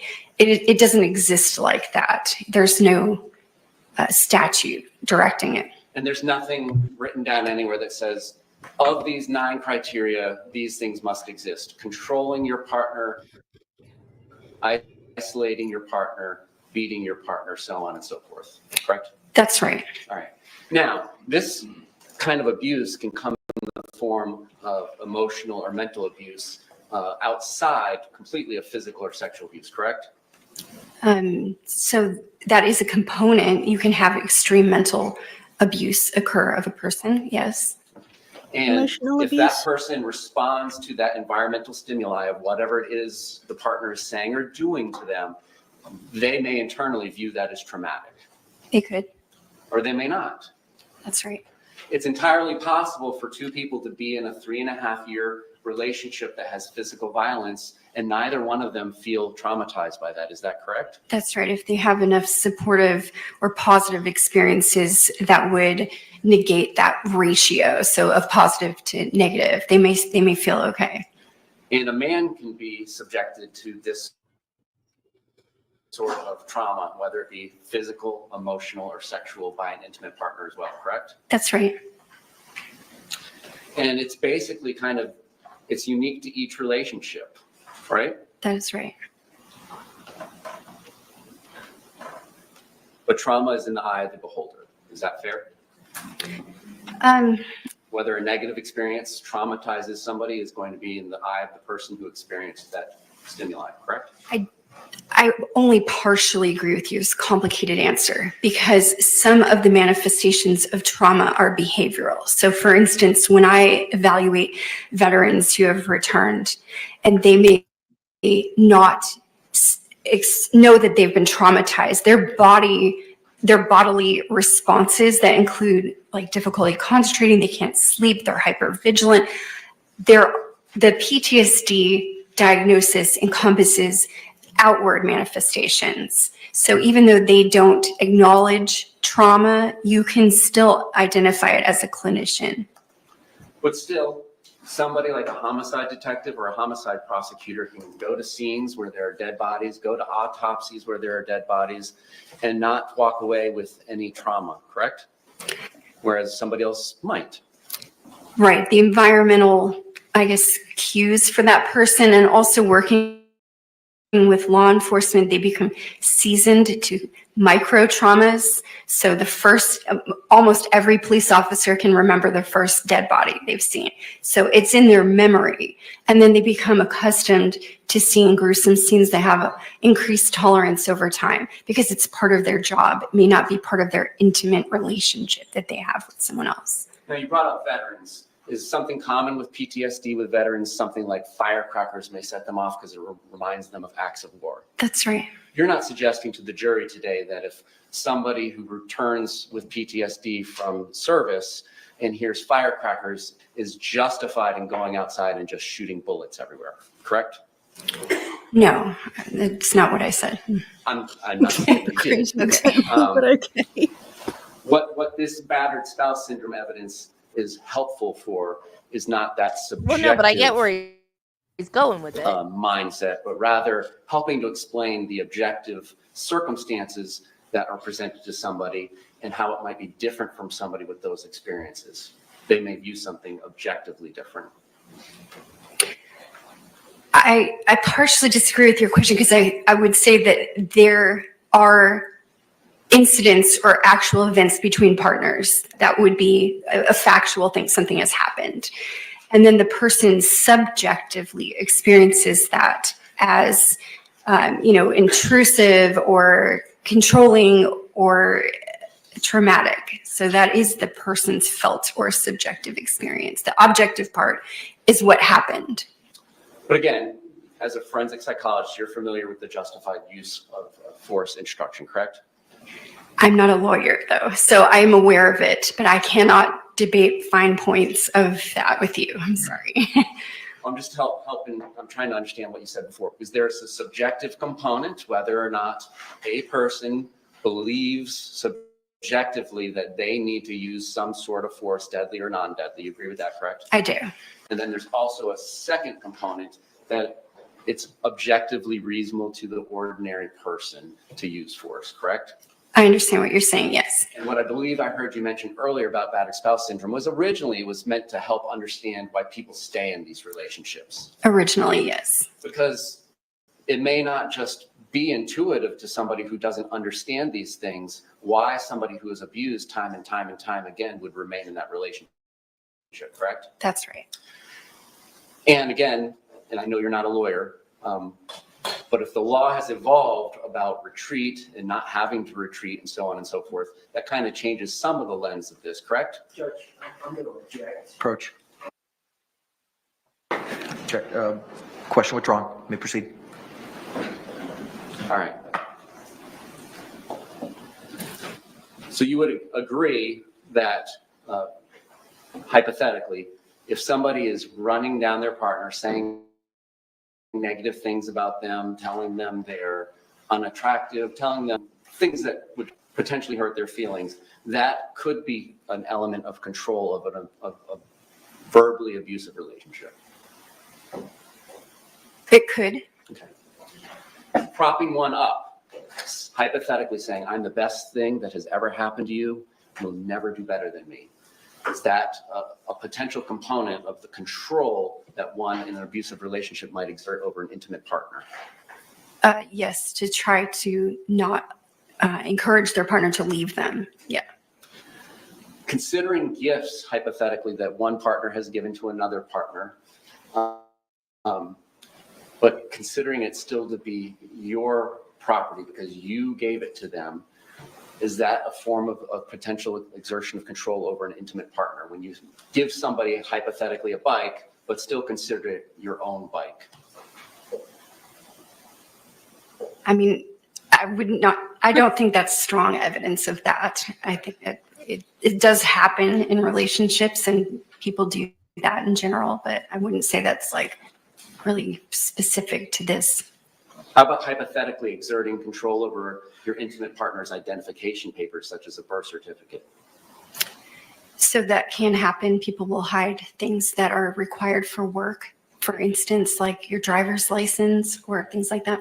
Now I'm asking yes or no questions.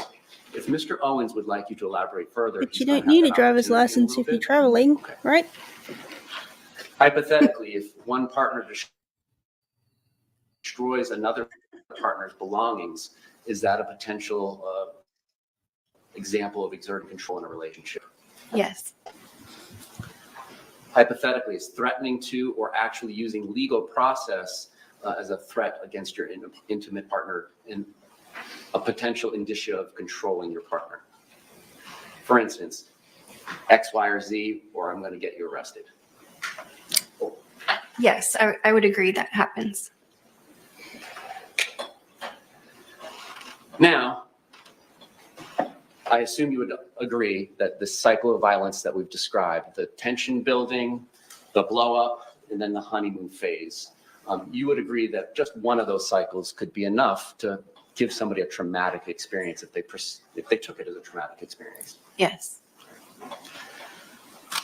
The defendant described her first date with Mr. Torres to you, did she not? She did. And at the time of this first date, they had obviously just met that night at a bar, correct? Right. They were not financially intertwined, correct? That's right. They shared no children in common. That's right. They did not live together. Correct. And after this description that she provided you, which included him smashing her phone, correct? Yes. Hitting her, first time she'd ever been hit in her life, correct? Yes. And making her crouch in like a fetal position on the porch for several hours to the point where it hurt her back, correct? Yes. Threatened to sodomize her, Correct. and she described that she was all bruised up, correct? That was on the Yes. first date? How did I miss After that? this is the first time she had ever met him, correct? I believe so. Yes. There was a second date, correct? Yes. Despite not having See, any of this that is where you learn red intertwinement that we flags. went through prior. And when to there's this red description. flags, you don't Correct. continue. That's right. Now, it is possible under what we've discussed, right? Just that quick one date can be that buildup of tension and blow up, correct? Yes. But it's different hypothetically than saying a spouse who is financially dependent on his or her other spouse in a 20-year marriage with a house full of kids than a first date, correct? You would agree in severity, in the intertwinement, there's a difference. There's a difference in intertwinement. The pattern can be exactly the same. No.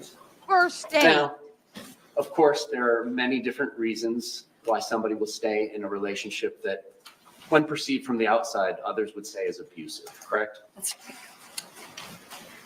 The defendant described that she felt like she was making Mr. Torres a better person, correct? That's right. A better father, correct? Right. A better Don't go ex-husband. into a relationship thinking you can change With the phone other calls. person. Yes. It ain't gonna And work. she would tell him to call his children, That's right. make sure that he sent them Christmas gifts, Yes. and make sure he sent his ex-wife money when she asked, correct? Yes. So you would agree those are indicia, or indicators, sorry. Understand? I know you know. That perhaps she wasn't necessarily financially dependent on Mr. Torres, correct? I'm not saying conclusion, but those are indicators. If you're saying, please spend your money elsewhere, that I don't need your money, correct? No, because even if there was money that was needed by Ms. Boone, her tendency to put the needs of her partner before her would direct her to do exactly that. Like make him better, make him have the availability to visit his children, send them presents, even if she's the one that needed the money. And in her perspective, Mr. Torres needed her to do this to make him a better person, correct? I believe that, yes.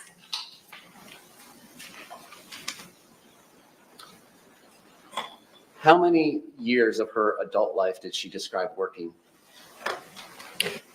I don't think she gave it a specific quantity. We just went through a variety of her jobs that she had in the past. And, you know, she was low 40s when she met you 4 Yes. years ago. That's right. So she had been 18 for probably about 24 years. Did she give you a 24, right? 24 plus 18, 42? Oh, you said for 24 years, and that's why I was confused. You can't be 18 for 24 years, but Did 24 years ago, I would agree. Did her work history kind of flesh out to be 24 years is what I'm asking? I'm not certain. And at the time, in the apartment in 2020, she had not been working, correct? That's right. And had not been working for some time. That's right. What she was doing was living off of the settlement that she had been bought out of with her husband, was lump sum plus $1,000 a month in alimony and $100 a month in child support, correct? Yes. And it was Mr. Torres who would work, correct? He worked at Ace Hardware, I think. When he would show up. Right. Sometimes he didn't show up, is what she indicated, correct? Yes. Because of his drinking problems. Yes. Did she describe to you, well, let me strike that. She did describe to you one instance at least where violence occurred in front of her child, correct? Yes. And that her child had gone to school and reported it, correct? Yes. And you understand as a forensic psychologist that teachers are mandatory reporters, correct? That's right. Did you review any DCF records in this case? No, I didn't receive any DCF records. Did Miss Boone ever indicate to you at any point in time she became too afraid to let Lucas come over to the house? Yes, there were times where she would ask Mr. Boone, so Brian Boone, to not bring him there. And Mr. Boone was aware of this because she would say things like that, correct? Yes. And at different times, she told you that she would go over to Mr. Boone's house to escape the violence of Mr. Torres. That's right. And February 24th of 2020, the child was scheduled to be picked up by Miss Boone, correct? That's right. Despite I've been everything that she was 16 aware for of and 40 what Mr. years. Brian It's Boone was aware doable. of, correct? Right. And you saw in her police interview that she swore on the life of her son that she was telling them the truth, correct? Yes. Yes. Object. Approach.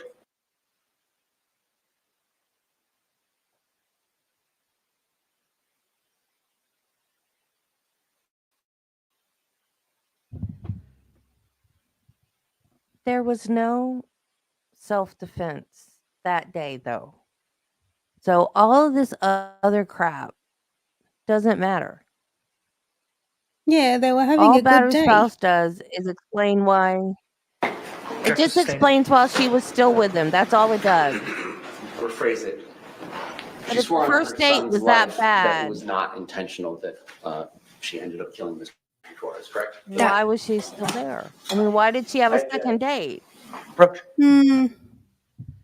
I missed that somehow, that he did all that on their first date. I totally missed that. Why was there a second date? And I still don't get why she was like, I was so shocked that he would like somebody like me. And then he did all that bad stuff to you on the first date and you wanted a second one? And she wanted to marry him. She bought him an engagement ring. And she said that he asked her to get married. But she bought Interesting him to an see engagement ring. Yeah. Interesting to see some of the psychological experts. Objection psychologists sustained. and Question things. is There's a stricken. lot of Members of psychology the in jury, it. questions are not evidence, It'd be and you're not to give fascinating. them any weight whatsoever. Mr. J, you may proceed. She's quote unquote swore on her child's life that it was not intentional. She did. Correct? Yes, she did. Before I answer, I'd like you to direct me to that part of her interview. So I'll strike it with you. It's on video. Don't strike it.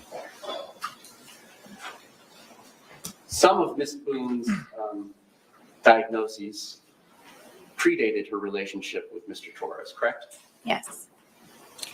And so when diagnoses predate a violent intimate partner relationship, there is an independent cause, even though they may then later contribute to the phenomenon you see, correct? Well, I wouldn't say that all mental disorders have an independent cause. Sometimes they're spontaneous or biological in nature. Well, let's talk about hers. I mean, you're familiar with her prior diagnoses and you went through her childhood, so on and so forth, correct? I did. So she was bringing some things with her prior to Mr. Torres' relationship, correct? She had these. Calls for yes or no, ma'am. Yes, she did. Thank you.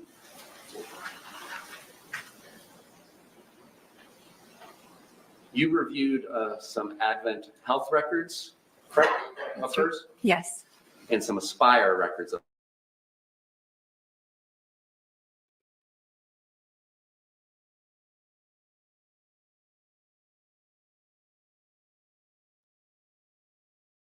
Did we lose sound again?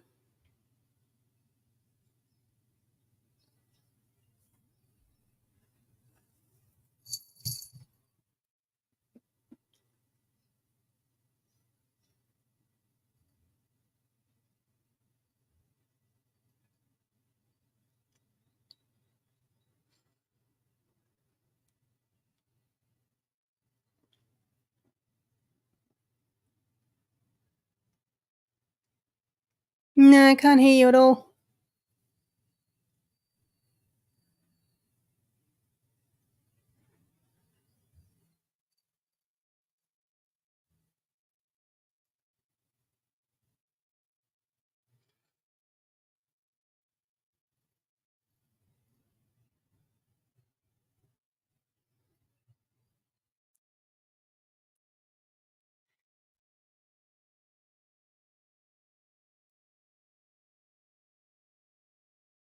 That one's Freya.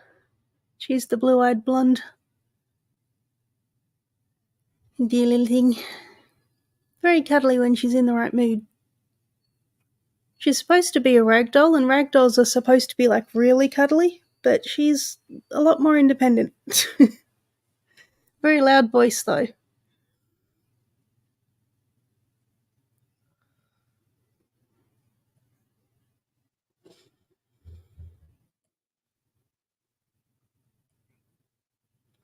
I think my cats are both about 7. 2017 they were born.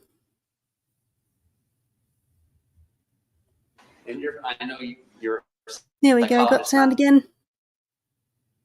a psychiatrist. So let me know if I'm pushing you too far and you're not going to answer. And you diagnoses of abuse disorder. Sorry, guys. I do. Technology. And in your professional life or personal life, are you familiar with the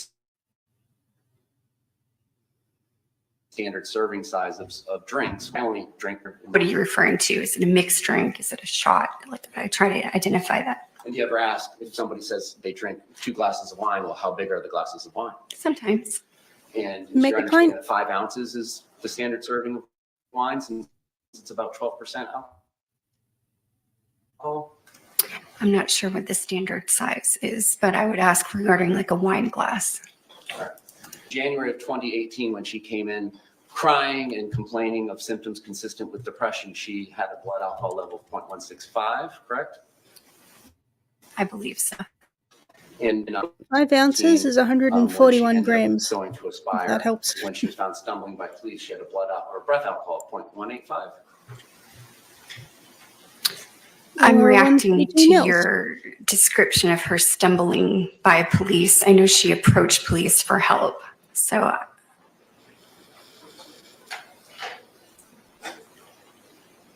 Did he ever approach the police for help against her? Like, were the police records a mutual thing? I don't think so.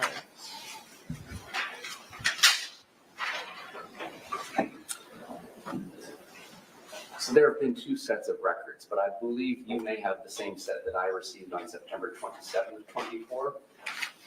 Can you turn to page 21 of 57 of the Aspire records? mine aren't numbered, but I will. May I approach the witness? Yes. Come here. How are you now? Can you come say hi?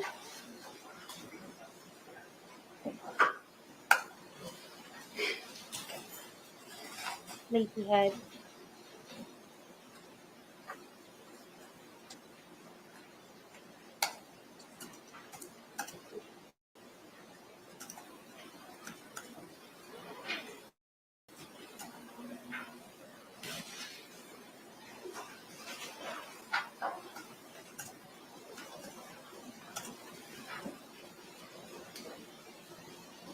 Here.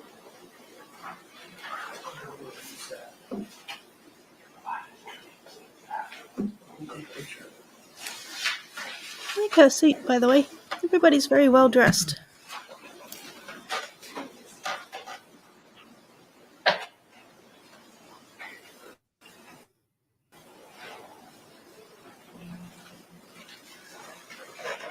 All right, may I approach the witness? You may. What I'm showing you is what is page 2157 on records from Aspire that was provided to me by the defense on September 27th of 2024. And just at the top, you can read the first or the 4th lines.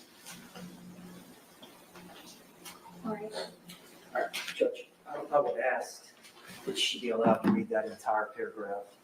Under the rule of completeness, Approach. This is I know they're getting not allowed to- tedious. I know they're not allowed to read things like instead of like they're allowed to use the notes to refresh their memory and then they have to like say it afterwards. But when it's a specific definition, are they allowed to read it out then? Because it's not really a hearsay thing.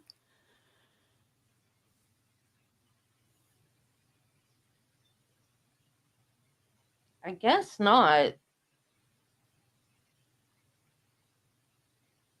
Because, you know, like a police officer giving testimony, he's sort of retelling what's happened, so you can have a lot of interpretation and things. So I can understand them sort of refreshing their memory but trying to go off memory. But when it's like something like out of the DSM, for example, don't know. My Strange. thing with the reports is that they wrote that themselves. They should be allowed to read what they wrote. That's the way I look at reports. Reading something out of a book, to me, that should be more they can't read it out of a book. So I kind of feel like it should be the opposite way. But either way, it's crazy. You can't memorize anything when you just unless you have one of those like photographic memories, you can't memorize anything that you look at just for a few seconds and then just be able to say it right back right after you read. I can't do that anyway. I mean, I can give you like a paraphrase of it maybe, but And that doesn't guarantee that it's to be accurate able to anyway. tell you what it said. You may proceed, Mr. J. Right. All right. In October of 2018, there was a second visit to Aspire, and that was based upon her being found stumbling by law enforcement with a .185, correct? And that's She supposed walked to- up. Okay. So I'd have to say no, the way you phrased the question. Ma'am, Boone was stumbling due to her level of impairment, paren .185. Yes, I would agree. Is that part of the records you relied upon? Yes. Thank you. You're asking the wrong question. Because he used the word stumbled instead of walked. When you talked to Ms. Boone about that, she kind of just described an event of June of 2018 and blurring those two events, did she not? No, she told me she had two different Baker Acts. Did she describe it as being June of 2018? I'll have to reference my interview note to find that. She was Baker acted, or she had George Baker acted? I don't know what that is. Oh, that's a You remember giving a 72-hour deposition hold on the for first mental downstairs? I do. evaluation. And Uh-huh. at that point in time, and I'll ask the opposing party, want me to show her prior statement before I ask her I about it? think she's got a deposition. Do you have your transcript? I do. Just, So for the record, it's page 34 that I'm referring to.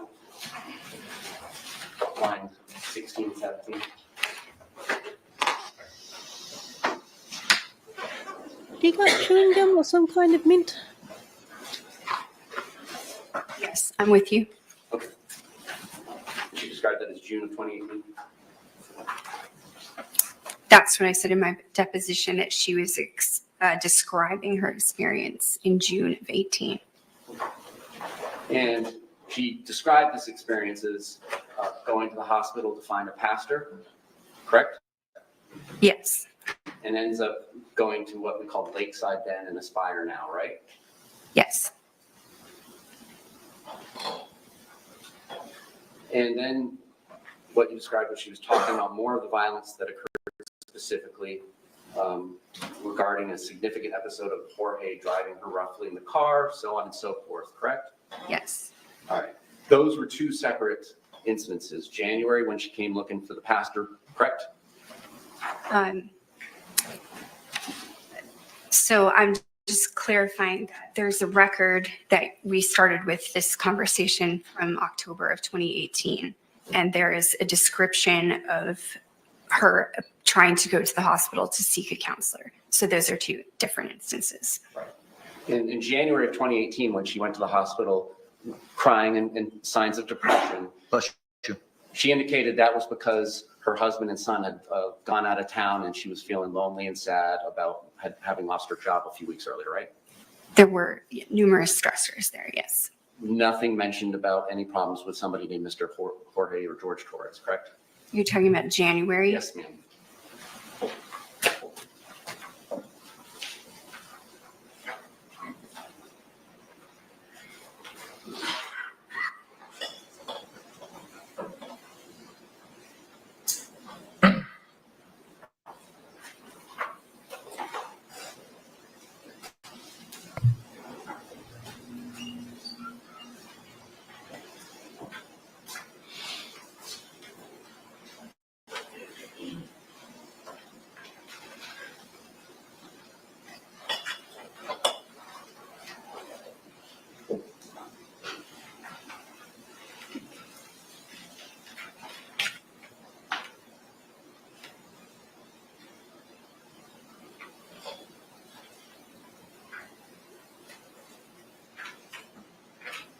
And just imagine the days when they put all of the documents onto a tablet or something and you just have to sit there going, trying to find where you're up to.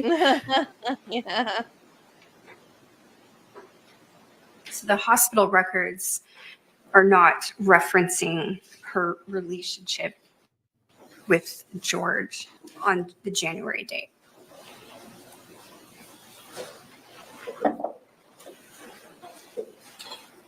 Now, in talking about February 23rd, 2020 with Ms. Boone, you talked to her about that on several occasions, correct? I did. And part of one of those conversations, at least, was about an incident that she indicated had happened the night before February 23rd, 2020, correct? Yes. And she indicated and told you that she had been dragged down the stairs the night before the suitcase incident, correct? That's right. And in part of your review of this case, you reviewed all the crime scene photos, correct? Yes. And those include photographs of Miss Boone, correct? Yes.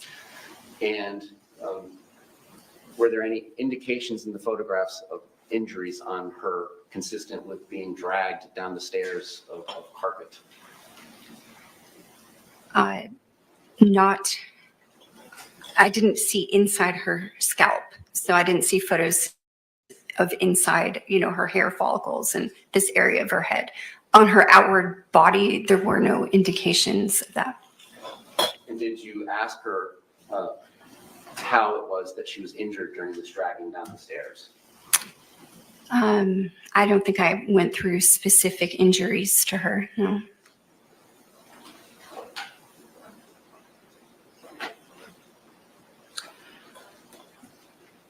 Do you agree that alcohol intoxication affects the credibility of a historian that's providing history to you, patient or a client? If they're actively intoxicated, yes.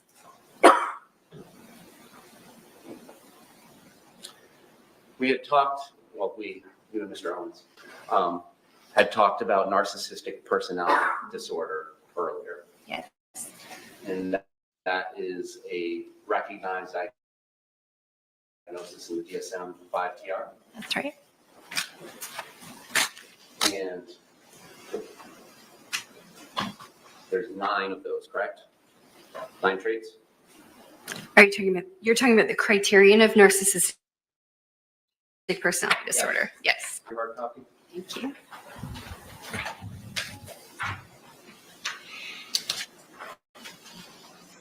All right. Was I close? I have a digital copy. 760, but. Okay. One of the criteria is has a grandiose sense of self-importance. For example, exaggerates achievements and talents, expects to be recognized as superior without commensurate achievements, correct? Yes. 2 is preoccupied with fantasies of unlimited success, power, brilliance, beauty, or ideal love, correct? Yes. 3, belief that he or she is special and unique and can only be understood by or should associate with other special or high status people or institutions, correct? So 3, just caveat, it says believe, that I agree with is the criteria. 4, requires excessive admiration. Yes. 5, has a sense of entitlement, unreasonable expectations of especially favorable treatment or automatic compliance with his or her expectations, correct? Yes. 6 is interpersonally exploitive, takes advantage of others to achieve his or her own ends, correct? Is interpersonally exploitative. I agree.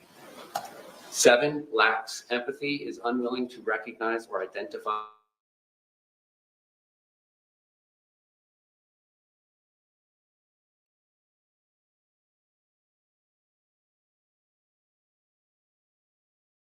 Yeah, sound's gone again.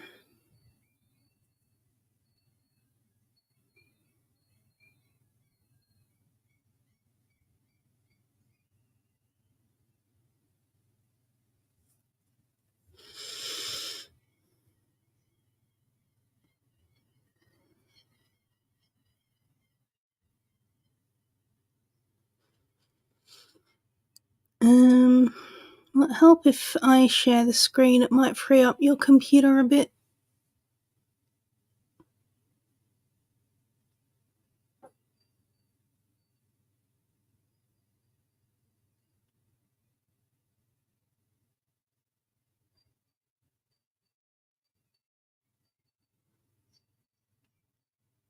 but it's not intentional. In other words, she's not aware she's inconveniencing others. Is that better? So there was 3 of those traits, correct? Yes. Not 5, which would be required, correct? For a diagnosis of the personality disorder. If that were the correct diagnosis, you would need 5. All right. During your conversations with Ms. Boone, the defendant in this case, she explained to you that cheating to her means when Mr. Torres would look at pornography, correct? Correct. Not a real life woman, correct? No, not that he was engaging in sexual intercourse with actual women. Part of the records that you did not review were the text messages that were part of the phone extraction of her phone device, correct? That's right.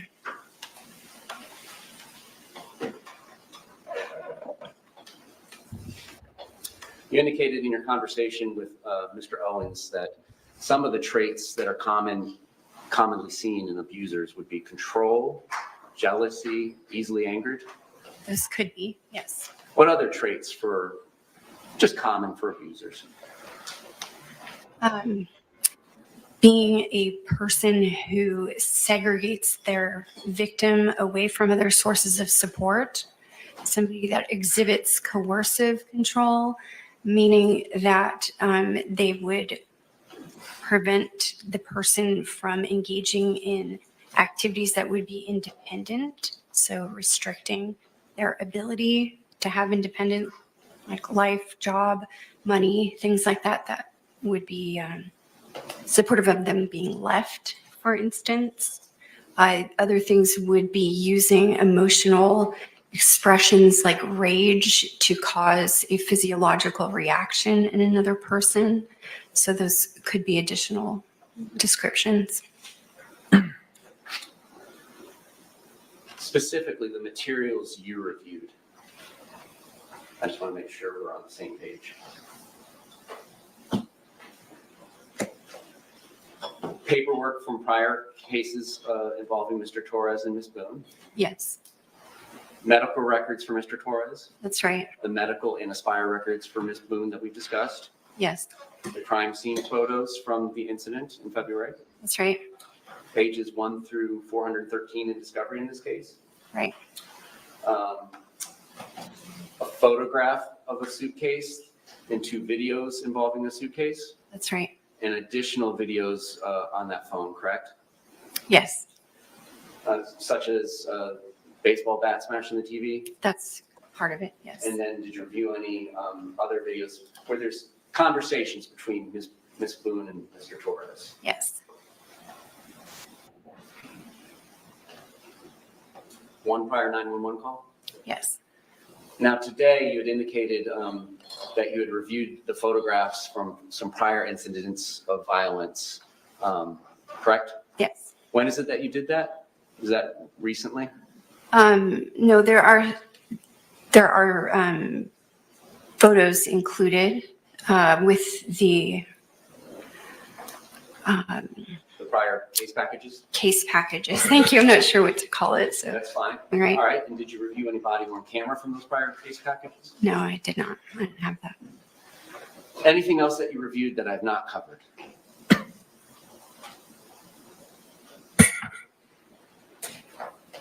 Are you speaking of documents only? Yes, yes. Materials other than your 9 visits with Ms. Boone. All right.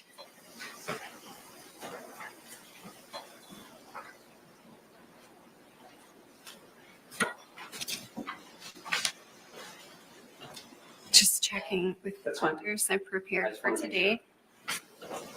So many of the people or the witnesses in the trial seem like I don't really know cool if, people. I guess that would be part of the discovery. The investigative report is within those 413 pages. Did you interview anybody else personally besides Ms. Boone? Yes. Who else did you personally interview? Melissa Sexton? All right. Anybody else? No, You didn't interview Brian Boone, correct? I did not. You did not interview their child in common, correct? No, And you didn't review the phone text messages extracted from her device, correct? no, I didn't. Did you review any records from the jail? No, And Yes. Who's Melissa Sexton?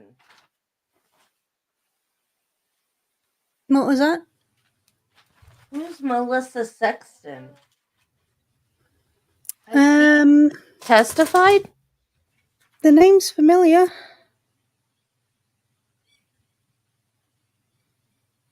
Was she one of the psychologists? I don't remember now. The name is familiar though. I don't know. I don't see her name. Can't remember.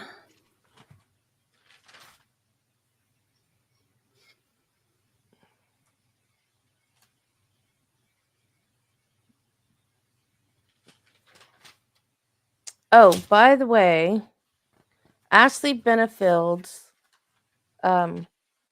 sentencing has been moved to December 3rd. Interesting. And there's still no decision on the new trial yet. But they said at the end of the hearing that they were still going to go ahead and reschedule sentencing. Just so Okay. that's done and on the books.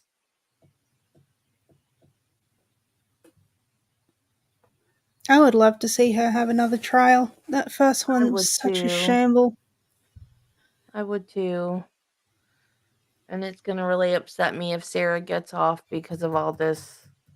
Because you have to go by the law. Like, who was it? There was somebody, I don't remember who it was now, that got off that really should have ended up in jail because legally, I don't remember who it was. Dang it.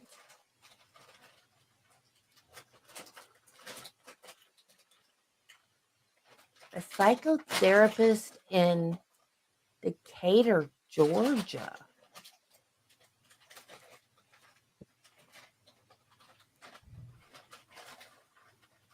Did she interview Sarah at some point? And then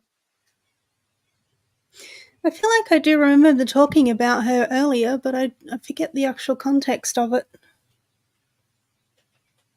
I wish I could remember that one guy that because of the law, because of what the law said, it didn't meet the definition of being illegal, and he got off, even though morally what he did was horrible. And there were other people involved in it too, and so there was no justice done. Because dang, I wish I could remember what it was and who it was. Like, I don't remember the person's name or anything. It's just a complete blank, other that this guy got away with it. Because you have to go by the law. Yeah. And so the law in this case is not on her side, but the jury's a finder of facts, and they see all this DV evidence. They could decide that she was in fear for her life, and they could let her, she could get off. Or at least make it manslaughter like they did with Ashley. Although I The think other thing Ashley too is was, they don't have all the background information. They've only got what they've seen in trial. So they're going to see it differently to what we've seen, I guess. but they've seen the interview. And And those the videos. interview, yeah, and the video. So they've seen what she told the cops, which was a lie at worst, disingenuous at best. And the actual video of the way she was taunting him in the suitcase. Yeah. Oh, okay. So maybe a different Melissa Sexton?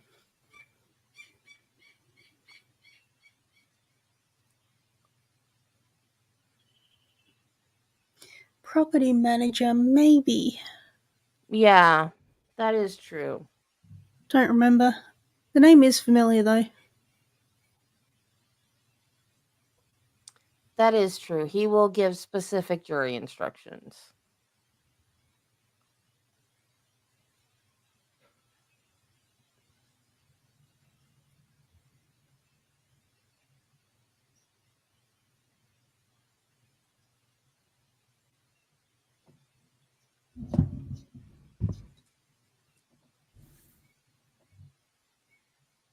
So what did we actually achieve with this witness? Because I was kind of zoning out a bit.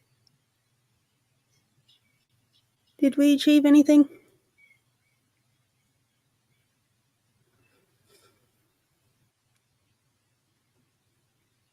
That Sarah has PTSD. It's interesting that she's saying that she has PTSD and not the battered spouse syndrome, which I guess isn't actually a definition. It's not an actual diagnosis, so. It's like somebody having narcissistic traits, but they don't necessarily have the narcissistic personality disorder. They're two different things. Like even with autism, when I was talking to my therapist about autism, it's quite possible that I have it, but I haven't been tested yet. But she was saying that they need to work out if it's a PTSD type of thing or if it's an autism, and like whether it was from a young age or whether it was from a specific The trigger objection is point. sustained in part and But mine overruled was in so part. young I wouldn't have a clue. You testified earlier in the normal course of practice of forensic psychology and psychiatry, you all do rely upon the diagnoses of other experts, correct? You can inform my opinion, yes. And you have not reviewed any electronic communications in the form of text regarding Ms. Boone's case, correct? No, I did not. Or recorded phone calls of any type, correct? Well, 911. Other than that. No, other than that. Now, let's You talk didn't about pull a the Dr. Azil February and record it 23rd, all? 2020. She told you that they didn't really have anything going on to do that particular day, correct? Yes. It was a Sunday, correct? Yes. Did some chores, and then as a reward, they could rest after doing those chores, correct? Right. She indicated to you that she and Mr. Torres did not begin drinking till about 4 p.m., correct?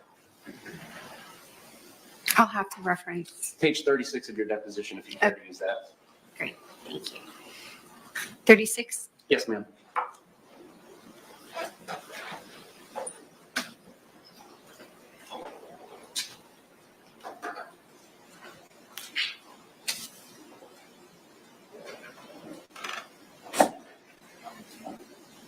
All right, I'm with you, around 4 p.m. And you reviewed the crime scene photos of this case, correct? I did. That included receipts for some purchases that were made at Publix on February 22nd and 23rd, correct? That's right. And one of those receipts was a purchase for a 1.5 liter bottle of Woodbridge Chardonnay at 12:17 p.m. on February 23rd, correct? Yes.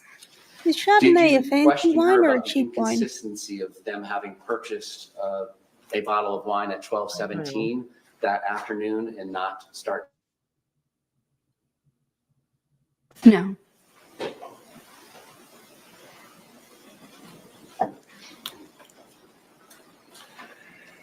And did she tell you that they had any wine left over from the day before that they consumed that day?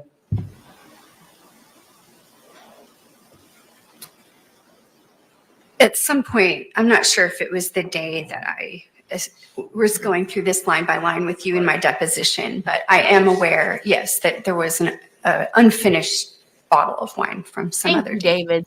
And then, as the receipt showed, there was 2 additional bottles of 1.5 liters of wine purchased at 12:17 p.m. and about 5:30 p.m. on the 23rd, correct? Right.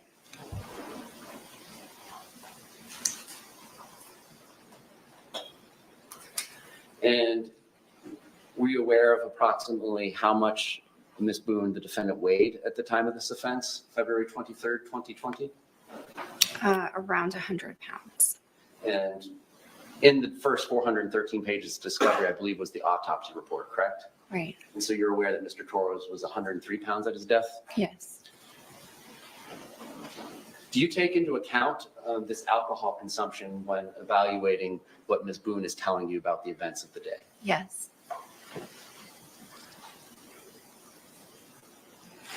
Did she tell you whether or not she was intoxicated by the amount of alcohol she consumed that day? Please silence your cell What phone. was that?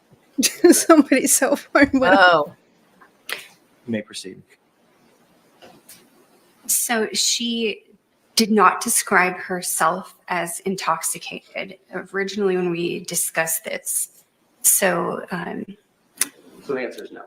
She did not describe herself as intoxicated, right?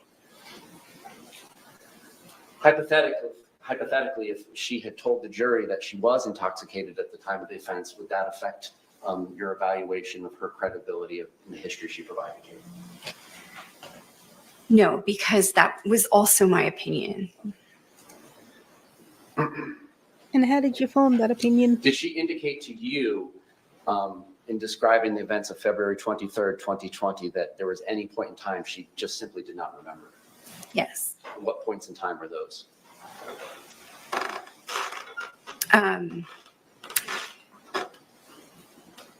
So she did not remember taking the videos of the suitcase or the incident in the suitcase until she was at the interrogation room, I guess, and then they were going through them with her. Then she recalled that. I'm talking about specifically with you. Did she indicate that there were any portions of the night that, or day or night, that she did not remember?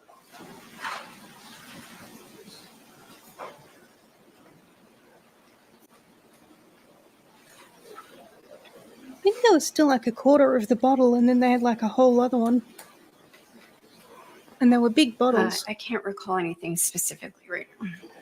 Hypothetically, if she had indicated to the jury that she did not remember the 9 or 10 minutes immediately preceding the first video being taken, would that be inconsistent with what she told you then? No.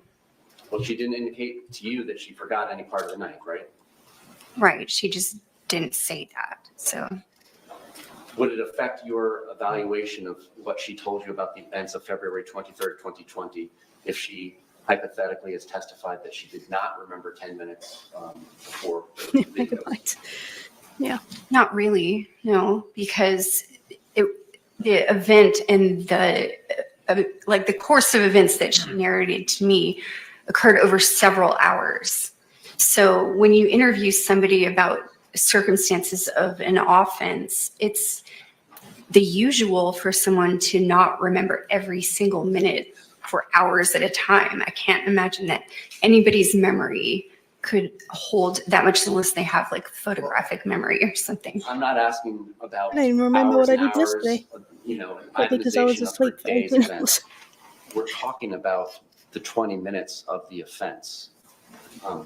Does that affect the weight that you give her history she provided you? It's just yes or no. No. Now, what she indicated to you was the day had been going well. It was fun and games, correct? Yes. Conflict-free?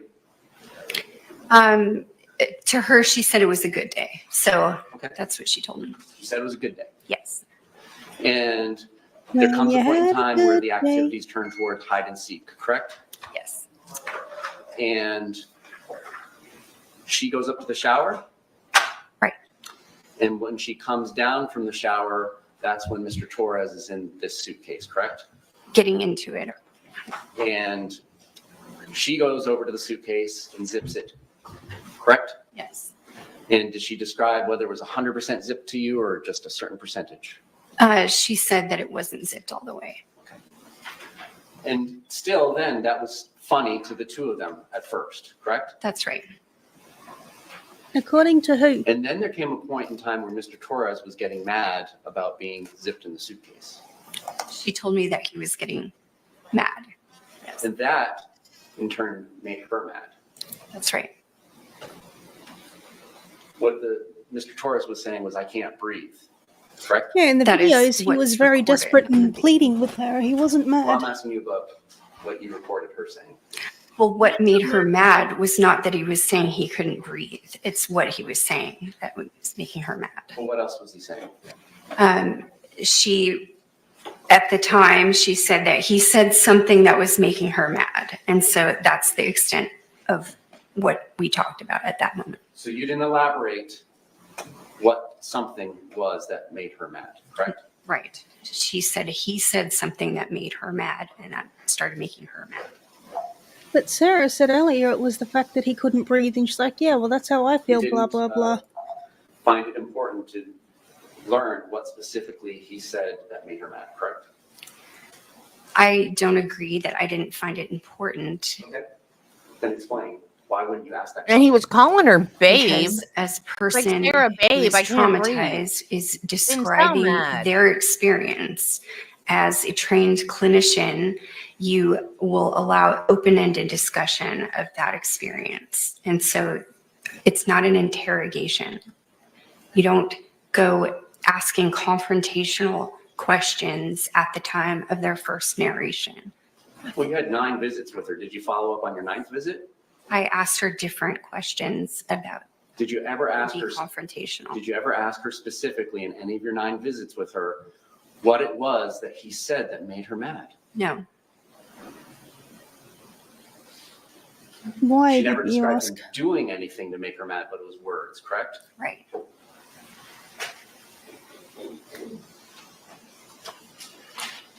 And once she got mad, she decided that she was going to leave him in there for 2 minutes. That's right. Not 3, not 1, but 2, correct? That's what she said. And the reason she was doing that was because she wanted him to understand how it feels to be choked and what she had experienced. That's right. Did you ask her why she didn't let him out of the suitcase after 2 minutes? And according to her, this was to Yes, teach him I did empathy. actually ask her that. And what did she say? Well, she thought that he could get out himself. That's one thing. She said that when she was able to unzip it, it was not some significant thing. She was able to unzip it easily. So Not that. she said it never occurred to her that he couldn't get out. You may proceed. And you reviewed the still photograph of the suitcase as well as the 2 videos. Right. And did you understand what the metadata or what the timestamps were for each of those items? I'm sure when I reviewed it, I saw the timestamp. Yeah. Would you agree that 20 minutes is 10 times as long as 2 minutes? I would. And if Mr. Torres had not been able to get himself out of the suitcase within 20 minutes, she didn't indicate that she let him out, correct? She did not. I guess that's when she got him out of the case. After the whole thing. She described to you, Ms. Boone being the she, that she was helpful to the police. Yes.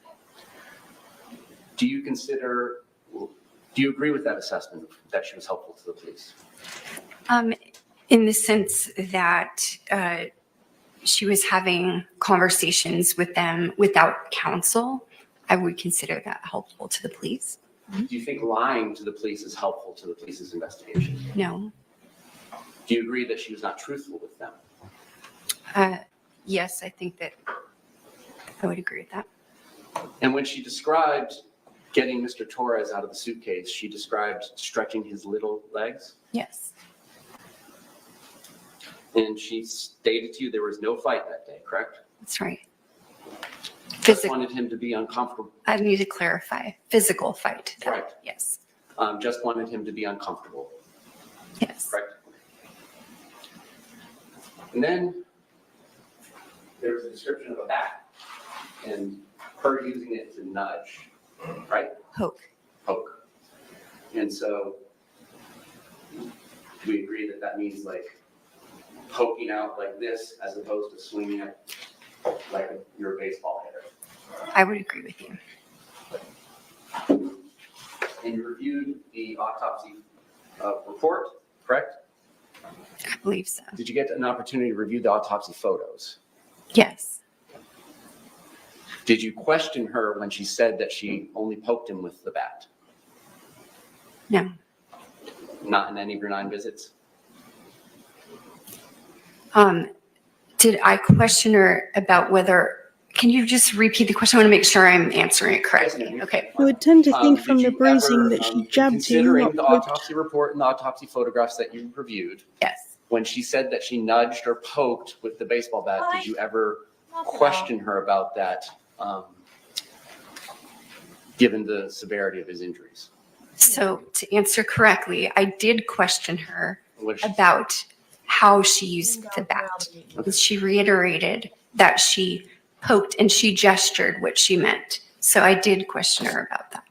And did you have any questions about that history she relayed to you, given the other evidence in this case that you reviewed? Just in contrast to the interrogation video. So that. It didn't contrast to the autopsy photographs or report? Judge. I object. Kitty. Say hi. Cute. I'm a shadow. Nobody's supposed to see me. The gorgeous cat. Thank you.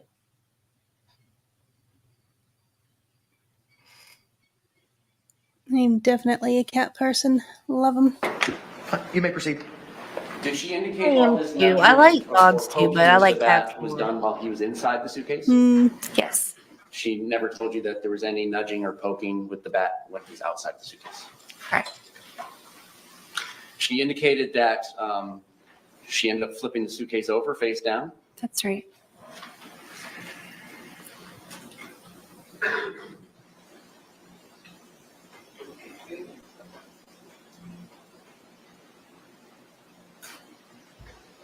Three years, I think.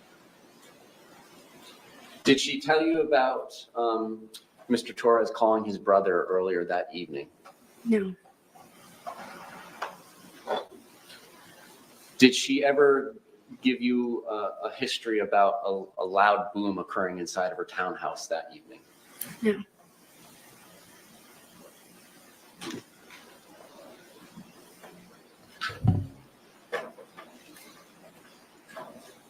And You never had the opportunity, obviously, to interview Mr. Torres about these things, correct? Of course not. No.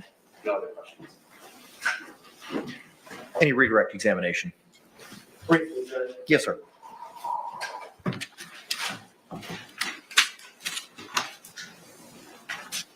The state attorney talked to you about power and control, that an abusive partner will use power and control over the victim in a intimate partner violence situation. Yes. Threatening someone's dogs, is that an example of someone using control? Yes. Taking car keys from the other party, is that an example of control? If they're withholding, You yes. threaten my Taking a pets and phone I'm and breaking withholding a something. phone, Yes. a debit card, Yes. destroying a home, TVs, putting holes in the wall, Yes. not helping pay the rent and other bills. So I would say that that could be withholding, that could go under coercive control of another person. What about violating a court order to have no contact with the person? Yes. That's all the questions. Thank you. Can this witness be released? As far as the state is concerned. Mr. Owens? Thank you, doctor. Thank you. Just allow me a moment to pack up. Collect all your stuff, ma'am. No worries. Sorry. No apologies necessary. Love the judge's attitude. Very happy, carefree, but still strict. And very personable. He keeps saying bless you to whoever that is that keeps sneezing. I'm glad I didn't go down there because COVID is going around. Mm. Somebody's obviously sick and has still been there every day. And it's packed. Mm.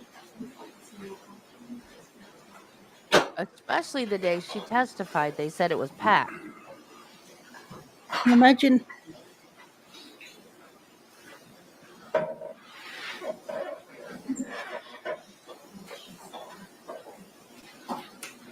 I don't understand why they didn't question Brian more. Probably because they would have been objected to on relevance. Yes. That's Yeah, I probably dunno. why they didn't.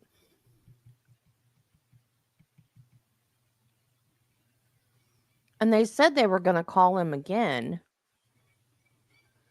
I heard that the cross on Sarah was very disappointing. I think I might have missed it. I was probably asleep.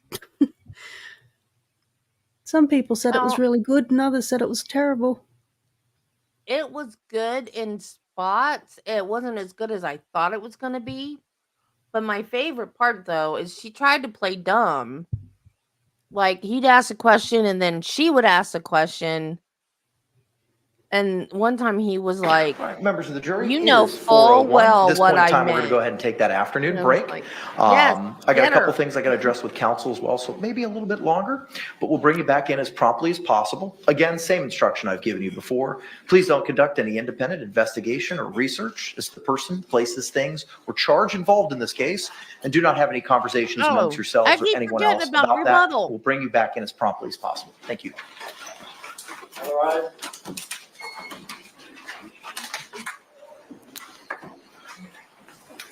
I'm actually really loving this judge. I love his whole personality and his whole professionalism.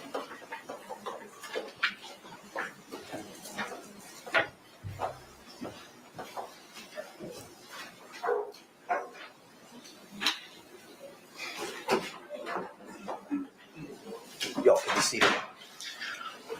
Let's go ahead and take a recess, a comfort break for any of us, and then we can address any argument with regard to the any other evidence that the defense may be seeking. Let's come back here in about 10 minutes, so 4:13. Okay? All right, thank you. We'll be in a short recess.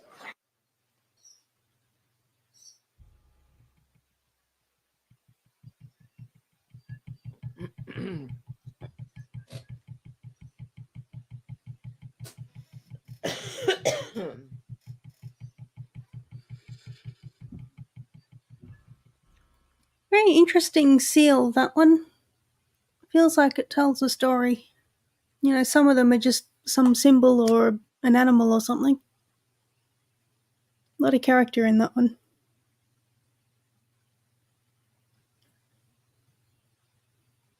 Yeah, I'm not sure.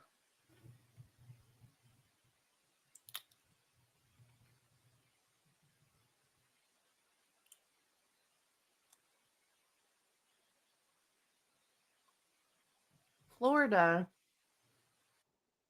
Hey has everybody, thank you so much for watching our Sarah No, no, Boone no, no. trial coverage. Now Oh. guess what? This Yeah, isn't pull it now. Yeah, just shush. Not Um, doing your advertising.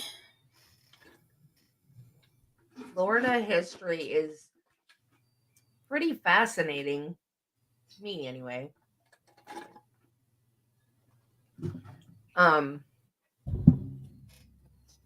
Earlier I was talking about the springs, and Florida has the Fountain of Youth. What the Fountain of Youth is actually just our freshwater springs because they are very cold. So they're 72 degrees year round, which doesn't sound very cold, but when you get in them, it feels like it is freezing cold. So it kind of rejuvenates you. If you're out in the hot Florida sun and then you get in there and you get out, it gives you like this kind of rush of energy. It wakes you up, you're like all hot and sluggish from the sun, and then you get in there and it just makes you feel better. 22, that's cool for water. I love it because, well, water, because of it, there's no gravity. I just float. I don't have pain. And the cold also helps with the joint pain too. So I love it. And I get there and I just walk right down the steps, right into the water.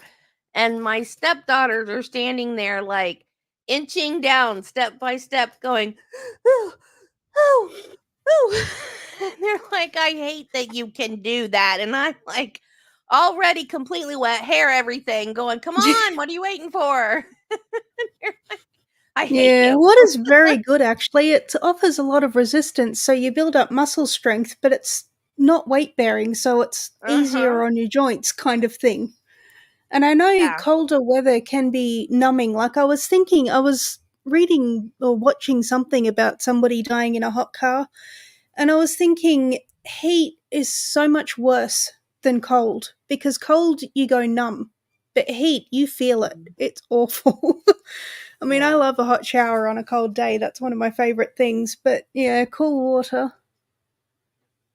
I Yeah, can so that's what completely the see that. fountain that's what the Fountain of Youth is. So you Mm. can actually go to St. Augustine and see the Fountain of Youth, which is just a spring, and you can buy little bottles of water from the Fountain of Youth, which is just spring water that comes up out of the ground. We used to have one. I don't know if I still have it or not. My mom actually bought one time when we were over there. But yeah. So I don't know exactly what the seal depicts, but there's all kinds of stories like that about Florida. And the Florida Museum of Natural History is in Gainesville. And Seminole Indians were not the first Indians in Florida. There's another tribe, I can't remember their name, but that tells the story of them at the Natural History Museum, and you can see their huts and their utensils that they used and all kinds of stuff. And I don't remember, it's been, gosh, 15 years maybe since I've been over there and seen it. So I don't remember, but like they, I guess, became extinct or whatever. And then the Seminoles came to Florida. I don't remember the story, but it was quite interesting when I heard it because I thought Florida had always been the Seminole Indians. Because that's the Florida State football mascot is the Seminole Indians. So I just thought I always associated it with Florida, but there was another one. I probably have it written down in a scrapbook somewhere because I remember we were in. It doesn't look like a big museum from the outside, but the way they utilize the space, that thing is huge. We were in there for hours, and we took the girls when they were little. We took them with us. We were in there for hours. That's a pretty cool museum. It's got actual. There's an actual megalodon jaw in there. Wow. I don't know where they found it, but I mean that sucker's huge. I can imagine. And if you ever watch Shark Week, I don't know, do you get Shark Week in Australia? I have no idea. I haven't watched It's TV in I don't on know how long. Oh, comes on the Discovery Channel. It's like a week in the right in the middle of summer every year. They feature a shark expert from Florida every once in a while. I don't he may have retired by now because he was getting up there in age. But he Yep. used to work out of that museum. And he would be on the Shark Week, at least on one of the episodes every year. And usually they would interview him right in front of the megalodon jaws at the museum. I'd be like, I've been Yep. there. I know they've like the people that dive for pearls and stuff, they find these teeth that are like this long kind of thing, and that's just the tooth. I just couldn't imagine. You know, I'm not going to say I believe in cryptids per se, but I think it's arrogant to think that everything that they believe is extinct is actually extinct. Because they're finding stuff all the time that they thought were extinct. Or they're finding new species of things all the time. So, and the ocean is not completely explored. We've Absolutely explored, not. They know barely anything about the ocean. yeah, we know more about space than we do about the ocean. Yeah. So, who's to say there's not still megalodons way down there in that trench somewhere that, I'm just saying, I could be totally wrong. I'm just saying, you don't Well, we know. still have giant squids and that sort of thing. Yeah, they used to believe that giant squids weren't real, and then they found one. So, just saying. That happens a lot. Like the platypus. Nobody believed it was real. Yeah. I like Bigfoot and the Loch Ness monster and stuff like that. I don't say I believe. Like I'm not going to say, "Oh, I absolutely believe in it 100%, it's real, it's out there." But like I'm not going to say absolutely no, it doesn't exist. It's like it could. There's a possibility that it could. You don't know. Maybe when people are like, "Well, how come we've never found a dead one? How come this has never happened? How come that has never happened?" You don't know. Maybe they bury their dead. Maybe there's a very small amount of them is why we've never seen them. I mean, there could be a number of reasons why we've never seen them. Or maybe because they don't exist. Like, yeah. you just don't count something out because you've never seen it. That doesn't mean, like, I mean, a stupid example. I've never seen a kangaroo, but I know it exists. Never seen a koala bear, but I know they exist. Can confirm.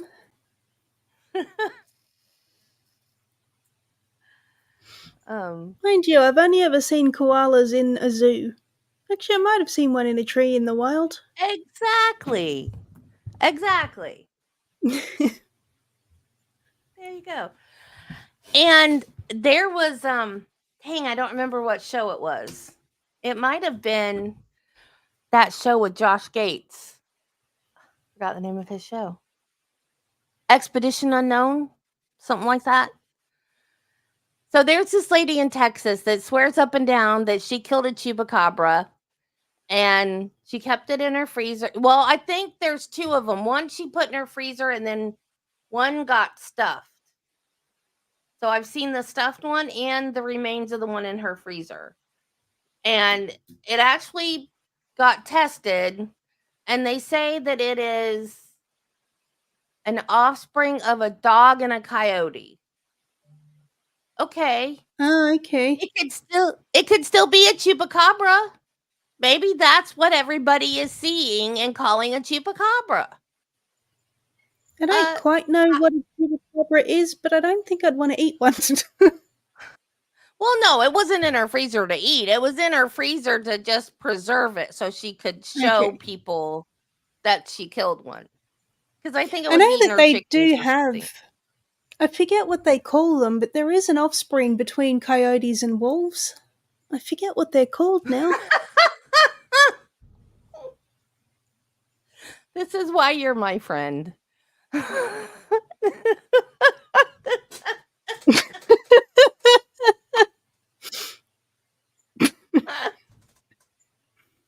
Have you ever seen a zombie?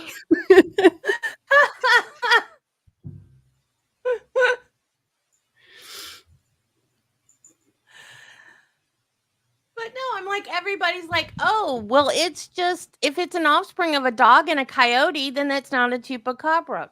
Maybe that is what a chupacabra is an offspring of a dog and a coyote. Hmm. Welcome back, Flash Fan. Because, and I've also seen a dash cam footage from a cop. A cop saw one, caught it on his dash cam footage too. So there is this dog-like creature that's running around in Texas and Mexico, which I heard originally they were first seen in Puerto Rico. That's an island. How'd it get to the mainland? How I mean, it could have been somebody's pet that got loose. That's happened before. He started talking about cryptids for some. Because we were talking about the Florida seal, and Have then you we went ever from the heard Florida of that seal skinwalker to the ranch? Fountain of Youth. What? Have you ever heard of the Skinwalker Ranch? Oh yeah, I It's have. a fascinating one. That is fascinating. I think that's like being a zombie.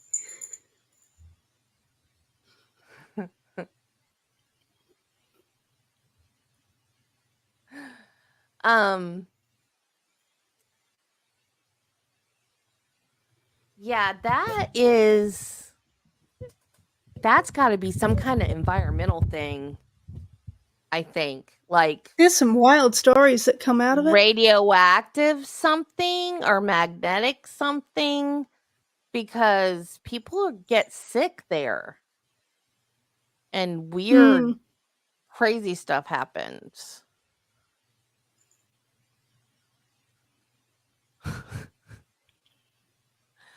Oh yeah, I've been a zombie before when I've done double shifts at work. Which that's scary when you're a nurse. It's like, when they're like, "Would you please work late because we don't have anybody to cover this shift?" And you have a job where people's lives are in your hands, and you're like, "Okay," and then you hit that 12-hour mark, and you're like, "I have to do this for another 4 hours. I have to keep people alive for another 4 hours, and I am at the end of my rope right now." That's scary. That is I really wholeheartedly disagree with the long shifts for medical workers, particularly when you're talking like days. It's not safe for them, it's not safe for the patients. Such a bad idea. When I worked at the teaching hospital, we had doctors that would be on 24-hour shifts.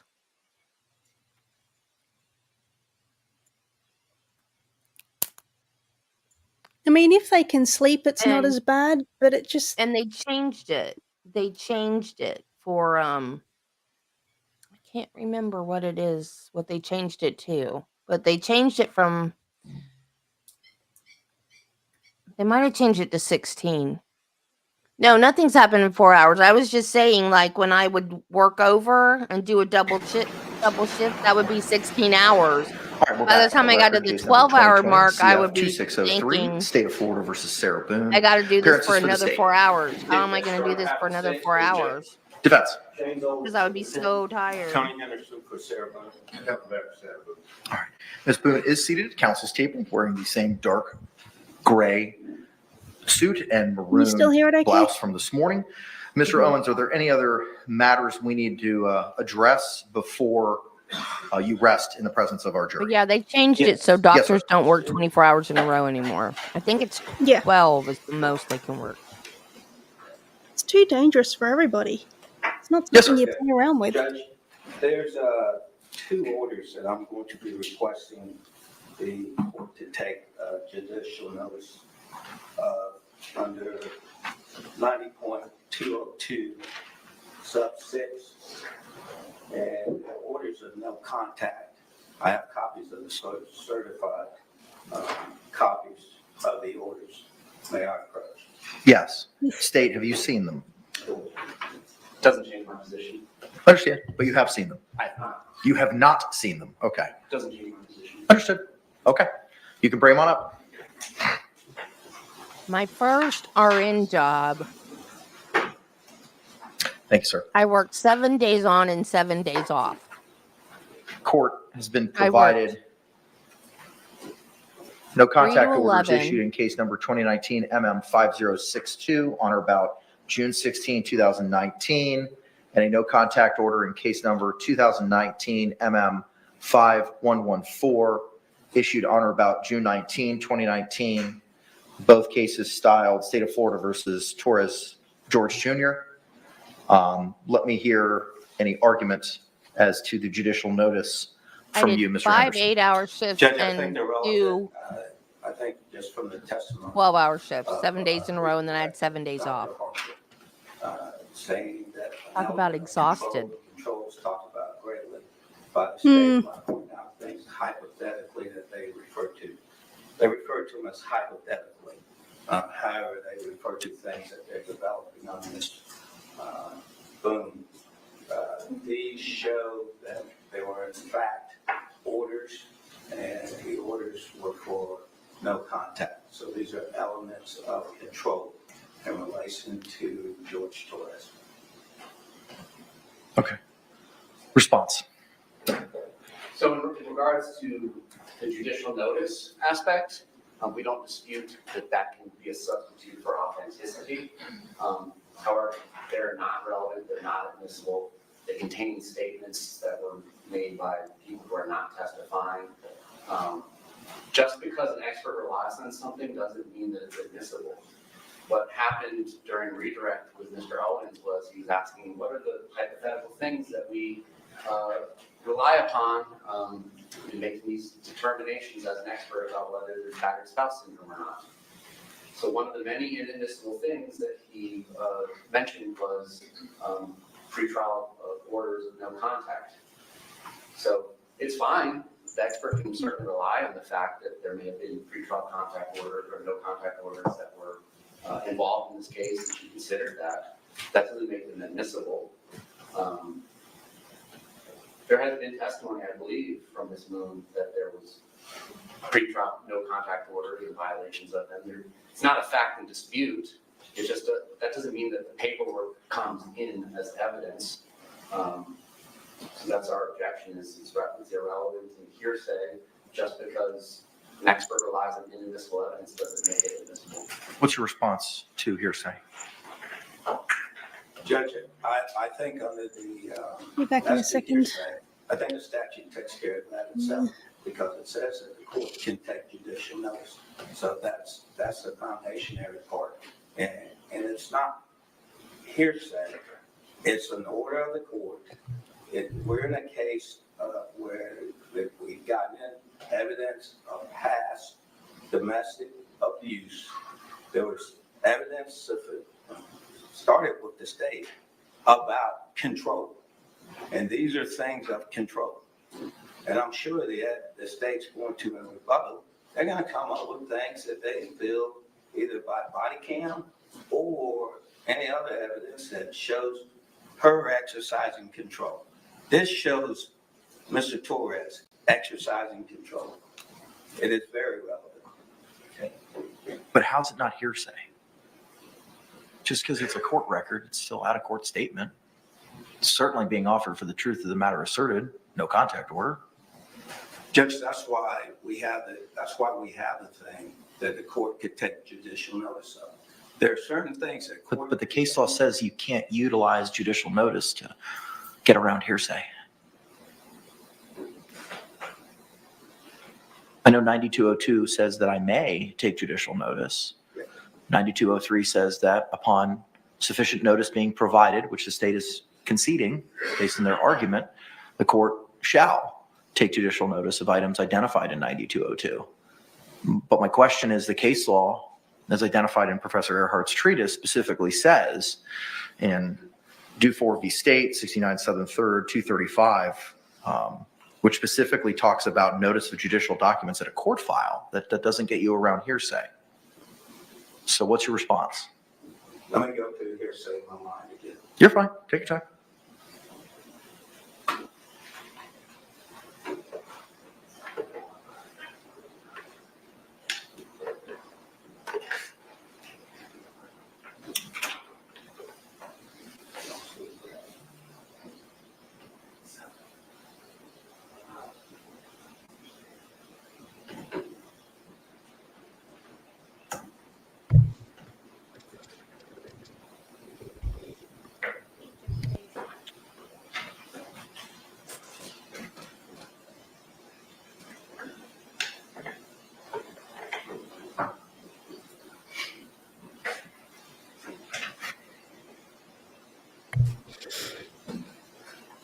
He seems pretty wise. Everybody in Florida is so pretty and nice.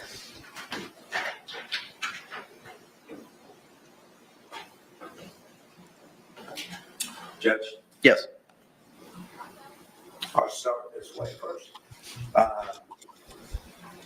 One of the exceptions to the hearsay rule is business records exception. So if it's a business record and it's kept in the normal course of business, then someone can come in and lay the foundational things for the business record exceptions to the hearsay rule.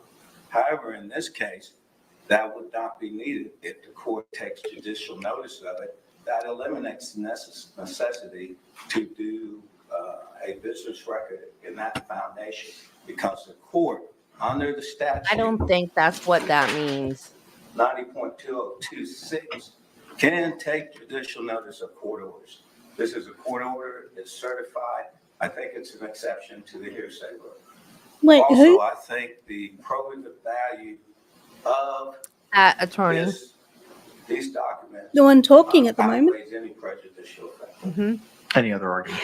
No, you wrote. Any other argument, state?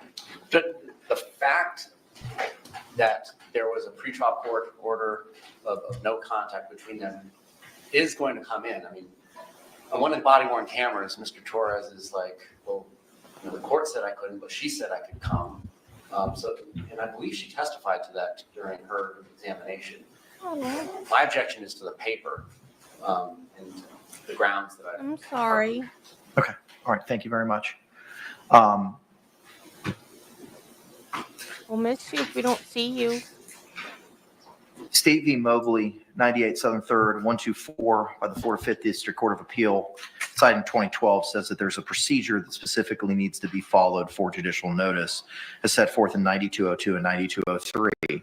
State is conceding that although there's not a writing, they're not objecting to the judicial notice concept. They're objecting to the evidentiary bases. I do find that it is relevant, but the problem is I have with hearsay. And the court, in relying on the Florida Supreme Court decision in Dufour, D-U-F-O-U-R v. State, 69 Southern 3rd, 235 at pinpoint 253 by the Florida Supreme Court in 2011, which states, while the court may take judicial notice of documents in a court file which were properly placed there, this notice would not make the contents of the documents admissible if they were subject to challenge, such as when a document is protected by privilege or constitutes hearsay.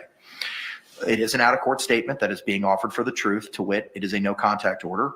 And the requisite requirements for a business record under 98036 subsection A have not been met, nor has there been a certificate from the custodian of records as to those things as required by section 6, paragraph C, and the timeliness of a certification. So I cannot accept judicial notice of these two documents, even though the state is not conceding the procedure for judicial notice. I am sustaining the state's objection as to hearsay under the grounds and the exceptions that you have offered.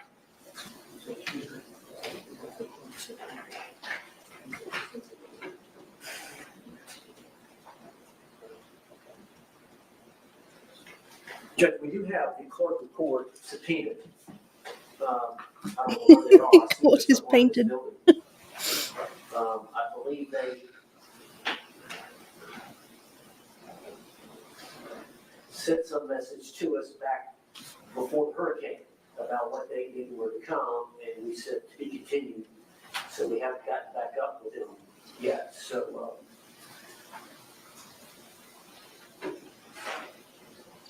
it would take me some time to check on that. It's 4:30. Was the subpoena still for this time period? Yes, I believe it was a 3-week period. Okay, But we haven't followed back up with them. This came up sure. late. I'll give you an opportunity to do that. I don't know whether you could just go ahead and send them to home for the evening, and let me see if we can find the clerk maybe in the morning, and then we can rest in the morning, and then the state has Dr. Werner. It's probably going to take me a little bit to find. I'll give you that opportunity. Absolutely. Right now? If you want to, sure. If you want to try to do it now or do it tomorrow, I'll leave it to you. Because I can't imagine it would take long if we're able to get a records custodian or a person to lay the foundation. I can't imagine it would take that long. Aren't they in the building? Yes. 3rd floor? Could y'all go? Sure. I suggest we go ahead and let the jury go. It's 4:30. Okay. I don't know how long it's going to take to do that. We can present that in the morning and then rest in the morning and then they. All right. That works for me. Judge, I'm not going to make some poor employee come in and do that. I was conceding the authenticity. I don't understand the relevance of it coming in. Are you now withdrawing your hearsay objection? Well, I still believe it's hearsay, but I think it's cured by it's a public record and it's stamped and all that stuff. I know, but no one's made that argument yet. I don't want to punish some poor clerk. Okay. I won't object to them coming in, but it's a slippery slope for other records. We'll see what we do as well. Okay. All right. So the state is still maintaining its hearsay objection. I do find that it is relevant. But I don't make my argument.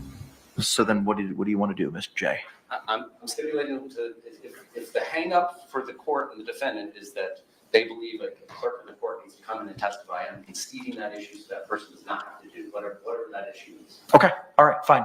Then based on the court, on the concession by the defense, by the state, excuse me, do you have any other objections with regard to these two non-contact orders? Mr. J? No more objections. Okay. For the reasons previously articulated, I do find it's relevant. The state has withdrawn its hearsay objection. Do you want these as a composite or individual? Individually. Okay. Madam Clerk, could you pre-mark them and then we'll identify them, please?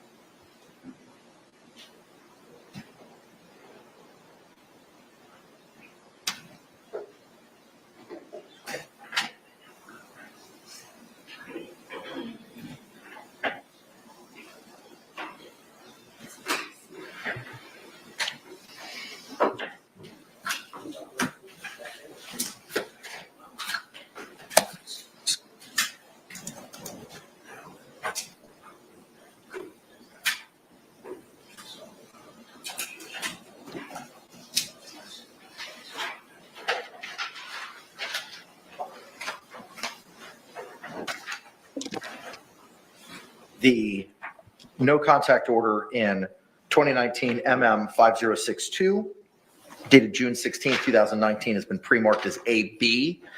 And the no contact order in 19 MM 5114 dated June 19th, 2019 is dated as AC. Mr. Owens, you can approach. Let's just tackle a couple other housekeeping matters that we have. You can move those in when our jury returns into evidence. Are there any other witnesses, evidence, or testimony, sir, that you're going to be offering this afternoon? I don't believe so, but we're intending on resting either this afternoon or first thing in the morning, but we want some time to talk to Sarah Boone and explain to her, why we think we should rest, not call any further witnesses, not introduce any other exhibits, just to make sure that we're all on the same page with her about what our strategy is. So we need a little bit of time. I don't know if you want to go ahead and excuse the jury for the night and then have us come back in the morning and do that colloquy with the court, with the defendant. But we do need some time with her. Okay. All right. So then here's what we'll do. I'll bring in the jury and I'll excuse them. You can save those pieces of paper and you can move them into evidence tomorrow morning and then present. That'll work. Thank you, Madam Clerk. We'll bring the jury back at 9 a.m. tomorrow and you can continue with your evidence presentation at that time, including but not limited to calling any additional witnesses. Court can have any further colloquy with the defense at that time. The state then can put on its rebuttal case. The state, how long do you anticipate ballparking it for the court, your rebuttal case? I don't believe Dr. Warner will take long on our part. I'm not sure how long it will take on their part. And then there's about... How long is that for your part? I'm not going to hold you to it, Mr. J. Probably less than 30. How long do you anticipate your cross being? And ballpark it. Again, I won't hold you to it. His direct is 30. My cross is probably going to be 30. Okay, what else do you have to present? And then there will be about 2 hours of videos from body worn camera and from the phone extraction. Mm-hmm. And then reading a good bit of phone text messages with the record. Separate and apart from the 2-hour video presentation. Okay, got it. All right. Okay, so that's going to take us in tomorrow afternoon. Are we going to be in a position for the state to rest its rebuttal case tomorrow and proceed with closings? Or are we going to proceed with closings Friday morning after had the opportunity to have a full, not that we would not have a full charging conference, but after having a charging conference Thursday afternoon with regard to the jury instructions?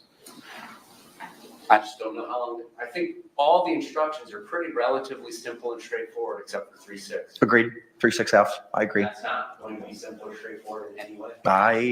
The instruction is complicated. I agree. And the special jury instruction on battered spouse that was requested. Okay. There's different courts, Judge, here in Florida that have used the special instructions.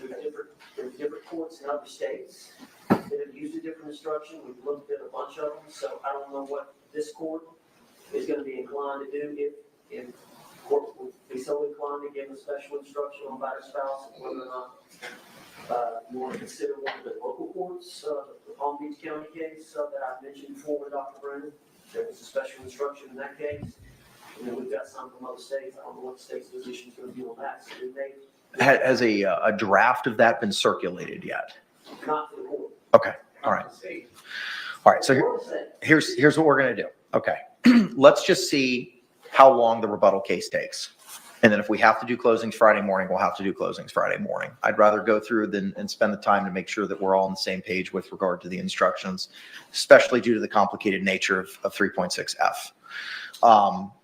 With regard to those, the court will have Ms. Barrios email you all. She just started her drive back to Kissimmee, so it might come a little bit later this evening.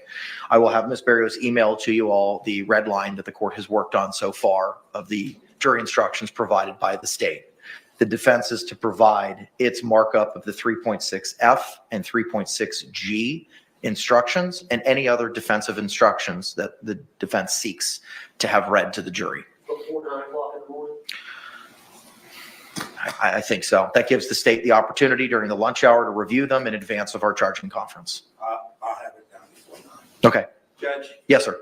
There was one thing. The state had filed a motion requesting a special instruction as to, I think it goes to voluntariness. I read the motion and the proposed instruction. I have no objection to it. Okay, all right. So just so the record's clear, we're referring to the state's request for special jury instruction regarding Florida Criminal Standard Jury Instruction 3.9B, defendant's statements, filed October 22, 2024. The provision that the state seeks to add to the 3.9B instruction reads as follows.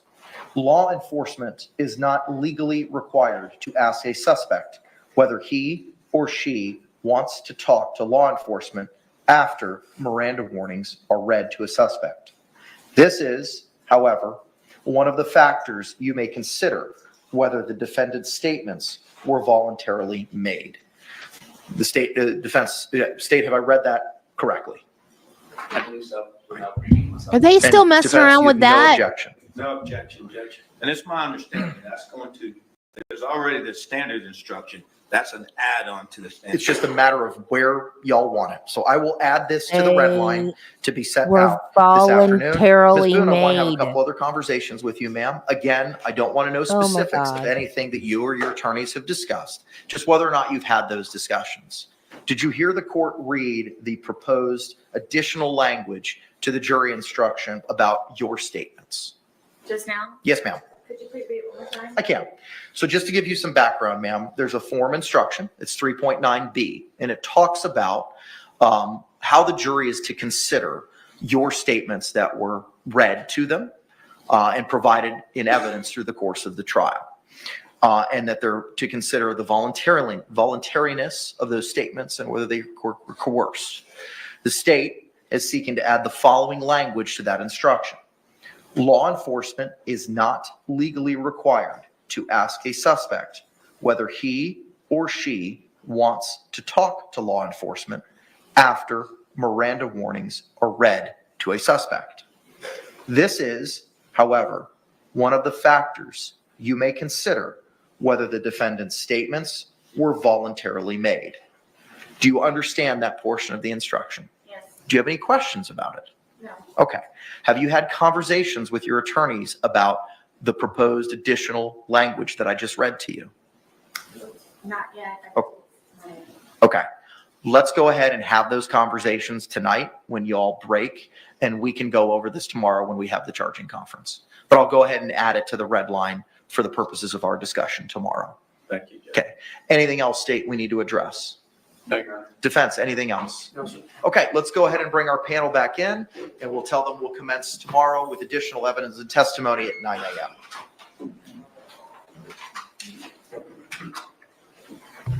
Still going then. Goodness, we're ending on time for a change.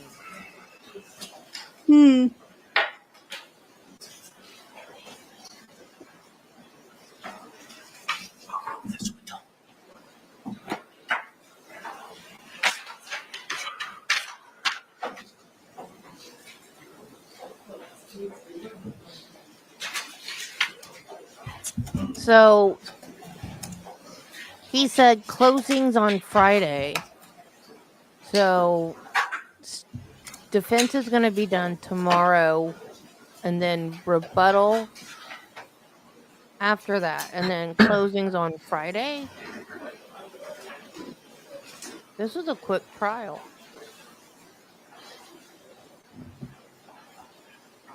I don't think Peter's going to have time to show up because he said he wouldn't be able to get there until next week, and I think they're going to be done.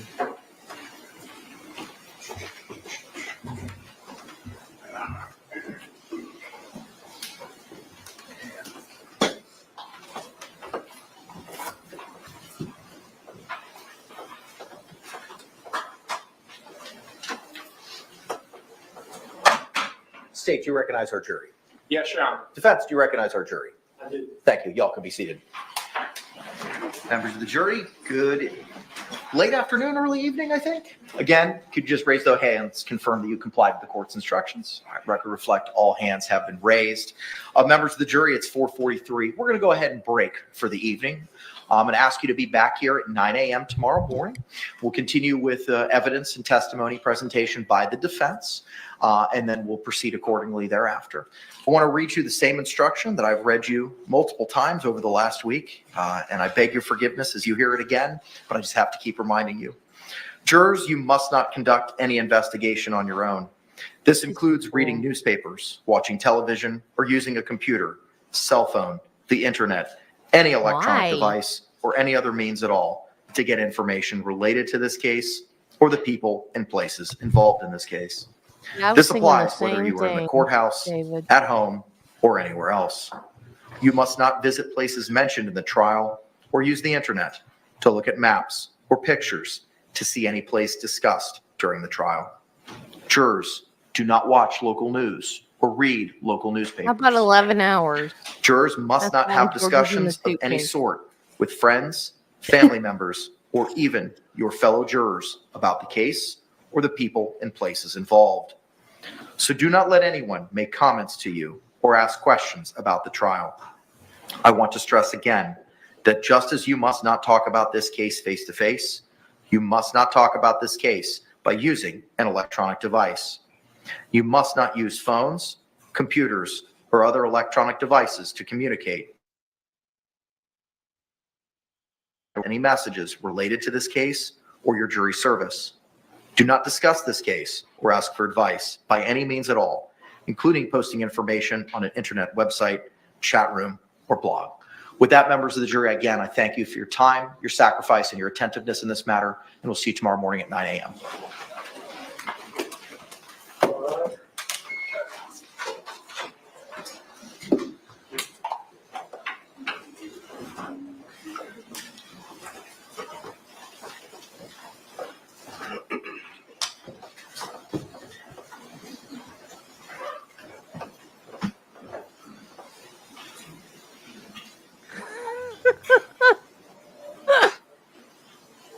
Y'all can be seated. Thank you.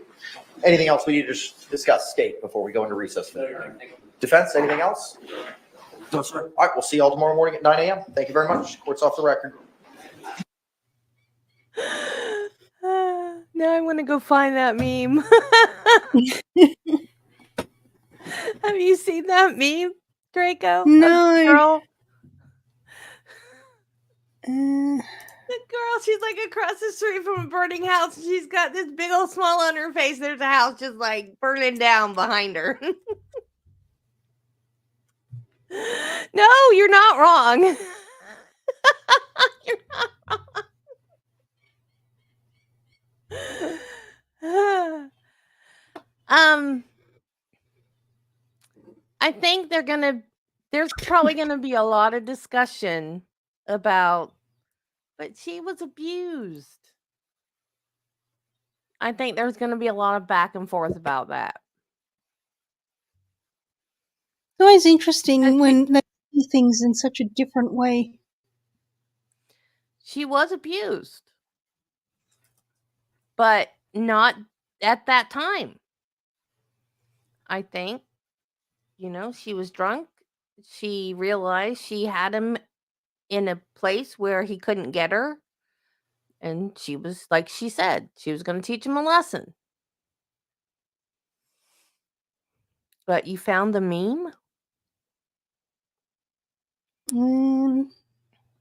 That one? Let me see if I can find it. Is that the one?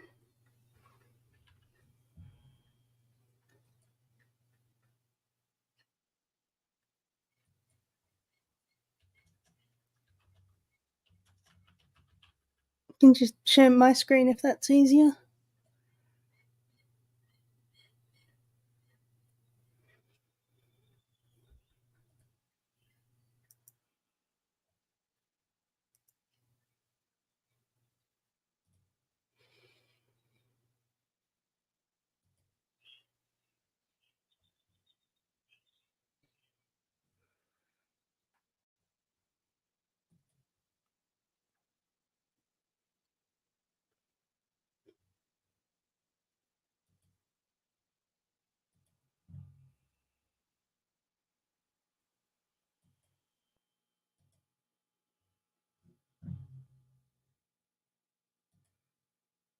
That one. What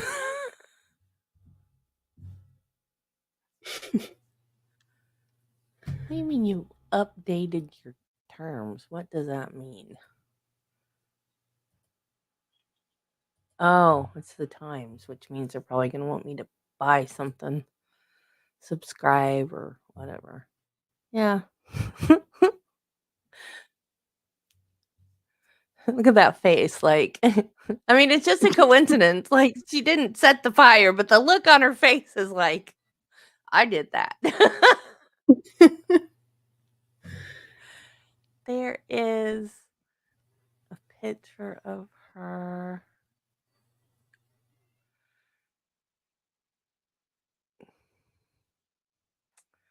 Oh, where'd it go? There she is.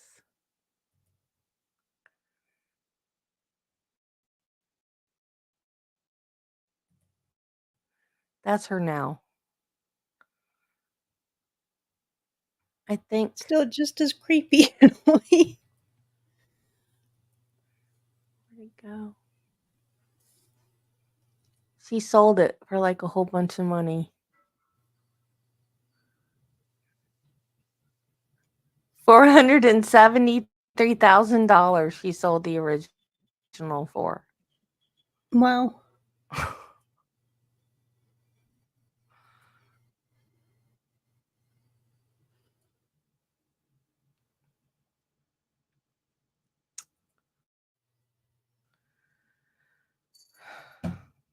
Okay.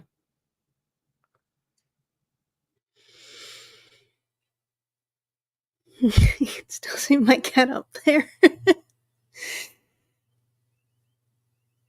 Well, it's certainly been an interesting trial, hasn't it? Do you think we'll be finished tomorrow, or do you think they'll find more witnesses and things?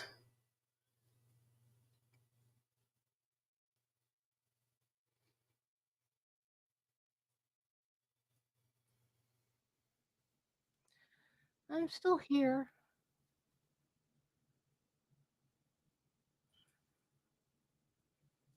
Who? Sarah? No, she was on a Nickelodeon game show.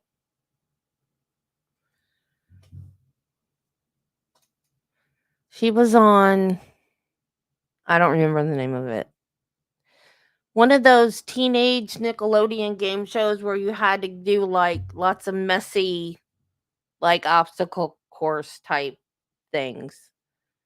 So, yeah, I've seen it. And back then they filmed all those in Orlando. So, that it makes sense. I watched them film one time. Actually, I don't know if it was like the real show or if they were just demonstrating how they filmed it. Because you used to be able to, at Universal Studios, back when they were filming there, you could go through Nickelodeon Studios and actually see like sets for the different shows. Like it was a behind the scenes tour thing. And they don't have that there anymore because they don't film there anymore.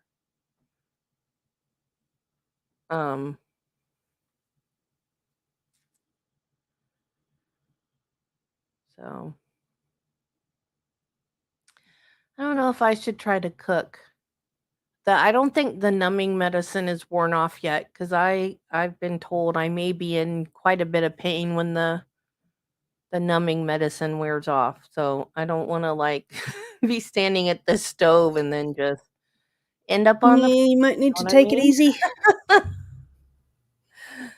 So, what Nick Arcade was that the name of the show? I almost got slimed because they took us to the slime kitchen and they said, "Does anybody know what was the name of that? You can't do that on television.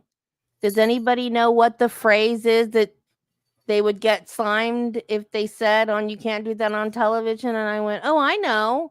And they were like, "What?" And I said, "I don't know." And he goes, "Ah, yeah, that's it." And he takes a bowl and I'm like, "No, no, no, no." So they showed us how they made it, the slime stuff and all that. And, oh, you just Googled it. So, yeah, that was pretty cool though. I like theme parks that are behind the scenes stuff. Like,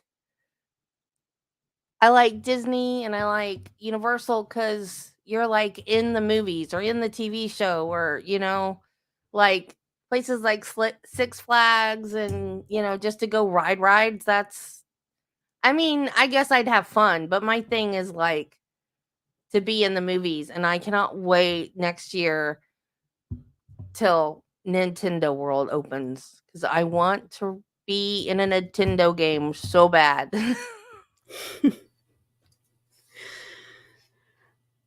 Because it's like you walk into Bowser's Castle to be in the Mario Kart game. And there's the Donkey Minecart game. I love Donkey Kong Country. From day one, I've said, this needs to be a roller coaster. And now it's a roller coaster and I get to ride it. I never had a Nintendo. I had PlayStations, but I've mostly just been PC. See, I don't even remember that one. Because I was more of a Disney person. So, trying to remember. I watched some Nickelodeon shows when I was younger, but I didn't really start watching Nickelodeon until I got married and had the stepkids. And then I watched like iCarly and Victorious and those. But when I was younger, like late teens, early 20s probably, was when I watched like You Can't Do That on Television and what was the other thing that I watched? I didn't watch a whole lot. There was another one that I watched.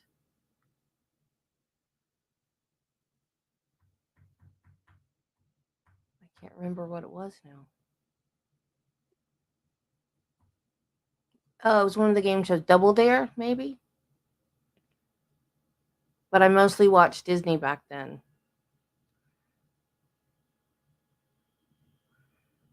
And then they came along and I watched whatever they watched because I was a stepmom and I wanted to be their friend. And that was my number one mistake, I think, with them. So they stole The Lion King? I thought that was the first original Disney. They stole that?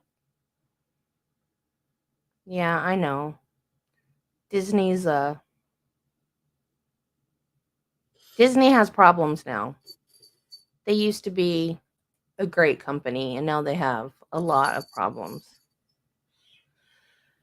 Okay, I'm gonna go lay down and my husband's just gonna have to eat leftovers or something, I guess. And I will see you guys tomorrow at 9. And hopefully it will be over soon. Yeah. And I hope they nail this woman. Yeah. I'm starting to get afraid that some people are gonna feel sorry for her and be like, oh no, he deserved it and whatever. But Kimba the White Line, I'm gonna have to look that up. Okay, All right. bye guys. Bye. Love y'all. Appreciate y'all. Bye. Bye.